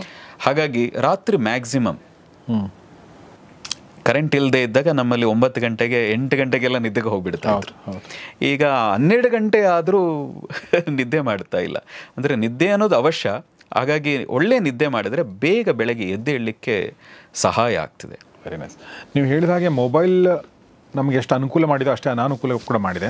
ಯಾಕೆ ನನ್ನ ಪ್ರಕಾರ ನೀವು ಹೇಳ್ದಂಗೆ ಸ್ಟ್ರೆಸ್ ಯಾಕಾಗುತ್ತೆ, ಒಂದು ಡೈರಿನಲ್ಲಿ ಬರ್ಕೊಳ್ಳೋದು ನಾವು ಮೊಬೈಲಲ್ಲಿ ಬರ್ಕೋತೀವಿ, ಇವತ್ತು ನೋಟ್ ಪ್ಯಾಡ್ ಅಂತ ತೆಗಿತೀವಿ. ಬಟ್ ನನಗೆ ಯಾಕೆ ಡಿಫ್ರೆನ್ಸ್ ಏನಂದರೆ, ಒಂದು ಡೈರಿನಲ್ಲಿ ಡೈರಿ ಮಾತ್ರ ಇರುತ್ತೆ, ಮೊಬೈಲಲ್ಲಿ ಮತ್ತೇನೋ ಇರುತ್ತೆ. ವಾಟ್ಸಪ್ ಬರುತ್ತೆ, ಫೇಸ್ಬುಕ್ ಕಾಣುತ್ತೆ, ಯೂಟ್ಯೂಬ್ ಕಾಣುತ್ತೆ, ಇನ್ನೊಂದೇನೋ ಬರುತ್ತೆ. ಸೊ ಹೀಗಾಗಿ ನಾವೇನು ಕೆಲಸ ಮಾಡೋಕೆ ಹೋಗುತ್ತೆ ಅದನ್ನೇ ಮಾಡಿ ಬರಲ್ಲ ನಾವು. ಇನ್ನೊಂದಷ್ಟು ನಮಗೆ ಆಮಿಷಗಳಲ್ಲಿ ಕಾಣ್ತಾ ಹೋಗ್ತವೆ. ಹೀಗಾಗಿ ನಾನು ಒಂದು ಕಂಡುಕೊಂಡಿದ್ದೀನಿ ಗುರುಗಳೇ, ಏನಂದರೆ ಅಂದರೆ ಓದ್ತಿರ್ಬೇಕಾದ್ರೆ ಅಥವಾ ಏನೋ ಕೆಲಸ ಮಾಡ್ತಿರ್ಬೇಕಾದ್ರೆ ಮೊಬೈಲ್ನ ದೂರ ಇಟ್ಬಿಡೋದು, ಕೈಗೆ ಸಿಗದಷ್ಟು. ಈ ಥರ ಅಲ್ಲ, ಅಲ್ಲಿಟ್ಬಿಡೋದು. ನಾನು ಇದನ್ನು ಹೇಳಿದ್ದೀನಿ ಕೂಡ ತುಂಬ ಸಲ. ನನ್ನ ಮಗನಿಗೂ ಕೂಡ ನಾನು ಓದುವಾಗ ಮೊಬೈಲ್ನ ಅಲ್ಲಿ ಟೇಬಲ್ ಮೇಲೆ ಇಟ್ಟು ಓದು ಅಂತ ಹೇಳ್ತೀನಿ. ಬೇಕಾದ ತಗೋ, ನೀನು ಪಕ್ಕದಲ್ಲಿ ಇಟ್ಕೋಬೇಡ. ಪಕ್ಕದಲ್ಲಿ ಇಟ್ಕೊಂಡ್ರೆ ಅದು ನಿನ್ನ ನಿಜವಲ್ಲ ಹಾಳು ಮಾಡುತ್ತೆ. ನಾನು ಕಂಡುಕೊಂಡಿರೋದು. ಸೊ ಕರೆಕ್ಟಾ ನಿಮ್ಗೆ ಅನ್ಸುತ್ತೆ? ಖಂಡಿತ. ನಾವು ಹೇಳಿದ್ವಲ್ಲ, ನಮಗೇನೆ ಕೆಲಸಗಳು ಜಾಸ್ತಿ ಆದಾಗ ಮೊಬೈಲ್ನಲ್ಲಿ ಎಲ್ಲೂ ಎಂಟ್ರಿ ಮಾಡೋಕ್ಕೆ ಶುರು ಮಾಡಿದ್ವು. ನೀವು ಹೇಳಿದಾಗ ಅದು ಎಂಟ್ರಿ ಮಾಡ್ತಾ ಹೋದಂತೆ ಮತ್ತೆ ಇನ್ನೇನೋ ಮೆಸೇಜ್ ಬರ್ತದೆ. ಆ ಮೆಸೇಜ್ ನೋಡೋಕೆ ಹೋದಾಗ ಇನ್ಯಾವುದೋ ಯೂಟ್ಯೂಬ್ ಓಪನ್ ಮಾಡ್ತೀವಿ, ಫೇಸ್ಬುಕ್ ಓಪನ್ ಮಾಡ್ತೀವಿ. ಕೊನೆಗೆ ಮೊಬೈಲ್ ನಾನು ಯಾಕೆ ಓಪನ್ ಮಾಡಿದೆ ಅನ್ನೋದೇ ಮರ್ತು ಹೋಗಿರುತ್ತೆ. ಕೊನೆಗೆ ಯೋಚನೆ ಮಾಡ್ತೀವಿ, ಯಾಕೆ ಓಪನ್ ಮಾಡಿದೆ ನಾನು ಅಂತ. ಹಾಗಾಗಿ ಸಾಧ್ಯವಾದಷ್ಟು ಖಂಡಿತ ಅದು ತುಂಬ ಉಪಯೋಗ. ಮೊಬೈಲ್ ಇವತ್ತಿನ ಎಲ್ಲ ಗೆಜೆಟ್ಗಳು ಕೂಡ ನಮ್ಮ ಲೈಫ್ನ ತುಂಬ ಸುಲಭ ಮಾಡಿದೆ, ಅಷ್ಟೇ ಕಾಂಪ್ಲಿಕೇಟೆಡ್ ಮಾಡ್ತಾ ಇದೆ. ಹಾಗಾಗಿ ನೀವು ಬಳಸ್ಕೊಳ್ಳೋದು, ಅದರಲ್ಲೂ ವಿಶೇಷವಾಗಿ ಸಾಧಕರಂತೂ, ನಾನು ಇತ್ತೀಚೆಗೂ ನಮ್ಮ ಸಾಧಕರಿಗೆ ಹೇಳಿದೆ, ರಾತ್ರಿ ಸಮಯದಲ್ಲಂತೂ ಆ ಮೊಬೈಲ್ ಮತ್ತು ಟ್ಯಾಬಿನ ಬೆಳಕೇರಿದೆ, ನಿಮ್ಮ ಕಣ್ಣಿಗೂ ಪರಿಣಾಮ, ಮೆದುಳಿನ ಮೇಲೂ ಅದು ತುಂಬ ವ್ಯತಿರಿಕ್ತ ಪರಿಣಾಮಗಳನ್ನು ಬೀರ್ತಾ ಇದೆ. ಅದು ನನ್ನ ಅನುಭವಕ್ಕೂ ಬರ್ತಾ ಇದೆ. ಹಾಗಾಗಿ ಸಾಧ್ಯವಾದಷ್ಟು ನೀವು ಯಾರೂ ಕೂಡ ರಾತ್ರಿ ಸಮಯ ಈ ಟ್ಯಾಬ್, ಮೊಬೈಲ್ಗಳನ್ನು ಬಳಸಬೇಡಿ. ಮತ್ತು ಅದರಿಂದ ಬರುವಂಥ ಕಿರಣಗಳೇನಿದೆ, ಬೆಳಕು, ಅದು ನಿಮ್ಮ ಚರ್ಮದ ಮೇಲೂ ಪರಿಣಾಮವನ್ನು ಬೀರಬಹುದು ಅಂತ ನಮಗನಿಸೋದು. ಅಂದರೆ ವೃದ್ಧಾಪ್ಯ ಬೇಗ ಆಗಲಿಕ್ಕೆ, ಈ ಒತ್ತಡಗಳು ಜಾಸ್ತಿ ಆಗಲಿಕ್ಕೆ ನಿಮ್ಮ ಮನಸ್ಸಿನ ಮೇಲೆ ಅದು ಖಂಡಿತ ಅದು ಪರಿಣಾಮ ಬೀರಬಹುದು ಅಂತ ನಮಗನಿಸ್ತಾ ಇದೆ. ಹಾಗಾಗಿ ನಮ್ಮೆಲ್ಲ ಸಾಧಕರಿಗೂ ಅಥವಾ ಯಾವುದೇ ಸಾಧಕರಿಗೂ ಹೇಳೋದು, ಸಾಧ್ಯವಾದಷ್ಟು ಮೊಬೈಲ್ ನೋಡಿ, ಮೊಬೈಲ್ ಅನ್ನುವಂಥ ವೈಬ್ರೇಷನ್ ಏನಿದೆ ಪಕ್ಕ ಇಟ್ಕೊಂಡು ಮೆಡಿಟೇಷನ್ ಮಾಡೋಕ್ಕಾಗಲ್ಲ, ಅದೊಂದು ಡಿಸ್ಟರ್ಬ್ ಮಾಡ್ತದೆ. ಹಾಗಾಗಿ ನಮ್ಮ ಹಿಂದಿನ ಎಲ್ಲ ಋಷಿಗಳ ಕಾಲಕ್ಕಂತ ಹೋಗೋಕ್ಕಾಗಲ್ಲ. ಅಂದರೆ ಆಗ ಮಣ್ಣಿನ ಮನೆ ಅಥವಾ ಒಂದು ಗುಡಿಸ್ಲು ಅಂತ ಏನು ಕರಿತೀವಿ, ಹಾಗೆ ಮಾಡ್ತಾ ಇದ್ವಿ. ಇವತ್ತು ಹಾಗೆ ಮಾಡೋಕ್ಕಾಗಲ್ಲ. ಆದರೆ ಮಾಡಬಹುದೇನು ಅಂದರೆ, ನಿಮ್ಮ ಟಿ ವಿ, ಮೊಬೈಲ್ ಇವುಗಳಿಂದ ದೂರ ಇದ್ದು ನಿಮ್ಮ ಸಾಧನೆಯಲ್ಲಿ ತೊಡಗಿ ಅಂತ. ಅದು ನಿಮ್ಮ ಸಾಧನೆಗಂತೂ ತುಂಬ ಪೆಟ್ಟನ್ನು ಕೊಡುತ್ತದೆ, ನಿಮ್ಮನ್ನು ಪದೇ ಪದೇ ಹಿಂದಕ್ಕೆ ತಂದು ಕೂರಿಸ್ತದೆ. ಇನ್ನು ಒಬ್ಬ ಸಾಧಕನ ದಿನಚರಿ ಬಗ್ಗೆ ತುಂಬ ಚೆನ್ನಾಗಿ ಹೇಳಿದ್ರಿ. ಮಾಡಬೇಕಾದ ಕೆಲಸಗಳ ಬಗ್ಗೆ ನೀವು ಬೆಳಗಿನ ಪ್ರಾಣಾಯಾಮ ಮತ್ತು ಯೋಗಾಸನ ಅದ್ರ ಬಗ್ಗೆ, ವ್ಯಾಯಾಮದ ಬಗ್ಗೆ ನೀವು ಹೇಳಿದ್ರಿ. ಮತ್ತು ನಾವು ಕೆಲವೊಂದು ಸಾಧಕರು ಅಂದ ತಕ್ಷಣ ನಾವು ವೇದಗಳನ್ನ ಓದಬೇಕು, ಉಪನಿಷತ್ತುಗಳನ್ನ ಓದಬೇಕು, ಈ ಥರದ್ದು ಒಂದಷ್ಟು ಬರ್ತವೆ. ಸೊ ಇದು ಎಷ್ಟು ಮಟ್ಟಿಗೆ ಅವಶ್ಯಕತೆ ಇದೆ ಈ ಥರ? ನೋಡಿ, ನೀವು ವೇದ ಉಪನಿಷತ್ತು ಓದೋದೇ ಇದ್ದರೂ ಯಾವುದಾದ್ರೂ ಶ್ಲೋಕ, ಈಗ ನಾವು ಪದೇ ಪದೇ ತುಂಬ ಜನಕ್ಕೆ ಹೇಳ್ತೀವಿ, ಇವತ್ತಿನ ಮಕ್ಳಿಗೆ ಹೇಳ್ತೀವಿ, ಒಂದು ದಕ್ಷಿಣಾಮೂರ್ತಿ ಸ್ತೋತ್ರ ಅಂತಿದೆ ಅಥವಾ ಯಾವುದಾದ್ರೂ ಗುರು ಸ್ತೋತ್ರ ಅಂತಿದೆ, ಇದನ್ನು ಓದಿ ಅಂತ. ಅಂದರೆ ನೋಡಿ, ಸಂಸ್ಕೃತವನ್ನು ಆ ಶ್ಲೋಕಗಳನ್ನು ಓದುತ್ತಾ ಹೋದಾಗ ನಿಮ್ಮ ನಾಲಿಗೆ ಟ್ವಿಸ್ಟ್ ಆಗ್ತದೆ. ನಾಲಿಗೆ ಒಂದು ಹಿಡ್ತಾ ಬರೋದು ಅಂತ ಹೇಳ್ತಾರಲ್ಲ, ವಾಕ್ನಲ್ಲಿ, ಮಾತಿನಲ್ಲಿ ಒಂದು ಹಿಡ್ತಾ ಬರೋದು ಅಂತಿದೆಯಲ್ಲ, ದೇವರಿಗೆ ಪ್ರೀತಿ ಆಗ್ತದೋ ಮತ್ತೊಂದು ಆಗ್ತದೋ, ಆದರೆ ನಿಮ್ಮ ನರನಾಡಿಗಳು, ವಿಶೇಷವಾಗಿ ನಾಲಿಗೆಗೆ ಸಂಬಂಧಪಟ್ಟಂತೆ ಒಂದು ಮಾತಿನಲ್ಲಿ ಒಂದು ಹಿಡ್ತಾ ಬರಲಿಕ್ಕೆ ಆ ಸಂಸ್ಕೃತ ಶ್ಲೋಕಗಳು ಸಹಾಯ ಮಾಡ್ತದೆ. ಮತ್ತು ಆ ಹೇಳ್ತಾ ಹೋದಾಗ ನಿಮ್ಮಲ್ಲೊಂದು ಧನಾತ್ಮಕತೆ, ಪಾಸಿಟಿವಿಟಿ ಹೆಚ್ಚಾಗ್ತದೆ. ಹಾಗಾಗಿ ಏನೂ ಗೊತ್ತಿಲ್ಲದೆ ಹೋದರೂ ಯಾವುದೋ ಶ್ಲೋಕ, ಹಾಗಾಗಿ ನಮ್ಮ ಹಿರಿಯರೆಲ್ಲ ಹಿಂದೆ ಹೇಳು, ಶುಕ್ಲಾಂಬರದಂ ಹೇಳು, ಸಣ್ಣ ಪುಟ್ಟದ್ದೇ ಗುರು ಬ್ರಹ್ಮ ಗುರು ಈ ಥರದ್ದು ಹೇಳು, ಸಣ್ಣ ಪುಟ್ಟ 2 ಶ್ಲೋಕಗಳನ್ನೇ 2-3 ನಿಮಿಷ ಆಗಬಹುದು, ಪ್ರತಿನಿತ್ಯ ಇದನ್ನು ಹೇಳಕ್ಕೆ ಶುರು ಮಾಡಿದ್ರು ನಿಮ್ಮ ಜೀವನದಲ್ಲಿ ಒಂದು ಧನಾತ್ಮಕತೆಯನ್ನು ತಂದು ಕೊಡ್ತದೆ. ಹಾಗೆ ವೇದ ಉಪನಿಷತ್ತನ್ನೇ ಓದಬೇಕು ಖಂಡಿತ, ಏನು ಬೇಕು, ಸಮಯ ಇದೆ ನಿಮಗೆ, ಒಂದು 40-50 ನಿಮಿಷ ಹಾಗೂ ಸಮಯ ಇದೆ. ವ್ಯಾಯಾಮದ ನಂತರ ನಾವು ಫಸ್ಟ್ ಹೇಳಿದೆ ವ್ಯಾಯಾಮ ಮಾಡಿ, ಪ್ರಾಣಾಯಾಮ ಮಾಡಿ ಅಂತ, ನಂತರ ಈ ಶ್ಲೋಕಗಳು. ಅಥವಾ ಶುರುಗೆ ಮುಂಚೆ ಹೇಳಿ ಒಂದೆರಡು ಶ್ಲೋಕಗಳನ್ನು. ಆದರೆ ಖಂಡಿತವಾಗಿ ವ್ಯಾಯಾಮ ಮತ್ತು ಪ್ರಾಣಾಯಾಮಕ್ಕೆ ಪ್ರಾಧಾನ್ಯತೆ ಕೊಡಿ. ಅದು ಕೊಟ್ಟು ಸಮಯ ಇದೆ ಅಂದರೆ ಒಂದು ಯಾವುದೋ ಉಪನಿಷತ್ತು ವೇದಗಳನ್ನು ಓದಿ, ವಿಶೇಷವಾಗಿ ಉಪನಿಷತ್ತುಗಳನ್ನು ಓದಿ.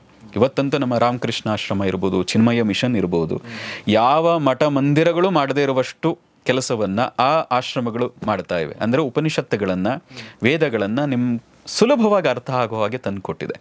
ಅದರಲ್ಲೂ ಉಪನಿಷತ್ತುಗಳು ನಿಮ್ಮ ಜೀವನವನ್ನೇ ಬದಲಾಯಿಸುವಂಥ ಶಕ್ತಿ ಇದೆ. ಹೌದಾ? ಅದ್ಭುತ ಸಣ್ಣ ಕೃತಿಗಳು. ಉಪನಿಷತ್ ಅಂತ ಹೇಳಿದ್ರೆ ನಿಮಗೆ ಹೆಚ್ಚು ಅಂದರೆ ಒಂದು 18 ಮಂತ್ರಗಳಿರ್ತವೆ ಅದರಲ್ಲಿ. ಹೆಚ್ಚು ಅಂದರೆ ಒಂದು ಉಪನಿಷತ್ತಲ್ಲಿ 18 ಬಹಳ ಅಂದರೆ ನೀವು ಸಣ್ಣದು ಒಂದು 25-30 ಪೇಜಲ್ಲಿ, ಈಗ ಈಶಾವಾಸ್ಯೋಪನಿಷತ್ತು ನನ್ನ ಪ್ರಕಾರ ಒಂದು 30 ಪೇಜ್ ಏನೋ ಇದೆ. ಅಂದರೆ ಭಾವಾರ್ಥವೂ ಸೇರಿ ನೀವು 1 ಗಂಟೆಯಲ್ಲಿ ಓದು ಮುಗಿಸುವಂಥದ್ದು. ಆದರೆ ಪದೇ ಪದೇ ನೀವು ಓದೋಕ್ಕೆ ಶುರು ಮಾಡಿದ್ರಂತೂ ನಿಮ್ಮ ಜೀವನಕ್ಕೆ ಅದ್ಭುತ ಬದಲಾವಣೆ ತಂದು ಕೊಡ್ತದೆ. ಉದಾಹರಣೆಗೆ ಈಗ ನೀವು ವಿವೇಕಾನಂದರೇ ಒಂದು ಮಾತಿದೆ, ಉತ್ತಿಷ್ಠತ ಜಾಗೃತ ಪ್ರಾಪ್ಯ ವರಾನನ ಬೋಧಿತ ಅಂತ. ಹೇಳು, ಎದ್ದೇಳು, ಗುರಿ ಮುಟ್ಟುವವರೆಗೂ ನಿಲ್ಲದಿರುವಂತ ಏನು ವಾಕ್ಯ ಇದೆ, ಅದು ಕಠೋಪನಿಷತ್ ವಾಕ್ಯ. ಇಂತಹ ಅದ್ಭುತ ವಾಕ್ಯಗಳು ಉಪನಿಷತ್ತುಗಳಲ್ಲಿದೆ.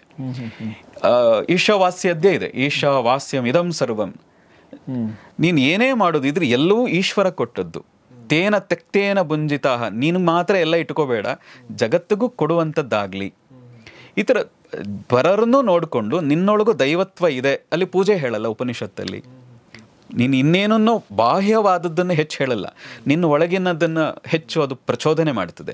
ನಿನ್ನ ಒಳಗಿರೋ ಜ್ಞಾನವನ್ನೇ ಹೆಚ್ಚು ಮಾಡ್ಕೋ ಅನ್ನೋದ್ರ ಬಗ್ಗೆನೇ ಹೆಚ್ಚು ಹೆಚ್ಚು ಹೇಳುತ್ತದೆ. ಹಾಗಾಗಿ 108 ಉಪನಿಷತ್ತುಗಳಿದೆ. ನಾವೇನು ಹೆಚ್ಚು ಓದ್ದವರಲ್ಲ ಉಪನಿಷತ್ತೆಲ್ಲ. ನನಗೆ ಅನುಕೂಲ ಆಗುವಷ್ಟು ಒಂಚೂರು ಅಲ್ಲಿ ಒಂದು 8-10 ಉಪನಿಷತ್ತುಗಳನ್ನು ನಾನು ನೋಡ್ಕೊಂಡಿದ್ದೀನಿ. ನಾನು ಅದನ್ನು ಏನೋ ಅದರ ವಿದ್ವಾಂಸ ಅಂತೂ ಖಂಡಿತ ಅಲ್ಲ, ಹಾಗಾಗಿ ನನ್ನ ಮಾತಿನಲ್ಲಿ ತಪ್ಪು ಬಂದಿರಬಹುದು. ಅದರ ಅದ್ಭುತವಾದ ಜೀವನದ ಪರಿವರ್ತನೆಗೆ ಆ ವೇದಾಂತ ಅಂದರೆ ವೇದದ ಅಂತ ಅಂತ ಕರೀತಾರೆ, ಅದನ್ನು ಕೊನೆಯ ಭಾಗ ಅಂತ ಉಪನಿಷತ್ತುಗಳನ್ನು ಕರೀತಾರೆ. ಕೇವಲ ಒಂದು 4-5 ಉಪನಿಷತ್ತುಗಳು, ಅದು ಈಶಾವಾಸ್ಯ ಇರ್ಬೋದು, ಕಠೋಪನಿಷತ್ತು ಇರ್ಬೋದು, ಚಾಂದೋಗ್ಯ ಇರ್ಬೋದು, ಮಾಂಡುಕ್ಯ ಇರ್ಬೋದು, ಇಷ್ಟನ್ನು ನೀವು ಓದಿದ್ರೆ ಓದ್ಲಿಕ್ಕೆ ತುಂಬ ಸಮಯ ಬೇಕಾಗಿಲ್ಲ, ತುಂಬ ಕಡಿಮೆ ಸಮಯದಲ್ಲಿ. ಆದರೆ ಪದೇ ಪದೇ ಓದಬೇಕು, ಅಷ್ಟು ಸುಲಭವಾಗಿ ಅದು ಅರ್ಥವೂ ಆಗಲ್ಲ. ಪದೇ ಪದೇ ಓದಿದರೆ ನಿಮ್ಮ ಜೀವನದ ಅದ್ಭುತವಾದ ಬದಲಾವಣೆಗೆ ಉಪನಿಷತ್ತುಗಳಿಗಿಂತ ದೊಡ್ಡ ಕೃತಿ, ದೊಡ್ಡ ವಾಕ್ಯಗಳು ಇನ್ಯಾವುದು ಅವಶ್ಯಕತೆ ಇಲ್ಲ. ವಂಡರ್ಫುಲ್. ಸೊ ಉಪನಿಷತ್ತುಗಳ ಬಗ್ಗೆ ಮುಂದೆ ನಾವು ನಿಮ್ಮಿಂದನೇ ಒಂದ್ಸಲ ಕೇಳೋಣ. ಗುರುಗಳೇ, ಫೈನಲ್ ಆಗಿ ನಿಮ್ಮ ದಿನಚರಿ ಹೇಗಿರುತ್ತೆ? ಅಂದರೆ ನಿಮ್ಮ ದಿನನಿತ್ಯದ ಕೆಲಸಗಳನ್ನ ಮೀರಿದ ಒಂದಷ್ಟು ಟ್ರಾವೆಲ್ಗಳು, ಬೇರೆ ಬೇರೆ ಕೆಲಸಗಳ ಇದ್ದಾಗ ಹೇಗಿರುತ್ತೆ, ಅದು ಇದ್ದಾಗ ಅದು ಅರ್ಥ ಮಾಡು. ಬಟ್ ಏನೂ ಇಲ್ಲದೇ ಇದ್ದಾಗ ನಿಮ್ಮ ರೆಗ್ಯುಲರ್ ದಿನಚರಿ ಹೇಗಿರುತ್ತೆ? ಹೇಗೆ ನಿಮ್ಮ ಮಾನಸಿಕ, ದೈಹಿಕ, ಆಧ್ಯಾತ್ಮಿಕ ಆರೋಗ್ಯವನ್ನು ಕಾಪಾಡೋ ನಿಟ್ಟಿನಲ್ಲಿ ನೀವು ನಿಮ್ಮ ದಿನಚರಿನ ಅಳವಡಿಸ್ಕೊಂಡಿರ್ತೀರ? ನನ್ನ ಆರೋಗ್ಯ ಚೆನ್ನಾಗಿರ್ಲಿಕ್ಕೆ ಬಹಳ ಮುಖ್ಯವಾಗಿ ನನಗನ್ಸೋದು, ನಾನು ತುಂಬ ಚಿಂತೆ ಮಾಡೋಕ್ಕೆ ಹೋಗಲ್ಲ. ಯಾವುದ್ರ ಬಗ್ಗೆನೂ ನಾನು ಹೆಚ್ಚು ಚಿಂತನೆ ಮಾಡ್ತೀನಿ, ಬಹಳ ಮುಖ್ಯವಾಗಿ ಚಿಂತೆ ಮಾಡಲ್ಲ. ಮತ್ತು ಯಾರಾದರೂ ಏನಾದರೂ ಹೇಳಿದ್ರೆ ಅದ್ರ ಬಗ್ಗೆ ಯಾವುದೇ ಕಾರಣಕ್ಕೂ ನನ್ನ ಮನಸ್ಸಿಗೆ ತಗೊಂಡು ಕೊರಗುವಂಥದ್ದಿಲ್ಲ. ಹಾಗೆ ಹೇಳಿದಾಗ ನನ್ನನ್ನು ನಾನು ವಿಮರ್ಶೆ ಮಾಡ್ಕೊಳ್ತೀನಿ. ಅವ್ರು ಹೇಳ್ತಾ ಇರೋ ಥರ ಇದೆಯಾ ಅಥವಾ ಏನಾದರೂ ಸರಿ ಇನ್ನೂ ಮಾಡ್ಕೊಳ್ಳೋದಿದೆಯಾ? ಯಾರೇ ಟೀಕೆ ಮಾಡಿದ್ರು, ಯಾರು ಏನೇ ಹೇಳಿದ್ರು ನನ್ನನ್ನು ನಾನು ವಿಮರ್ಶೆ ಮಾಡ್ಕೊಳ್ತೀನಿ, ಕೊರಗ್ಲಿಕ್ಕೆ ಹೋಗಲ್ಲ. ಮತ್ತು ಬಹಳ ಮುಖ್ಯವಾಗಿ ನನ್ನ ಪ್ರಕಾರ ನನ್ನ ಚಿಕ್ಕ ವಯಸ್ಸಿನಲ್ಲಿ ಹೆಚ್ಚು ವ್ಯಾಯಾಮಗಳು, ಸೂರ್ಯ ನಮಸ್ಕಾರ ಈ ರೀತಿಯಾಗಿ ಚಿಕ್ಕ ವಯಸ್ಸಲ್ಲಿ ಹೆಚ್ಚು ಮಾಡಿದ್ದೀನಿ. ಒಂದು ದಿನಕ್ಕೆ ನಾನು 100 ಸೂರ್ಯ ನಮಸ್ಕಾರ ಮಾಡ್ತಾ ಇದ್ದ ಸಮಯ ಇತ್ತು. ಈಗೆಲ್ಲ ಬಹಳ ಕಡಿಮೆ. ಹಾಗಾಗಿ ಬಹುಶಃ ಅದೆಲ್ಲದರ ಕೊಡುಗೆ ಇವತ್ತು ನನ್ನ ಆರೋಗ್ಯ ಬಹಳ ಚೆನ್ನಾಗಿದೆ. ಯಥಾವತ್ ಸಾಧನೆಗೆ ಹೆಚ್ಚು ಸಮಯ ಕೊಟ್ಟಾಗ ನಾನು ಮಧ್ಯರಾತ್ರಿಯ ಧ್ಯಾನಕ್ಕೆ ಹೆಚ್ಚು ತೊಡಗ್ತೀನಿ. ರಾತ್ರಿ 11-12 ಗಂಟೆ, ಒಂದು 3-4 ಗಂಟೆ ಧ್ಯಾನಕ್ಕೆ ಸಮಯ ಕೊಡ್ತೀನಿ ಮಧ್ಯರಾತ್ರಿ. ಹಾಗಾಗಿ ಬೆಳಗ್ಗೆ ನಾನು ಸಾಮಾನ್ಯ ಆ ರೀತಿಯಾಗಿ ಏನಾದರೂ ಸಮಯ ಮಧ್ಯರಾತ್ರಿ ಕೊಟ್ಟರೆ ಬೆಳಗ್ಗೆ ನಾನು ಎದ್ದೇಳೋದು ಲೇಟ್. ರಾತ್ರಿ ಧ್ಯಾನ ಮಾಡಿದ್ದೀನಿ, ಬೆಳಗ್ಗೆ ಬೇಗ ಎದ್ದೇಳಬೇಕು, ಯಾರಾದರೂ ಏನಾದರೂ ಅಂತಾರೆ, ಹಾಗೇನೋ ನನಗೇನೋ ಅಂದ್ಕೊಳ್ಳಲ್ಲ. 9 ಗಂಟೆಗೆ ಎದ್ದೇಳಕ್ಕೆ ಸಾಧ್ಯ ಆದರೆ 9 ಗಂಟೆಗೆ ಎದ್ದೇಳ್ತೀನಿ. ರಾತ್ರಿ ಧ್ಯಾನಕ್ಕೆ ಹೆಚ್ಚು ಕೊಟ್ಟರೆ, ಏನೂ ಧ್ಯಾನಕ್ಕೆ ರಾತ್ರಿ ಕೊಡ್ತಾ ಇಲ್ಲ, ಬೆಳಗ್ಗೆನ ನಾನು ಆರಾಮವಾಗಿ ಯೋಗಕ್ಕೆ, ಧ್ಯಾನಕ್ಕೆ, ಪ್ರಾಣಾಯಾಮಕ್ಕೆ ವಿಶೇಷ ಪ್ರಾಧಾನ್ಯತೆ ಕೊಡ್ತೀನಿ. ಈಗ ಆಸನ ನಾನು ಬಹಳ ಕಡಿಮೆ, ಆದರೆ ಈಗ ವ್ಯಾಯಾಮ ಎಲ್ಲವೂ ಮಾಡ್ತಾ ಇದ್ದೀನಿ. ಇತ್ತೀಚೆಗೆ ಸ್ವಲ್ಪ ಅವಾಗವಾಗ ಜಿಮ್ ಕೂಡ ಪ್ರಯತ್ನ ಮಾಡ್ತಾ ಇರ್ತೀನಿ ನಾನು. ಹಾಗಾಗಿ ಬೆಳಗ್ಗೆ ಒಂದು 5 ಗಂಟೆಗೆ ಎದ್ದೇಳ್ತೀನಿ. ಬೆಳಗ್ಗೆ ರಾತ್ರಿಯ ಧ್ಯಾನ ಅಥವಾ ಅಧ್ಯಯನ ಹೆಚ್ಚು ಇಲ್ಲದೇ ಇದ್ದರೆ ಬೆಳಗ್ಗೆ 5 ಗಂಟೆಗೆ ಎದ್ದು ಸೂರ್ಯ ನಮಸ್ಕಾರ, ವ್ಯಾಯಾಮ, ಪ್ರಾಣಾಯಾಮ, ಒಂದಷ್ಟು ಜಪ ಧ್ಯಾನಕ್ಕೆ ಪ್ರಾಧಾನ್ಯತೆ ಕೊಡ್ತೀನಿ. ಅದು ಆಗೋಷ್ಟರಲ್ಲಿ 8:30 ಆಗ್ತದೆ. ಅದಾದ ನಂತರ ಒಳ್ಳೆಯ ತಿಂಡಿ ಆದ ನಂತರ ಸಾಧ್ಯ ಆದರೆ ಭೇಟಿಗಳಿರ್ತವೆ, ನಮ್ಮನ್ನು ಭೇಟಿ ಮಾಡೋಕ್ಕೆ ಬರ್ತಾರೆ, ಅಥವಾ ಮೀಟಿಂಗ್ಗಳು. ಈಗ ಹೆಚ್ಚು ನಮ್ಮ ಉಪಾಸನದ ಕಾರ್ಯಗಳು ನಡೀತಾ ಇರೋದ್ರಿಂದಾಗಿ ನಮ್ಮ ವಾಲಂಟಿಯರ್ಸ್ ಎಲ್ಲವೂ ನೋಡ್ಕೊಳ್ತಾರೆ. ಅವರಿಗೆ ಸಲಹೆ ಸೂಚನೆಗಳನ್ನು ಕೊಡೋದ್ರಿಂದಾಗಿ ಅವ್ರ ಮೀಟಿಂಗ್ ಅಥವಾ ಅವರ ಫೋನ್ ಕಾಲ್ಗಳಿರ್ತವೆ. ಮತ್ತು ನಮ್ಮ ಕೆಲವು ಸಾಧಕರೇ, ನಮ್ಮ ಹತ್ರ ದೀಕ್ಷೆ ಪಡೆದಂಥವರು, ಇವರುಗಳು ನಮ್ಮ ಭೇಟಿ ಮಾಡೋಕ್ಕೋಸ್ಕರ ಬರ್ತಾರೆ. ಹಾಗಾಗಿ ಮಧ್ಯಾಹ್ನದವರೆಗೆ ಸಾಮಾನ್ಯವಾಗಿ ಸೀಮಿತ ಭೇಟಿಗೆ, ಹೆಚ್ಚು ನಾನು ಭೇಟಿಗೆ ಅವಕಾಶ ಕೊಡಲ್ಲ. ಅದೇ ಮಾತುಕತೆಗಳೇ ಆಗಬಾರ್ದು ಅನ್ನೋ ಕಾರಣಕ್ಕೆ ಮಧ್ಯಾಹ್ನದವರೆಗೆ. ಅದಾದ ಮೇಲೆ ಒಂದಷ್ಟು ಅಧ್ಯಯನ ಅಥವಾ ಯಾವುದಾದ್ರೂ ಮ್ಯೂಸಿಕ್ ಕೂಡ ನಾನು ಬಹಳ ಕೇಳ್ತೀನಿ. ಎಲ್ಲ ಥರದ ಮ್ಯೂಸಿಕ್ಗಳನ್ನು ಕೇಳ್ತೀನಿ. ನಾನು ಹೇಳೋದು ಅಧ್ಯಾತ್ಮ ಅಂದರೆ ಇದು ಮಾಡಬೇಡಿ, ಅದು ಮಾಡಬೇಡಿ, ನೈತಿಕವಾಗಿ ಆ ಚೌಕಟ್ಟಲ್ಲಿ ಎಲ್ಲವೂ ಮಾಡಿ ಅಂತ. ಹಾಗಾಗಿ ನಾನು ಓಪನ್ ಆಗಿ ಹೇಳ್ತಾ ಇದ್ದೀನಿ, ಒಂದು ಅದ್ಭುತವಾದ ಮ್ಯೂಸಿಕ್ಗಳನ್ನು ನಾನು ಕೇಳ್ತೀನಿ. ಕೆಲವು ಸರಿ ಪಾಪ್ ಮ್ಯೂಸಿಕ್ಗಳನ್ನು ಕೇಳ್ತೀನಿ. ಹಾಗಾಗಿ ನನಗೆ ಪಾಪ್ ಮ್ಯೂಸಿಕ್ಗಾರರು ಒಂದಷ್ಟು ಜನ ಸಿಯಾ ಇರಬಹುದು, ಶಕೀರಾ ಇರಬಹುದು, ಈ ಮೈಕಲ್ ಜಾಕ್ಸನ್ ನಂಗೆ ಚೆನ್ನಾಗಿ ಗೊತ್ತಿದೆ. ಅವರ ಸಂಗೀತಗಳನ್ನು ಮತ್ತು ಸ್ವಿಫ್ಟ್ ಅಂತ ಏನು ಕರೀತಾರೆ, ಒಂದು ಲೇಡಿ, ಅವರ ಸಂಗೀತವು ಆಗಾಗ ನಾನು ಒಟ್ಟು ಕೇಳ್ತೀನಿ. ನಾನು ಈಗಂತೂ ಆ್ಯಪ್ಗಳಲ್ಲಿ ಸಾಕಷ್ಟಿದೆ, ಹಾಗಾಗಿ ಕೇಳ್ತೀನಿ. ಆದರೆ ಯಾವಾಗಲೂ ಅಲ್ಲ. ಆದರೆ ಅದಕ್ಕಿಂತ ಹೆಚ್ಚಾಗಿ ನನ್ನ ಭಾವಕ್ಕೆ, ಸಂಜೆ ಸಮಯದಲ್ಲಿ ಭಾವಸ್ಥಿತಿಗೆ ಬರಲಿಕ್ಕೆ ತುಂಬ ಸಹಾಯ ಮಾಡೋದು ಕೃಷ್ಣನ ಗೀತೆಗಳು, ಭಜನ್ಗಳು ಕೂಡ.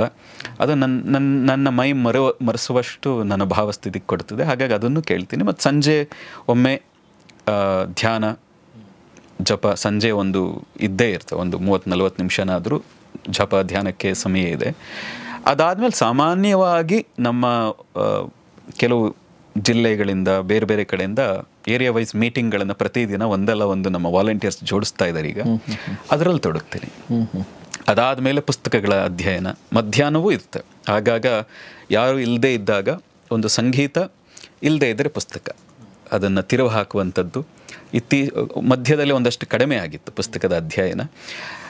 ಈಗ ಎಲ್ಲರೂ ಪ್ರಶ್ನೆಗಳನ್ನು ಕೇಳ್ತಾ ಇರ್ತಾರೆ, ನಾನು ಸರಿಯಾಗಿ ಉತ್ತರ ಕೊಡ್ತೀನೋ ಇಲ್ಲೋ, ಅವ್ರಿಗೊಂದು ಸಮಾಧಾನದಲ್ಲಿ ಕೊಡಬೇಕು ಅನ್ನೋದಕ್ಕೋಸ್ಕರ, ನನ್ನನ್ನು ನಾನು ಅರ್ಥ ಮಾಡಿಕೊಳ್ಳಿಕ್ಕೆ ಮನನ ಮಾಡ್ತಾ ಇರೋದಕ್ಕೋಸ್ಕರ ಒಂದಷ್ಟು ಪುಸ್ತಕಗಳ, ನಾನು ಹೇಳಿದಾಗ ಉಪನಿಷತ್ತು ಇರ್ಬೋದು ಅಥವಾ ಕೆಲವು ಕೃತಿಗಳು ಅಧ್ಯಯನ ಮಾಡ್ತಾ ಇರ್ತೀನಿ. ಆತ್ಮೋನ್ನತಿಗೆ, ಮನಸ್ಸಿನ ಉನ್ನತಿಗೆ ಅಥವಾ ಕೆಲವರು ಮಾರ್ಗದರ್ಶನಕ್ಕೆ, ಬಿಸ್ನೆಸ್ಗೆ ಸಂಬಂಧಪಟ್ಟಂತೆ ಕೂಡ ತಿಳಿದಿರಬೇಕು ಅನ್ನೋಕ್ಕೋಸ್ಕರ ಆ ಪುಸ್ತಕಗಳ ಅಧ್ಯಯನ ಇವೆಲ್ಲವೂ ಮಾಡ್ತೀನಿ. ವಿಶೇಷವಾಗಿ ರಾತ್ರಿ ಮಲಗೋದಕ್ಕೆ ಮುಂಚೆ ಒಂದಷ್ಟು ಪುಸ್ತಕ ತಿರುವು ಹಾಕೋದಂತೂ ಮಾಡಿ, ಅದರ ಕೀ ಪಾಯಿಂಟ್ಸ್ಗಳನ್ನು ಅಲ್ಲಲ್ಲಿ ಬರೆದಿಟ್ಟು ಇಟ್ಕೊಳ್ಳೋದು ಅಭ್ಯಾಸ. ನನ್ನ ಕೀ ಪಾಯಿಂಟ್ಸ್ಗಳೇ, ನಾವು ಸ್ವಲ್ಪ ಸೋಮಾರಿ ಇರಬಹುದೇನೋ, ಬಹುಶಃ ಕೀ ಪಾಯಿಂಟ್ಸ್ಗಳನ್ನೇ ನಾವು ಸರಿಯಾಗಿ ಇಟ್ಕೊಂಡು ಪುಸ್ತಕ ಬರೆದ್ರೆ ಒಂದು 10 ಪುಸ್ತಕ ಅಂತೂ ಆರಾಮಾಗಿ ಬರೆಯುವಷ್ಟು ಕೀ ಪಾಯಿಂಟ್ಸ್ಗಳಿದೆ. ಅದೊಂದು ಅಭ್ಯಾಸ ಇದೆ. ಹಾಗಾಗಿ ಟ್ಯಾಬಲ್ಲಿ ಅಲ್ಲಲ್ಲಿ ನೀವೆಲ್ಲಿ ಏನು ತೆಗೆದ್ರೂ ನಂದೊಂದಷ್ಟು ಕೀ ಪಾಯಿಂಟ್ಸ್ಗಳು ಸಿಗ್ತವೆ. ಇವತ್ತಿಗೂ ನನಗದು ಒಂದು ರೀತಿ ವರ. ತುಂಬ ವರ್ಷದಿಂದ, ಸುಮಾರು ಒಂದು 20-25 ವರ್ಷಗಳಿಂದ ಕೀ ಪಾಯಿಂಟ್ಸ್ಗಳು ಕೂಡ ಅದನ್ನು ತೆಗೆದಾಗ ಹಳೇದೆಲ್ಲವೂ ನೆನಪಾಗ್ತದೆ. ಹಾಗಾಗಿ ಪ್ರತಿನಿತ್ಯ ಈ ಥರದ್ದೆಲ್ಲ ವಿಮರ್ಶೆಗಳು ಆಗ್ತದೆ. ಮತ್ತು ಸಂಜೆ ಒಂದು 8-8:30 ನಂತರದಲ್ಲಿ ಒಂದು 20-30 ನಿಮಿಷ ಹೊರಗಡೆ ವಾಕಿಂಗ್ ಮಾಡುವಂಥ ಅಭ್ಯಾಸ, ಅದರ ನಡುವೆ ನಿದ್ದೆಗೆ ಜಾರಕ್ಕಿಂತ ಮಧ್ಯದಲ್ಲಿ. ಸೊ ಹಾಗೆ ಸಾಧಕನ ದಿನಚರಿ ಹೇಗಿರಬೇಕು ಅನ್ನೋದನ್ನು ಸಾಮಾನ್ಯರಿಗೂ ಅನ್ವಯಿಸುವ ಹಾಗೆ ಮತ್ತು ಅವರ ದಿನಚರಿಯನ್ನು ಕೂಡ ಕೇಳಿದರು.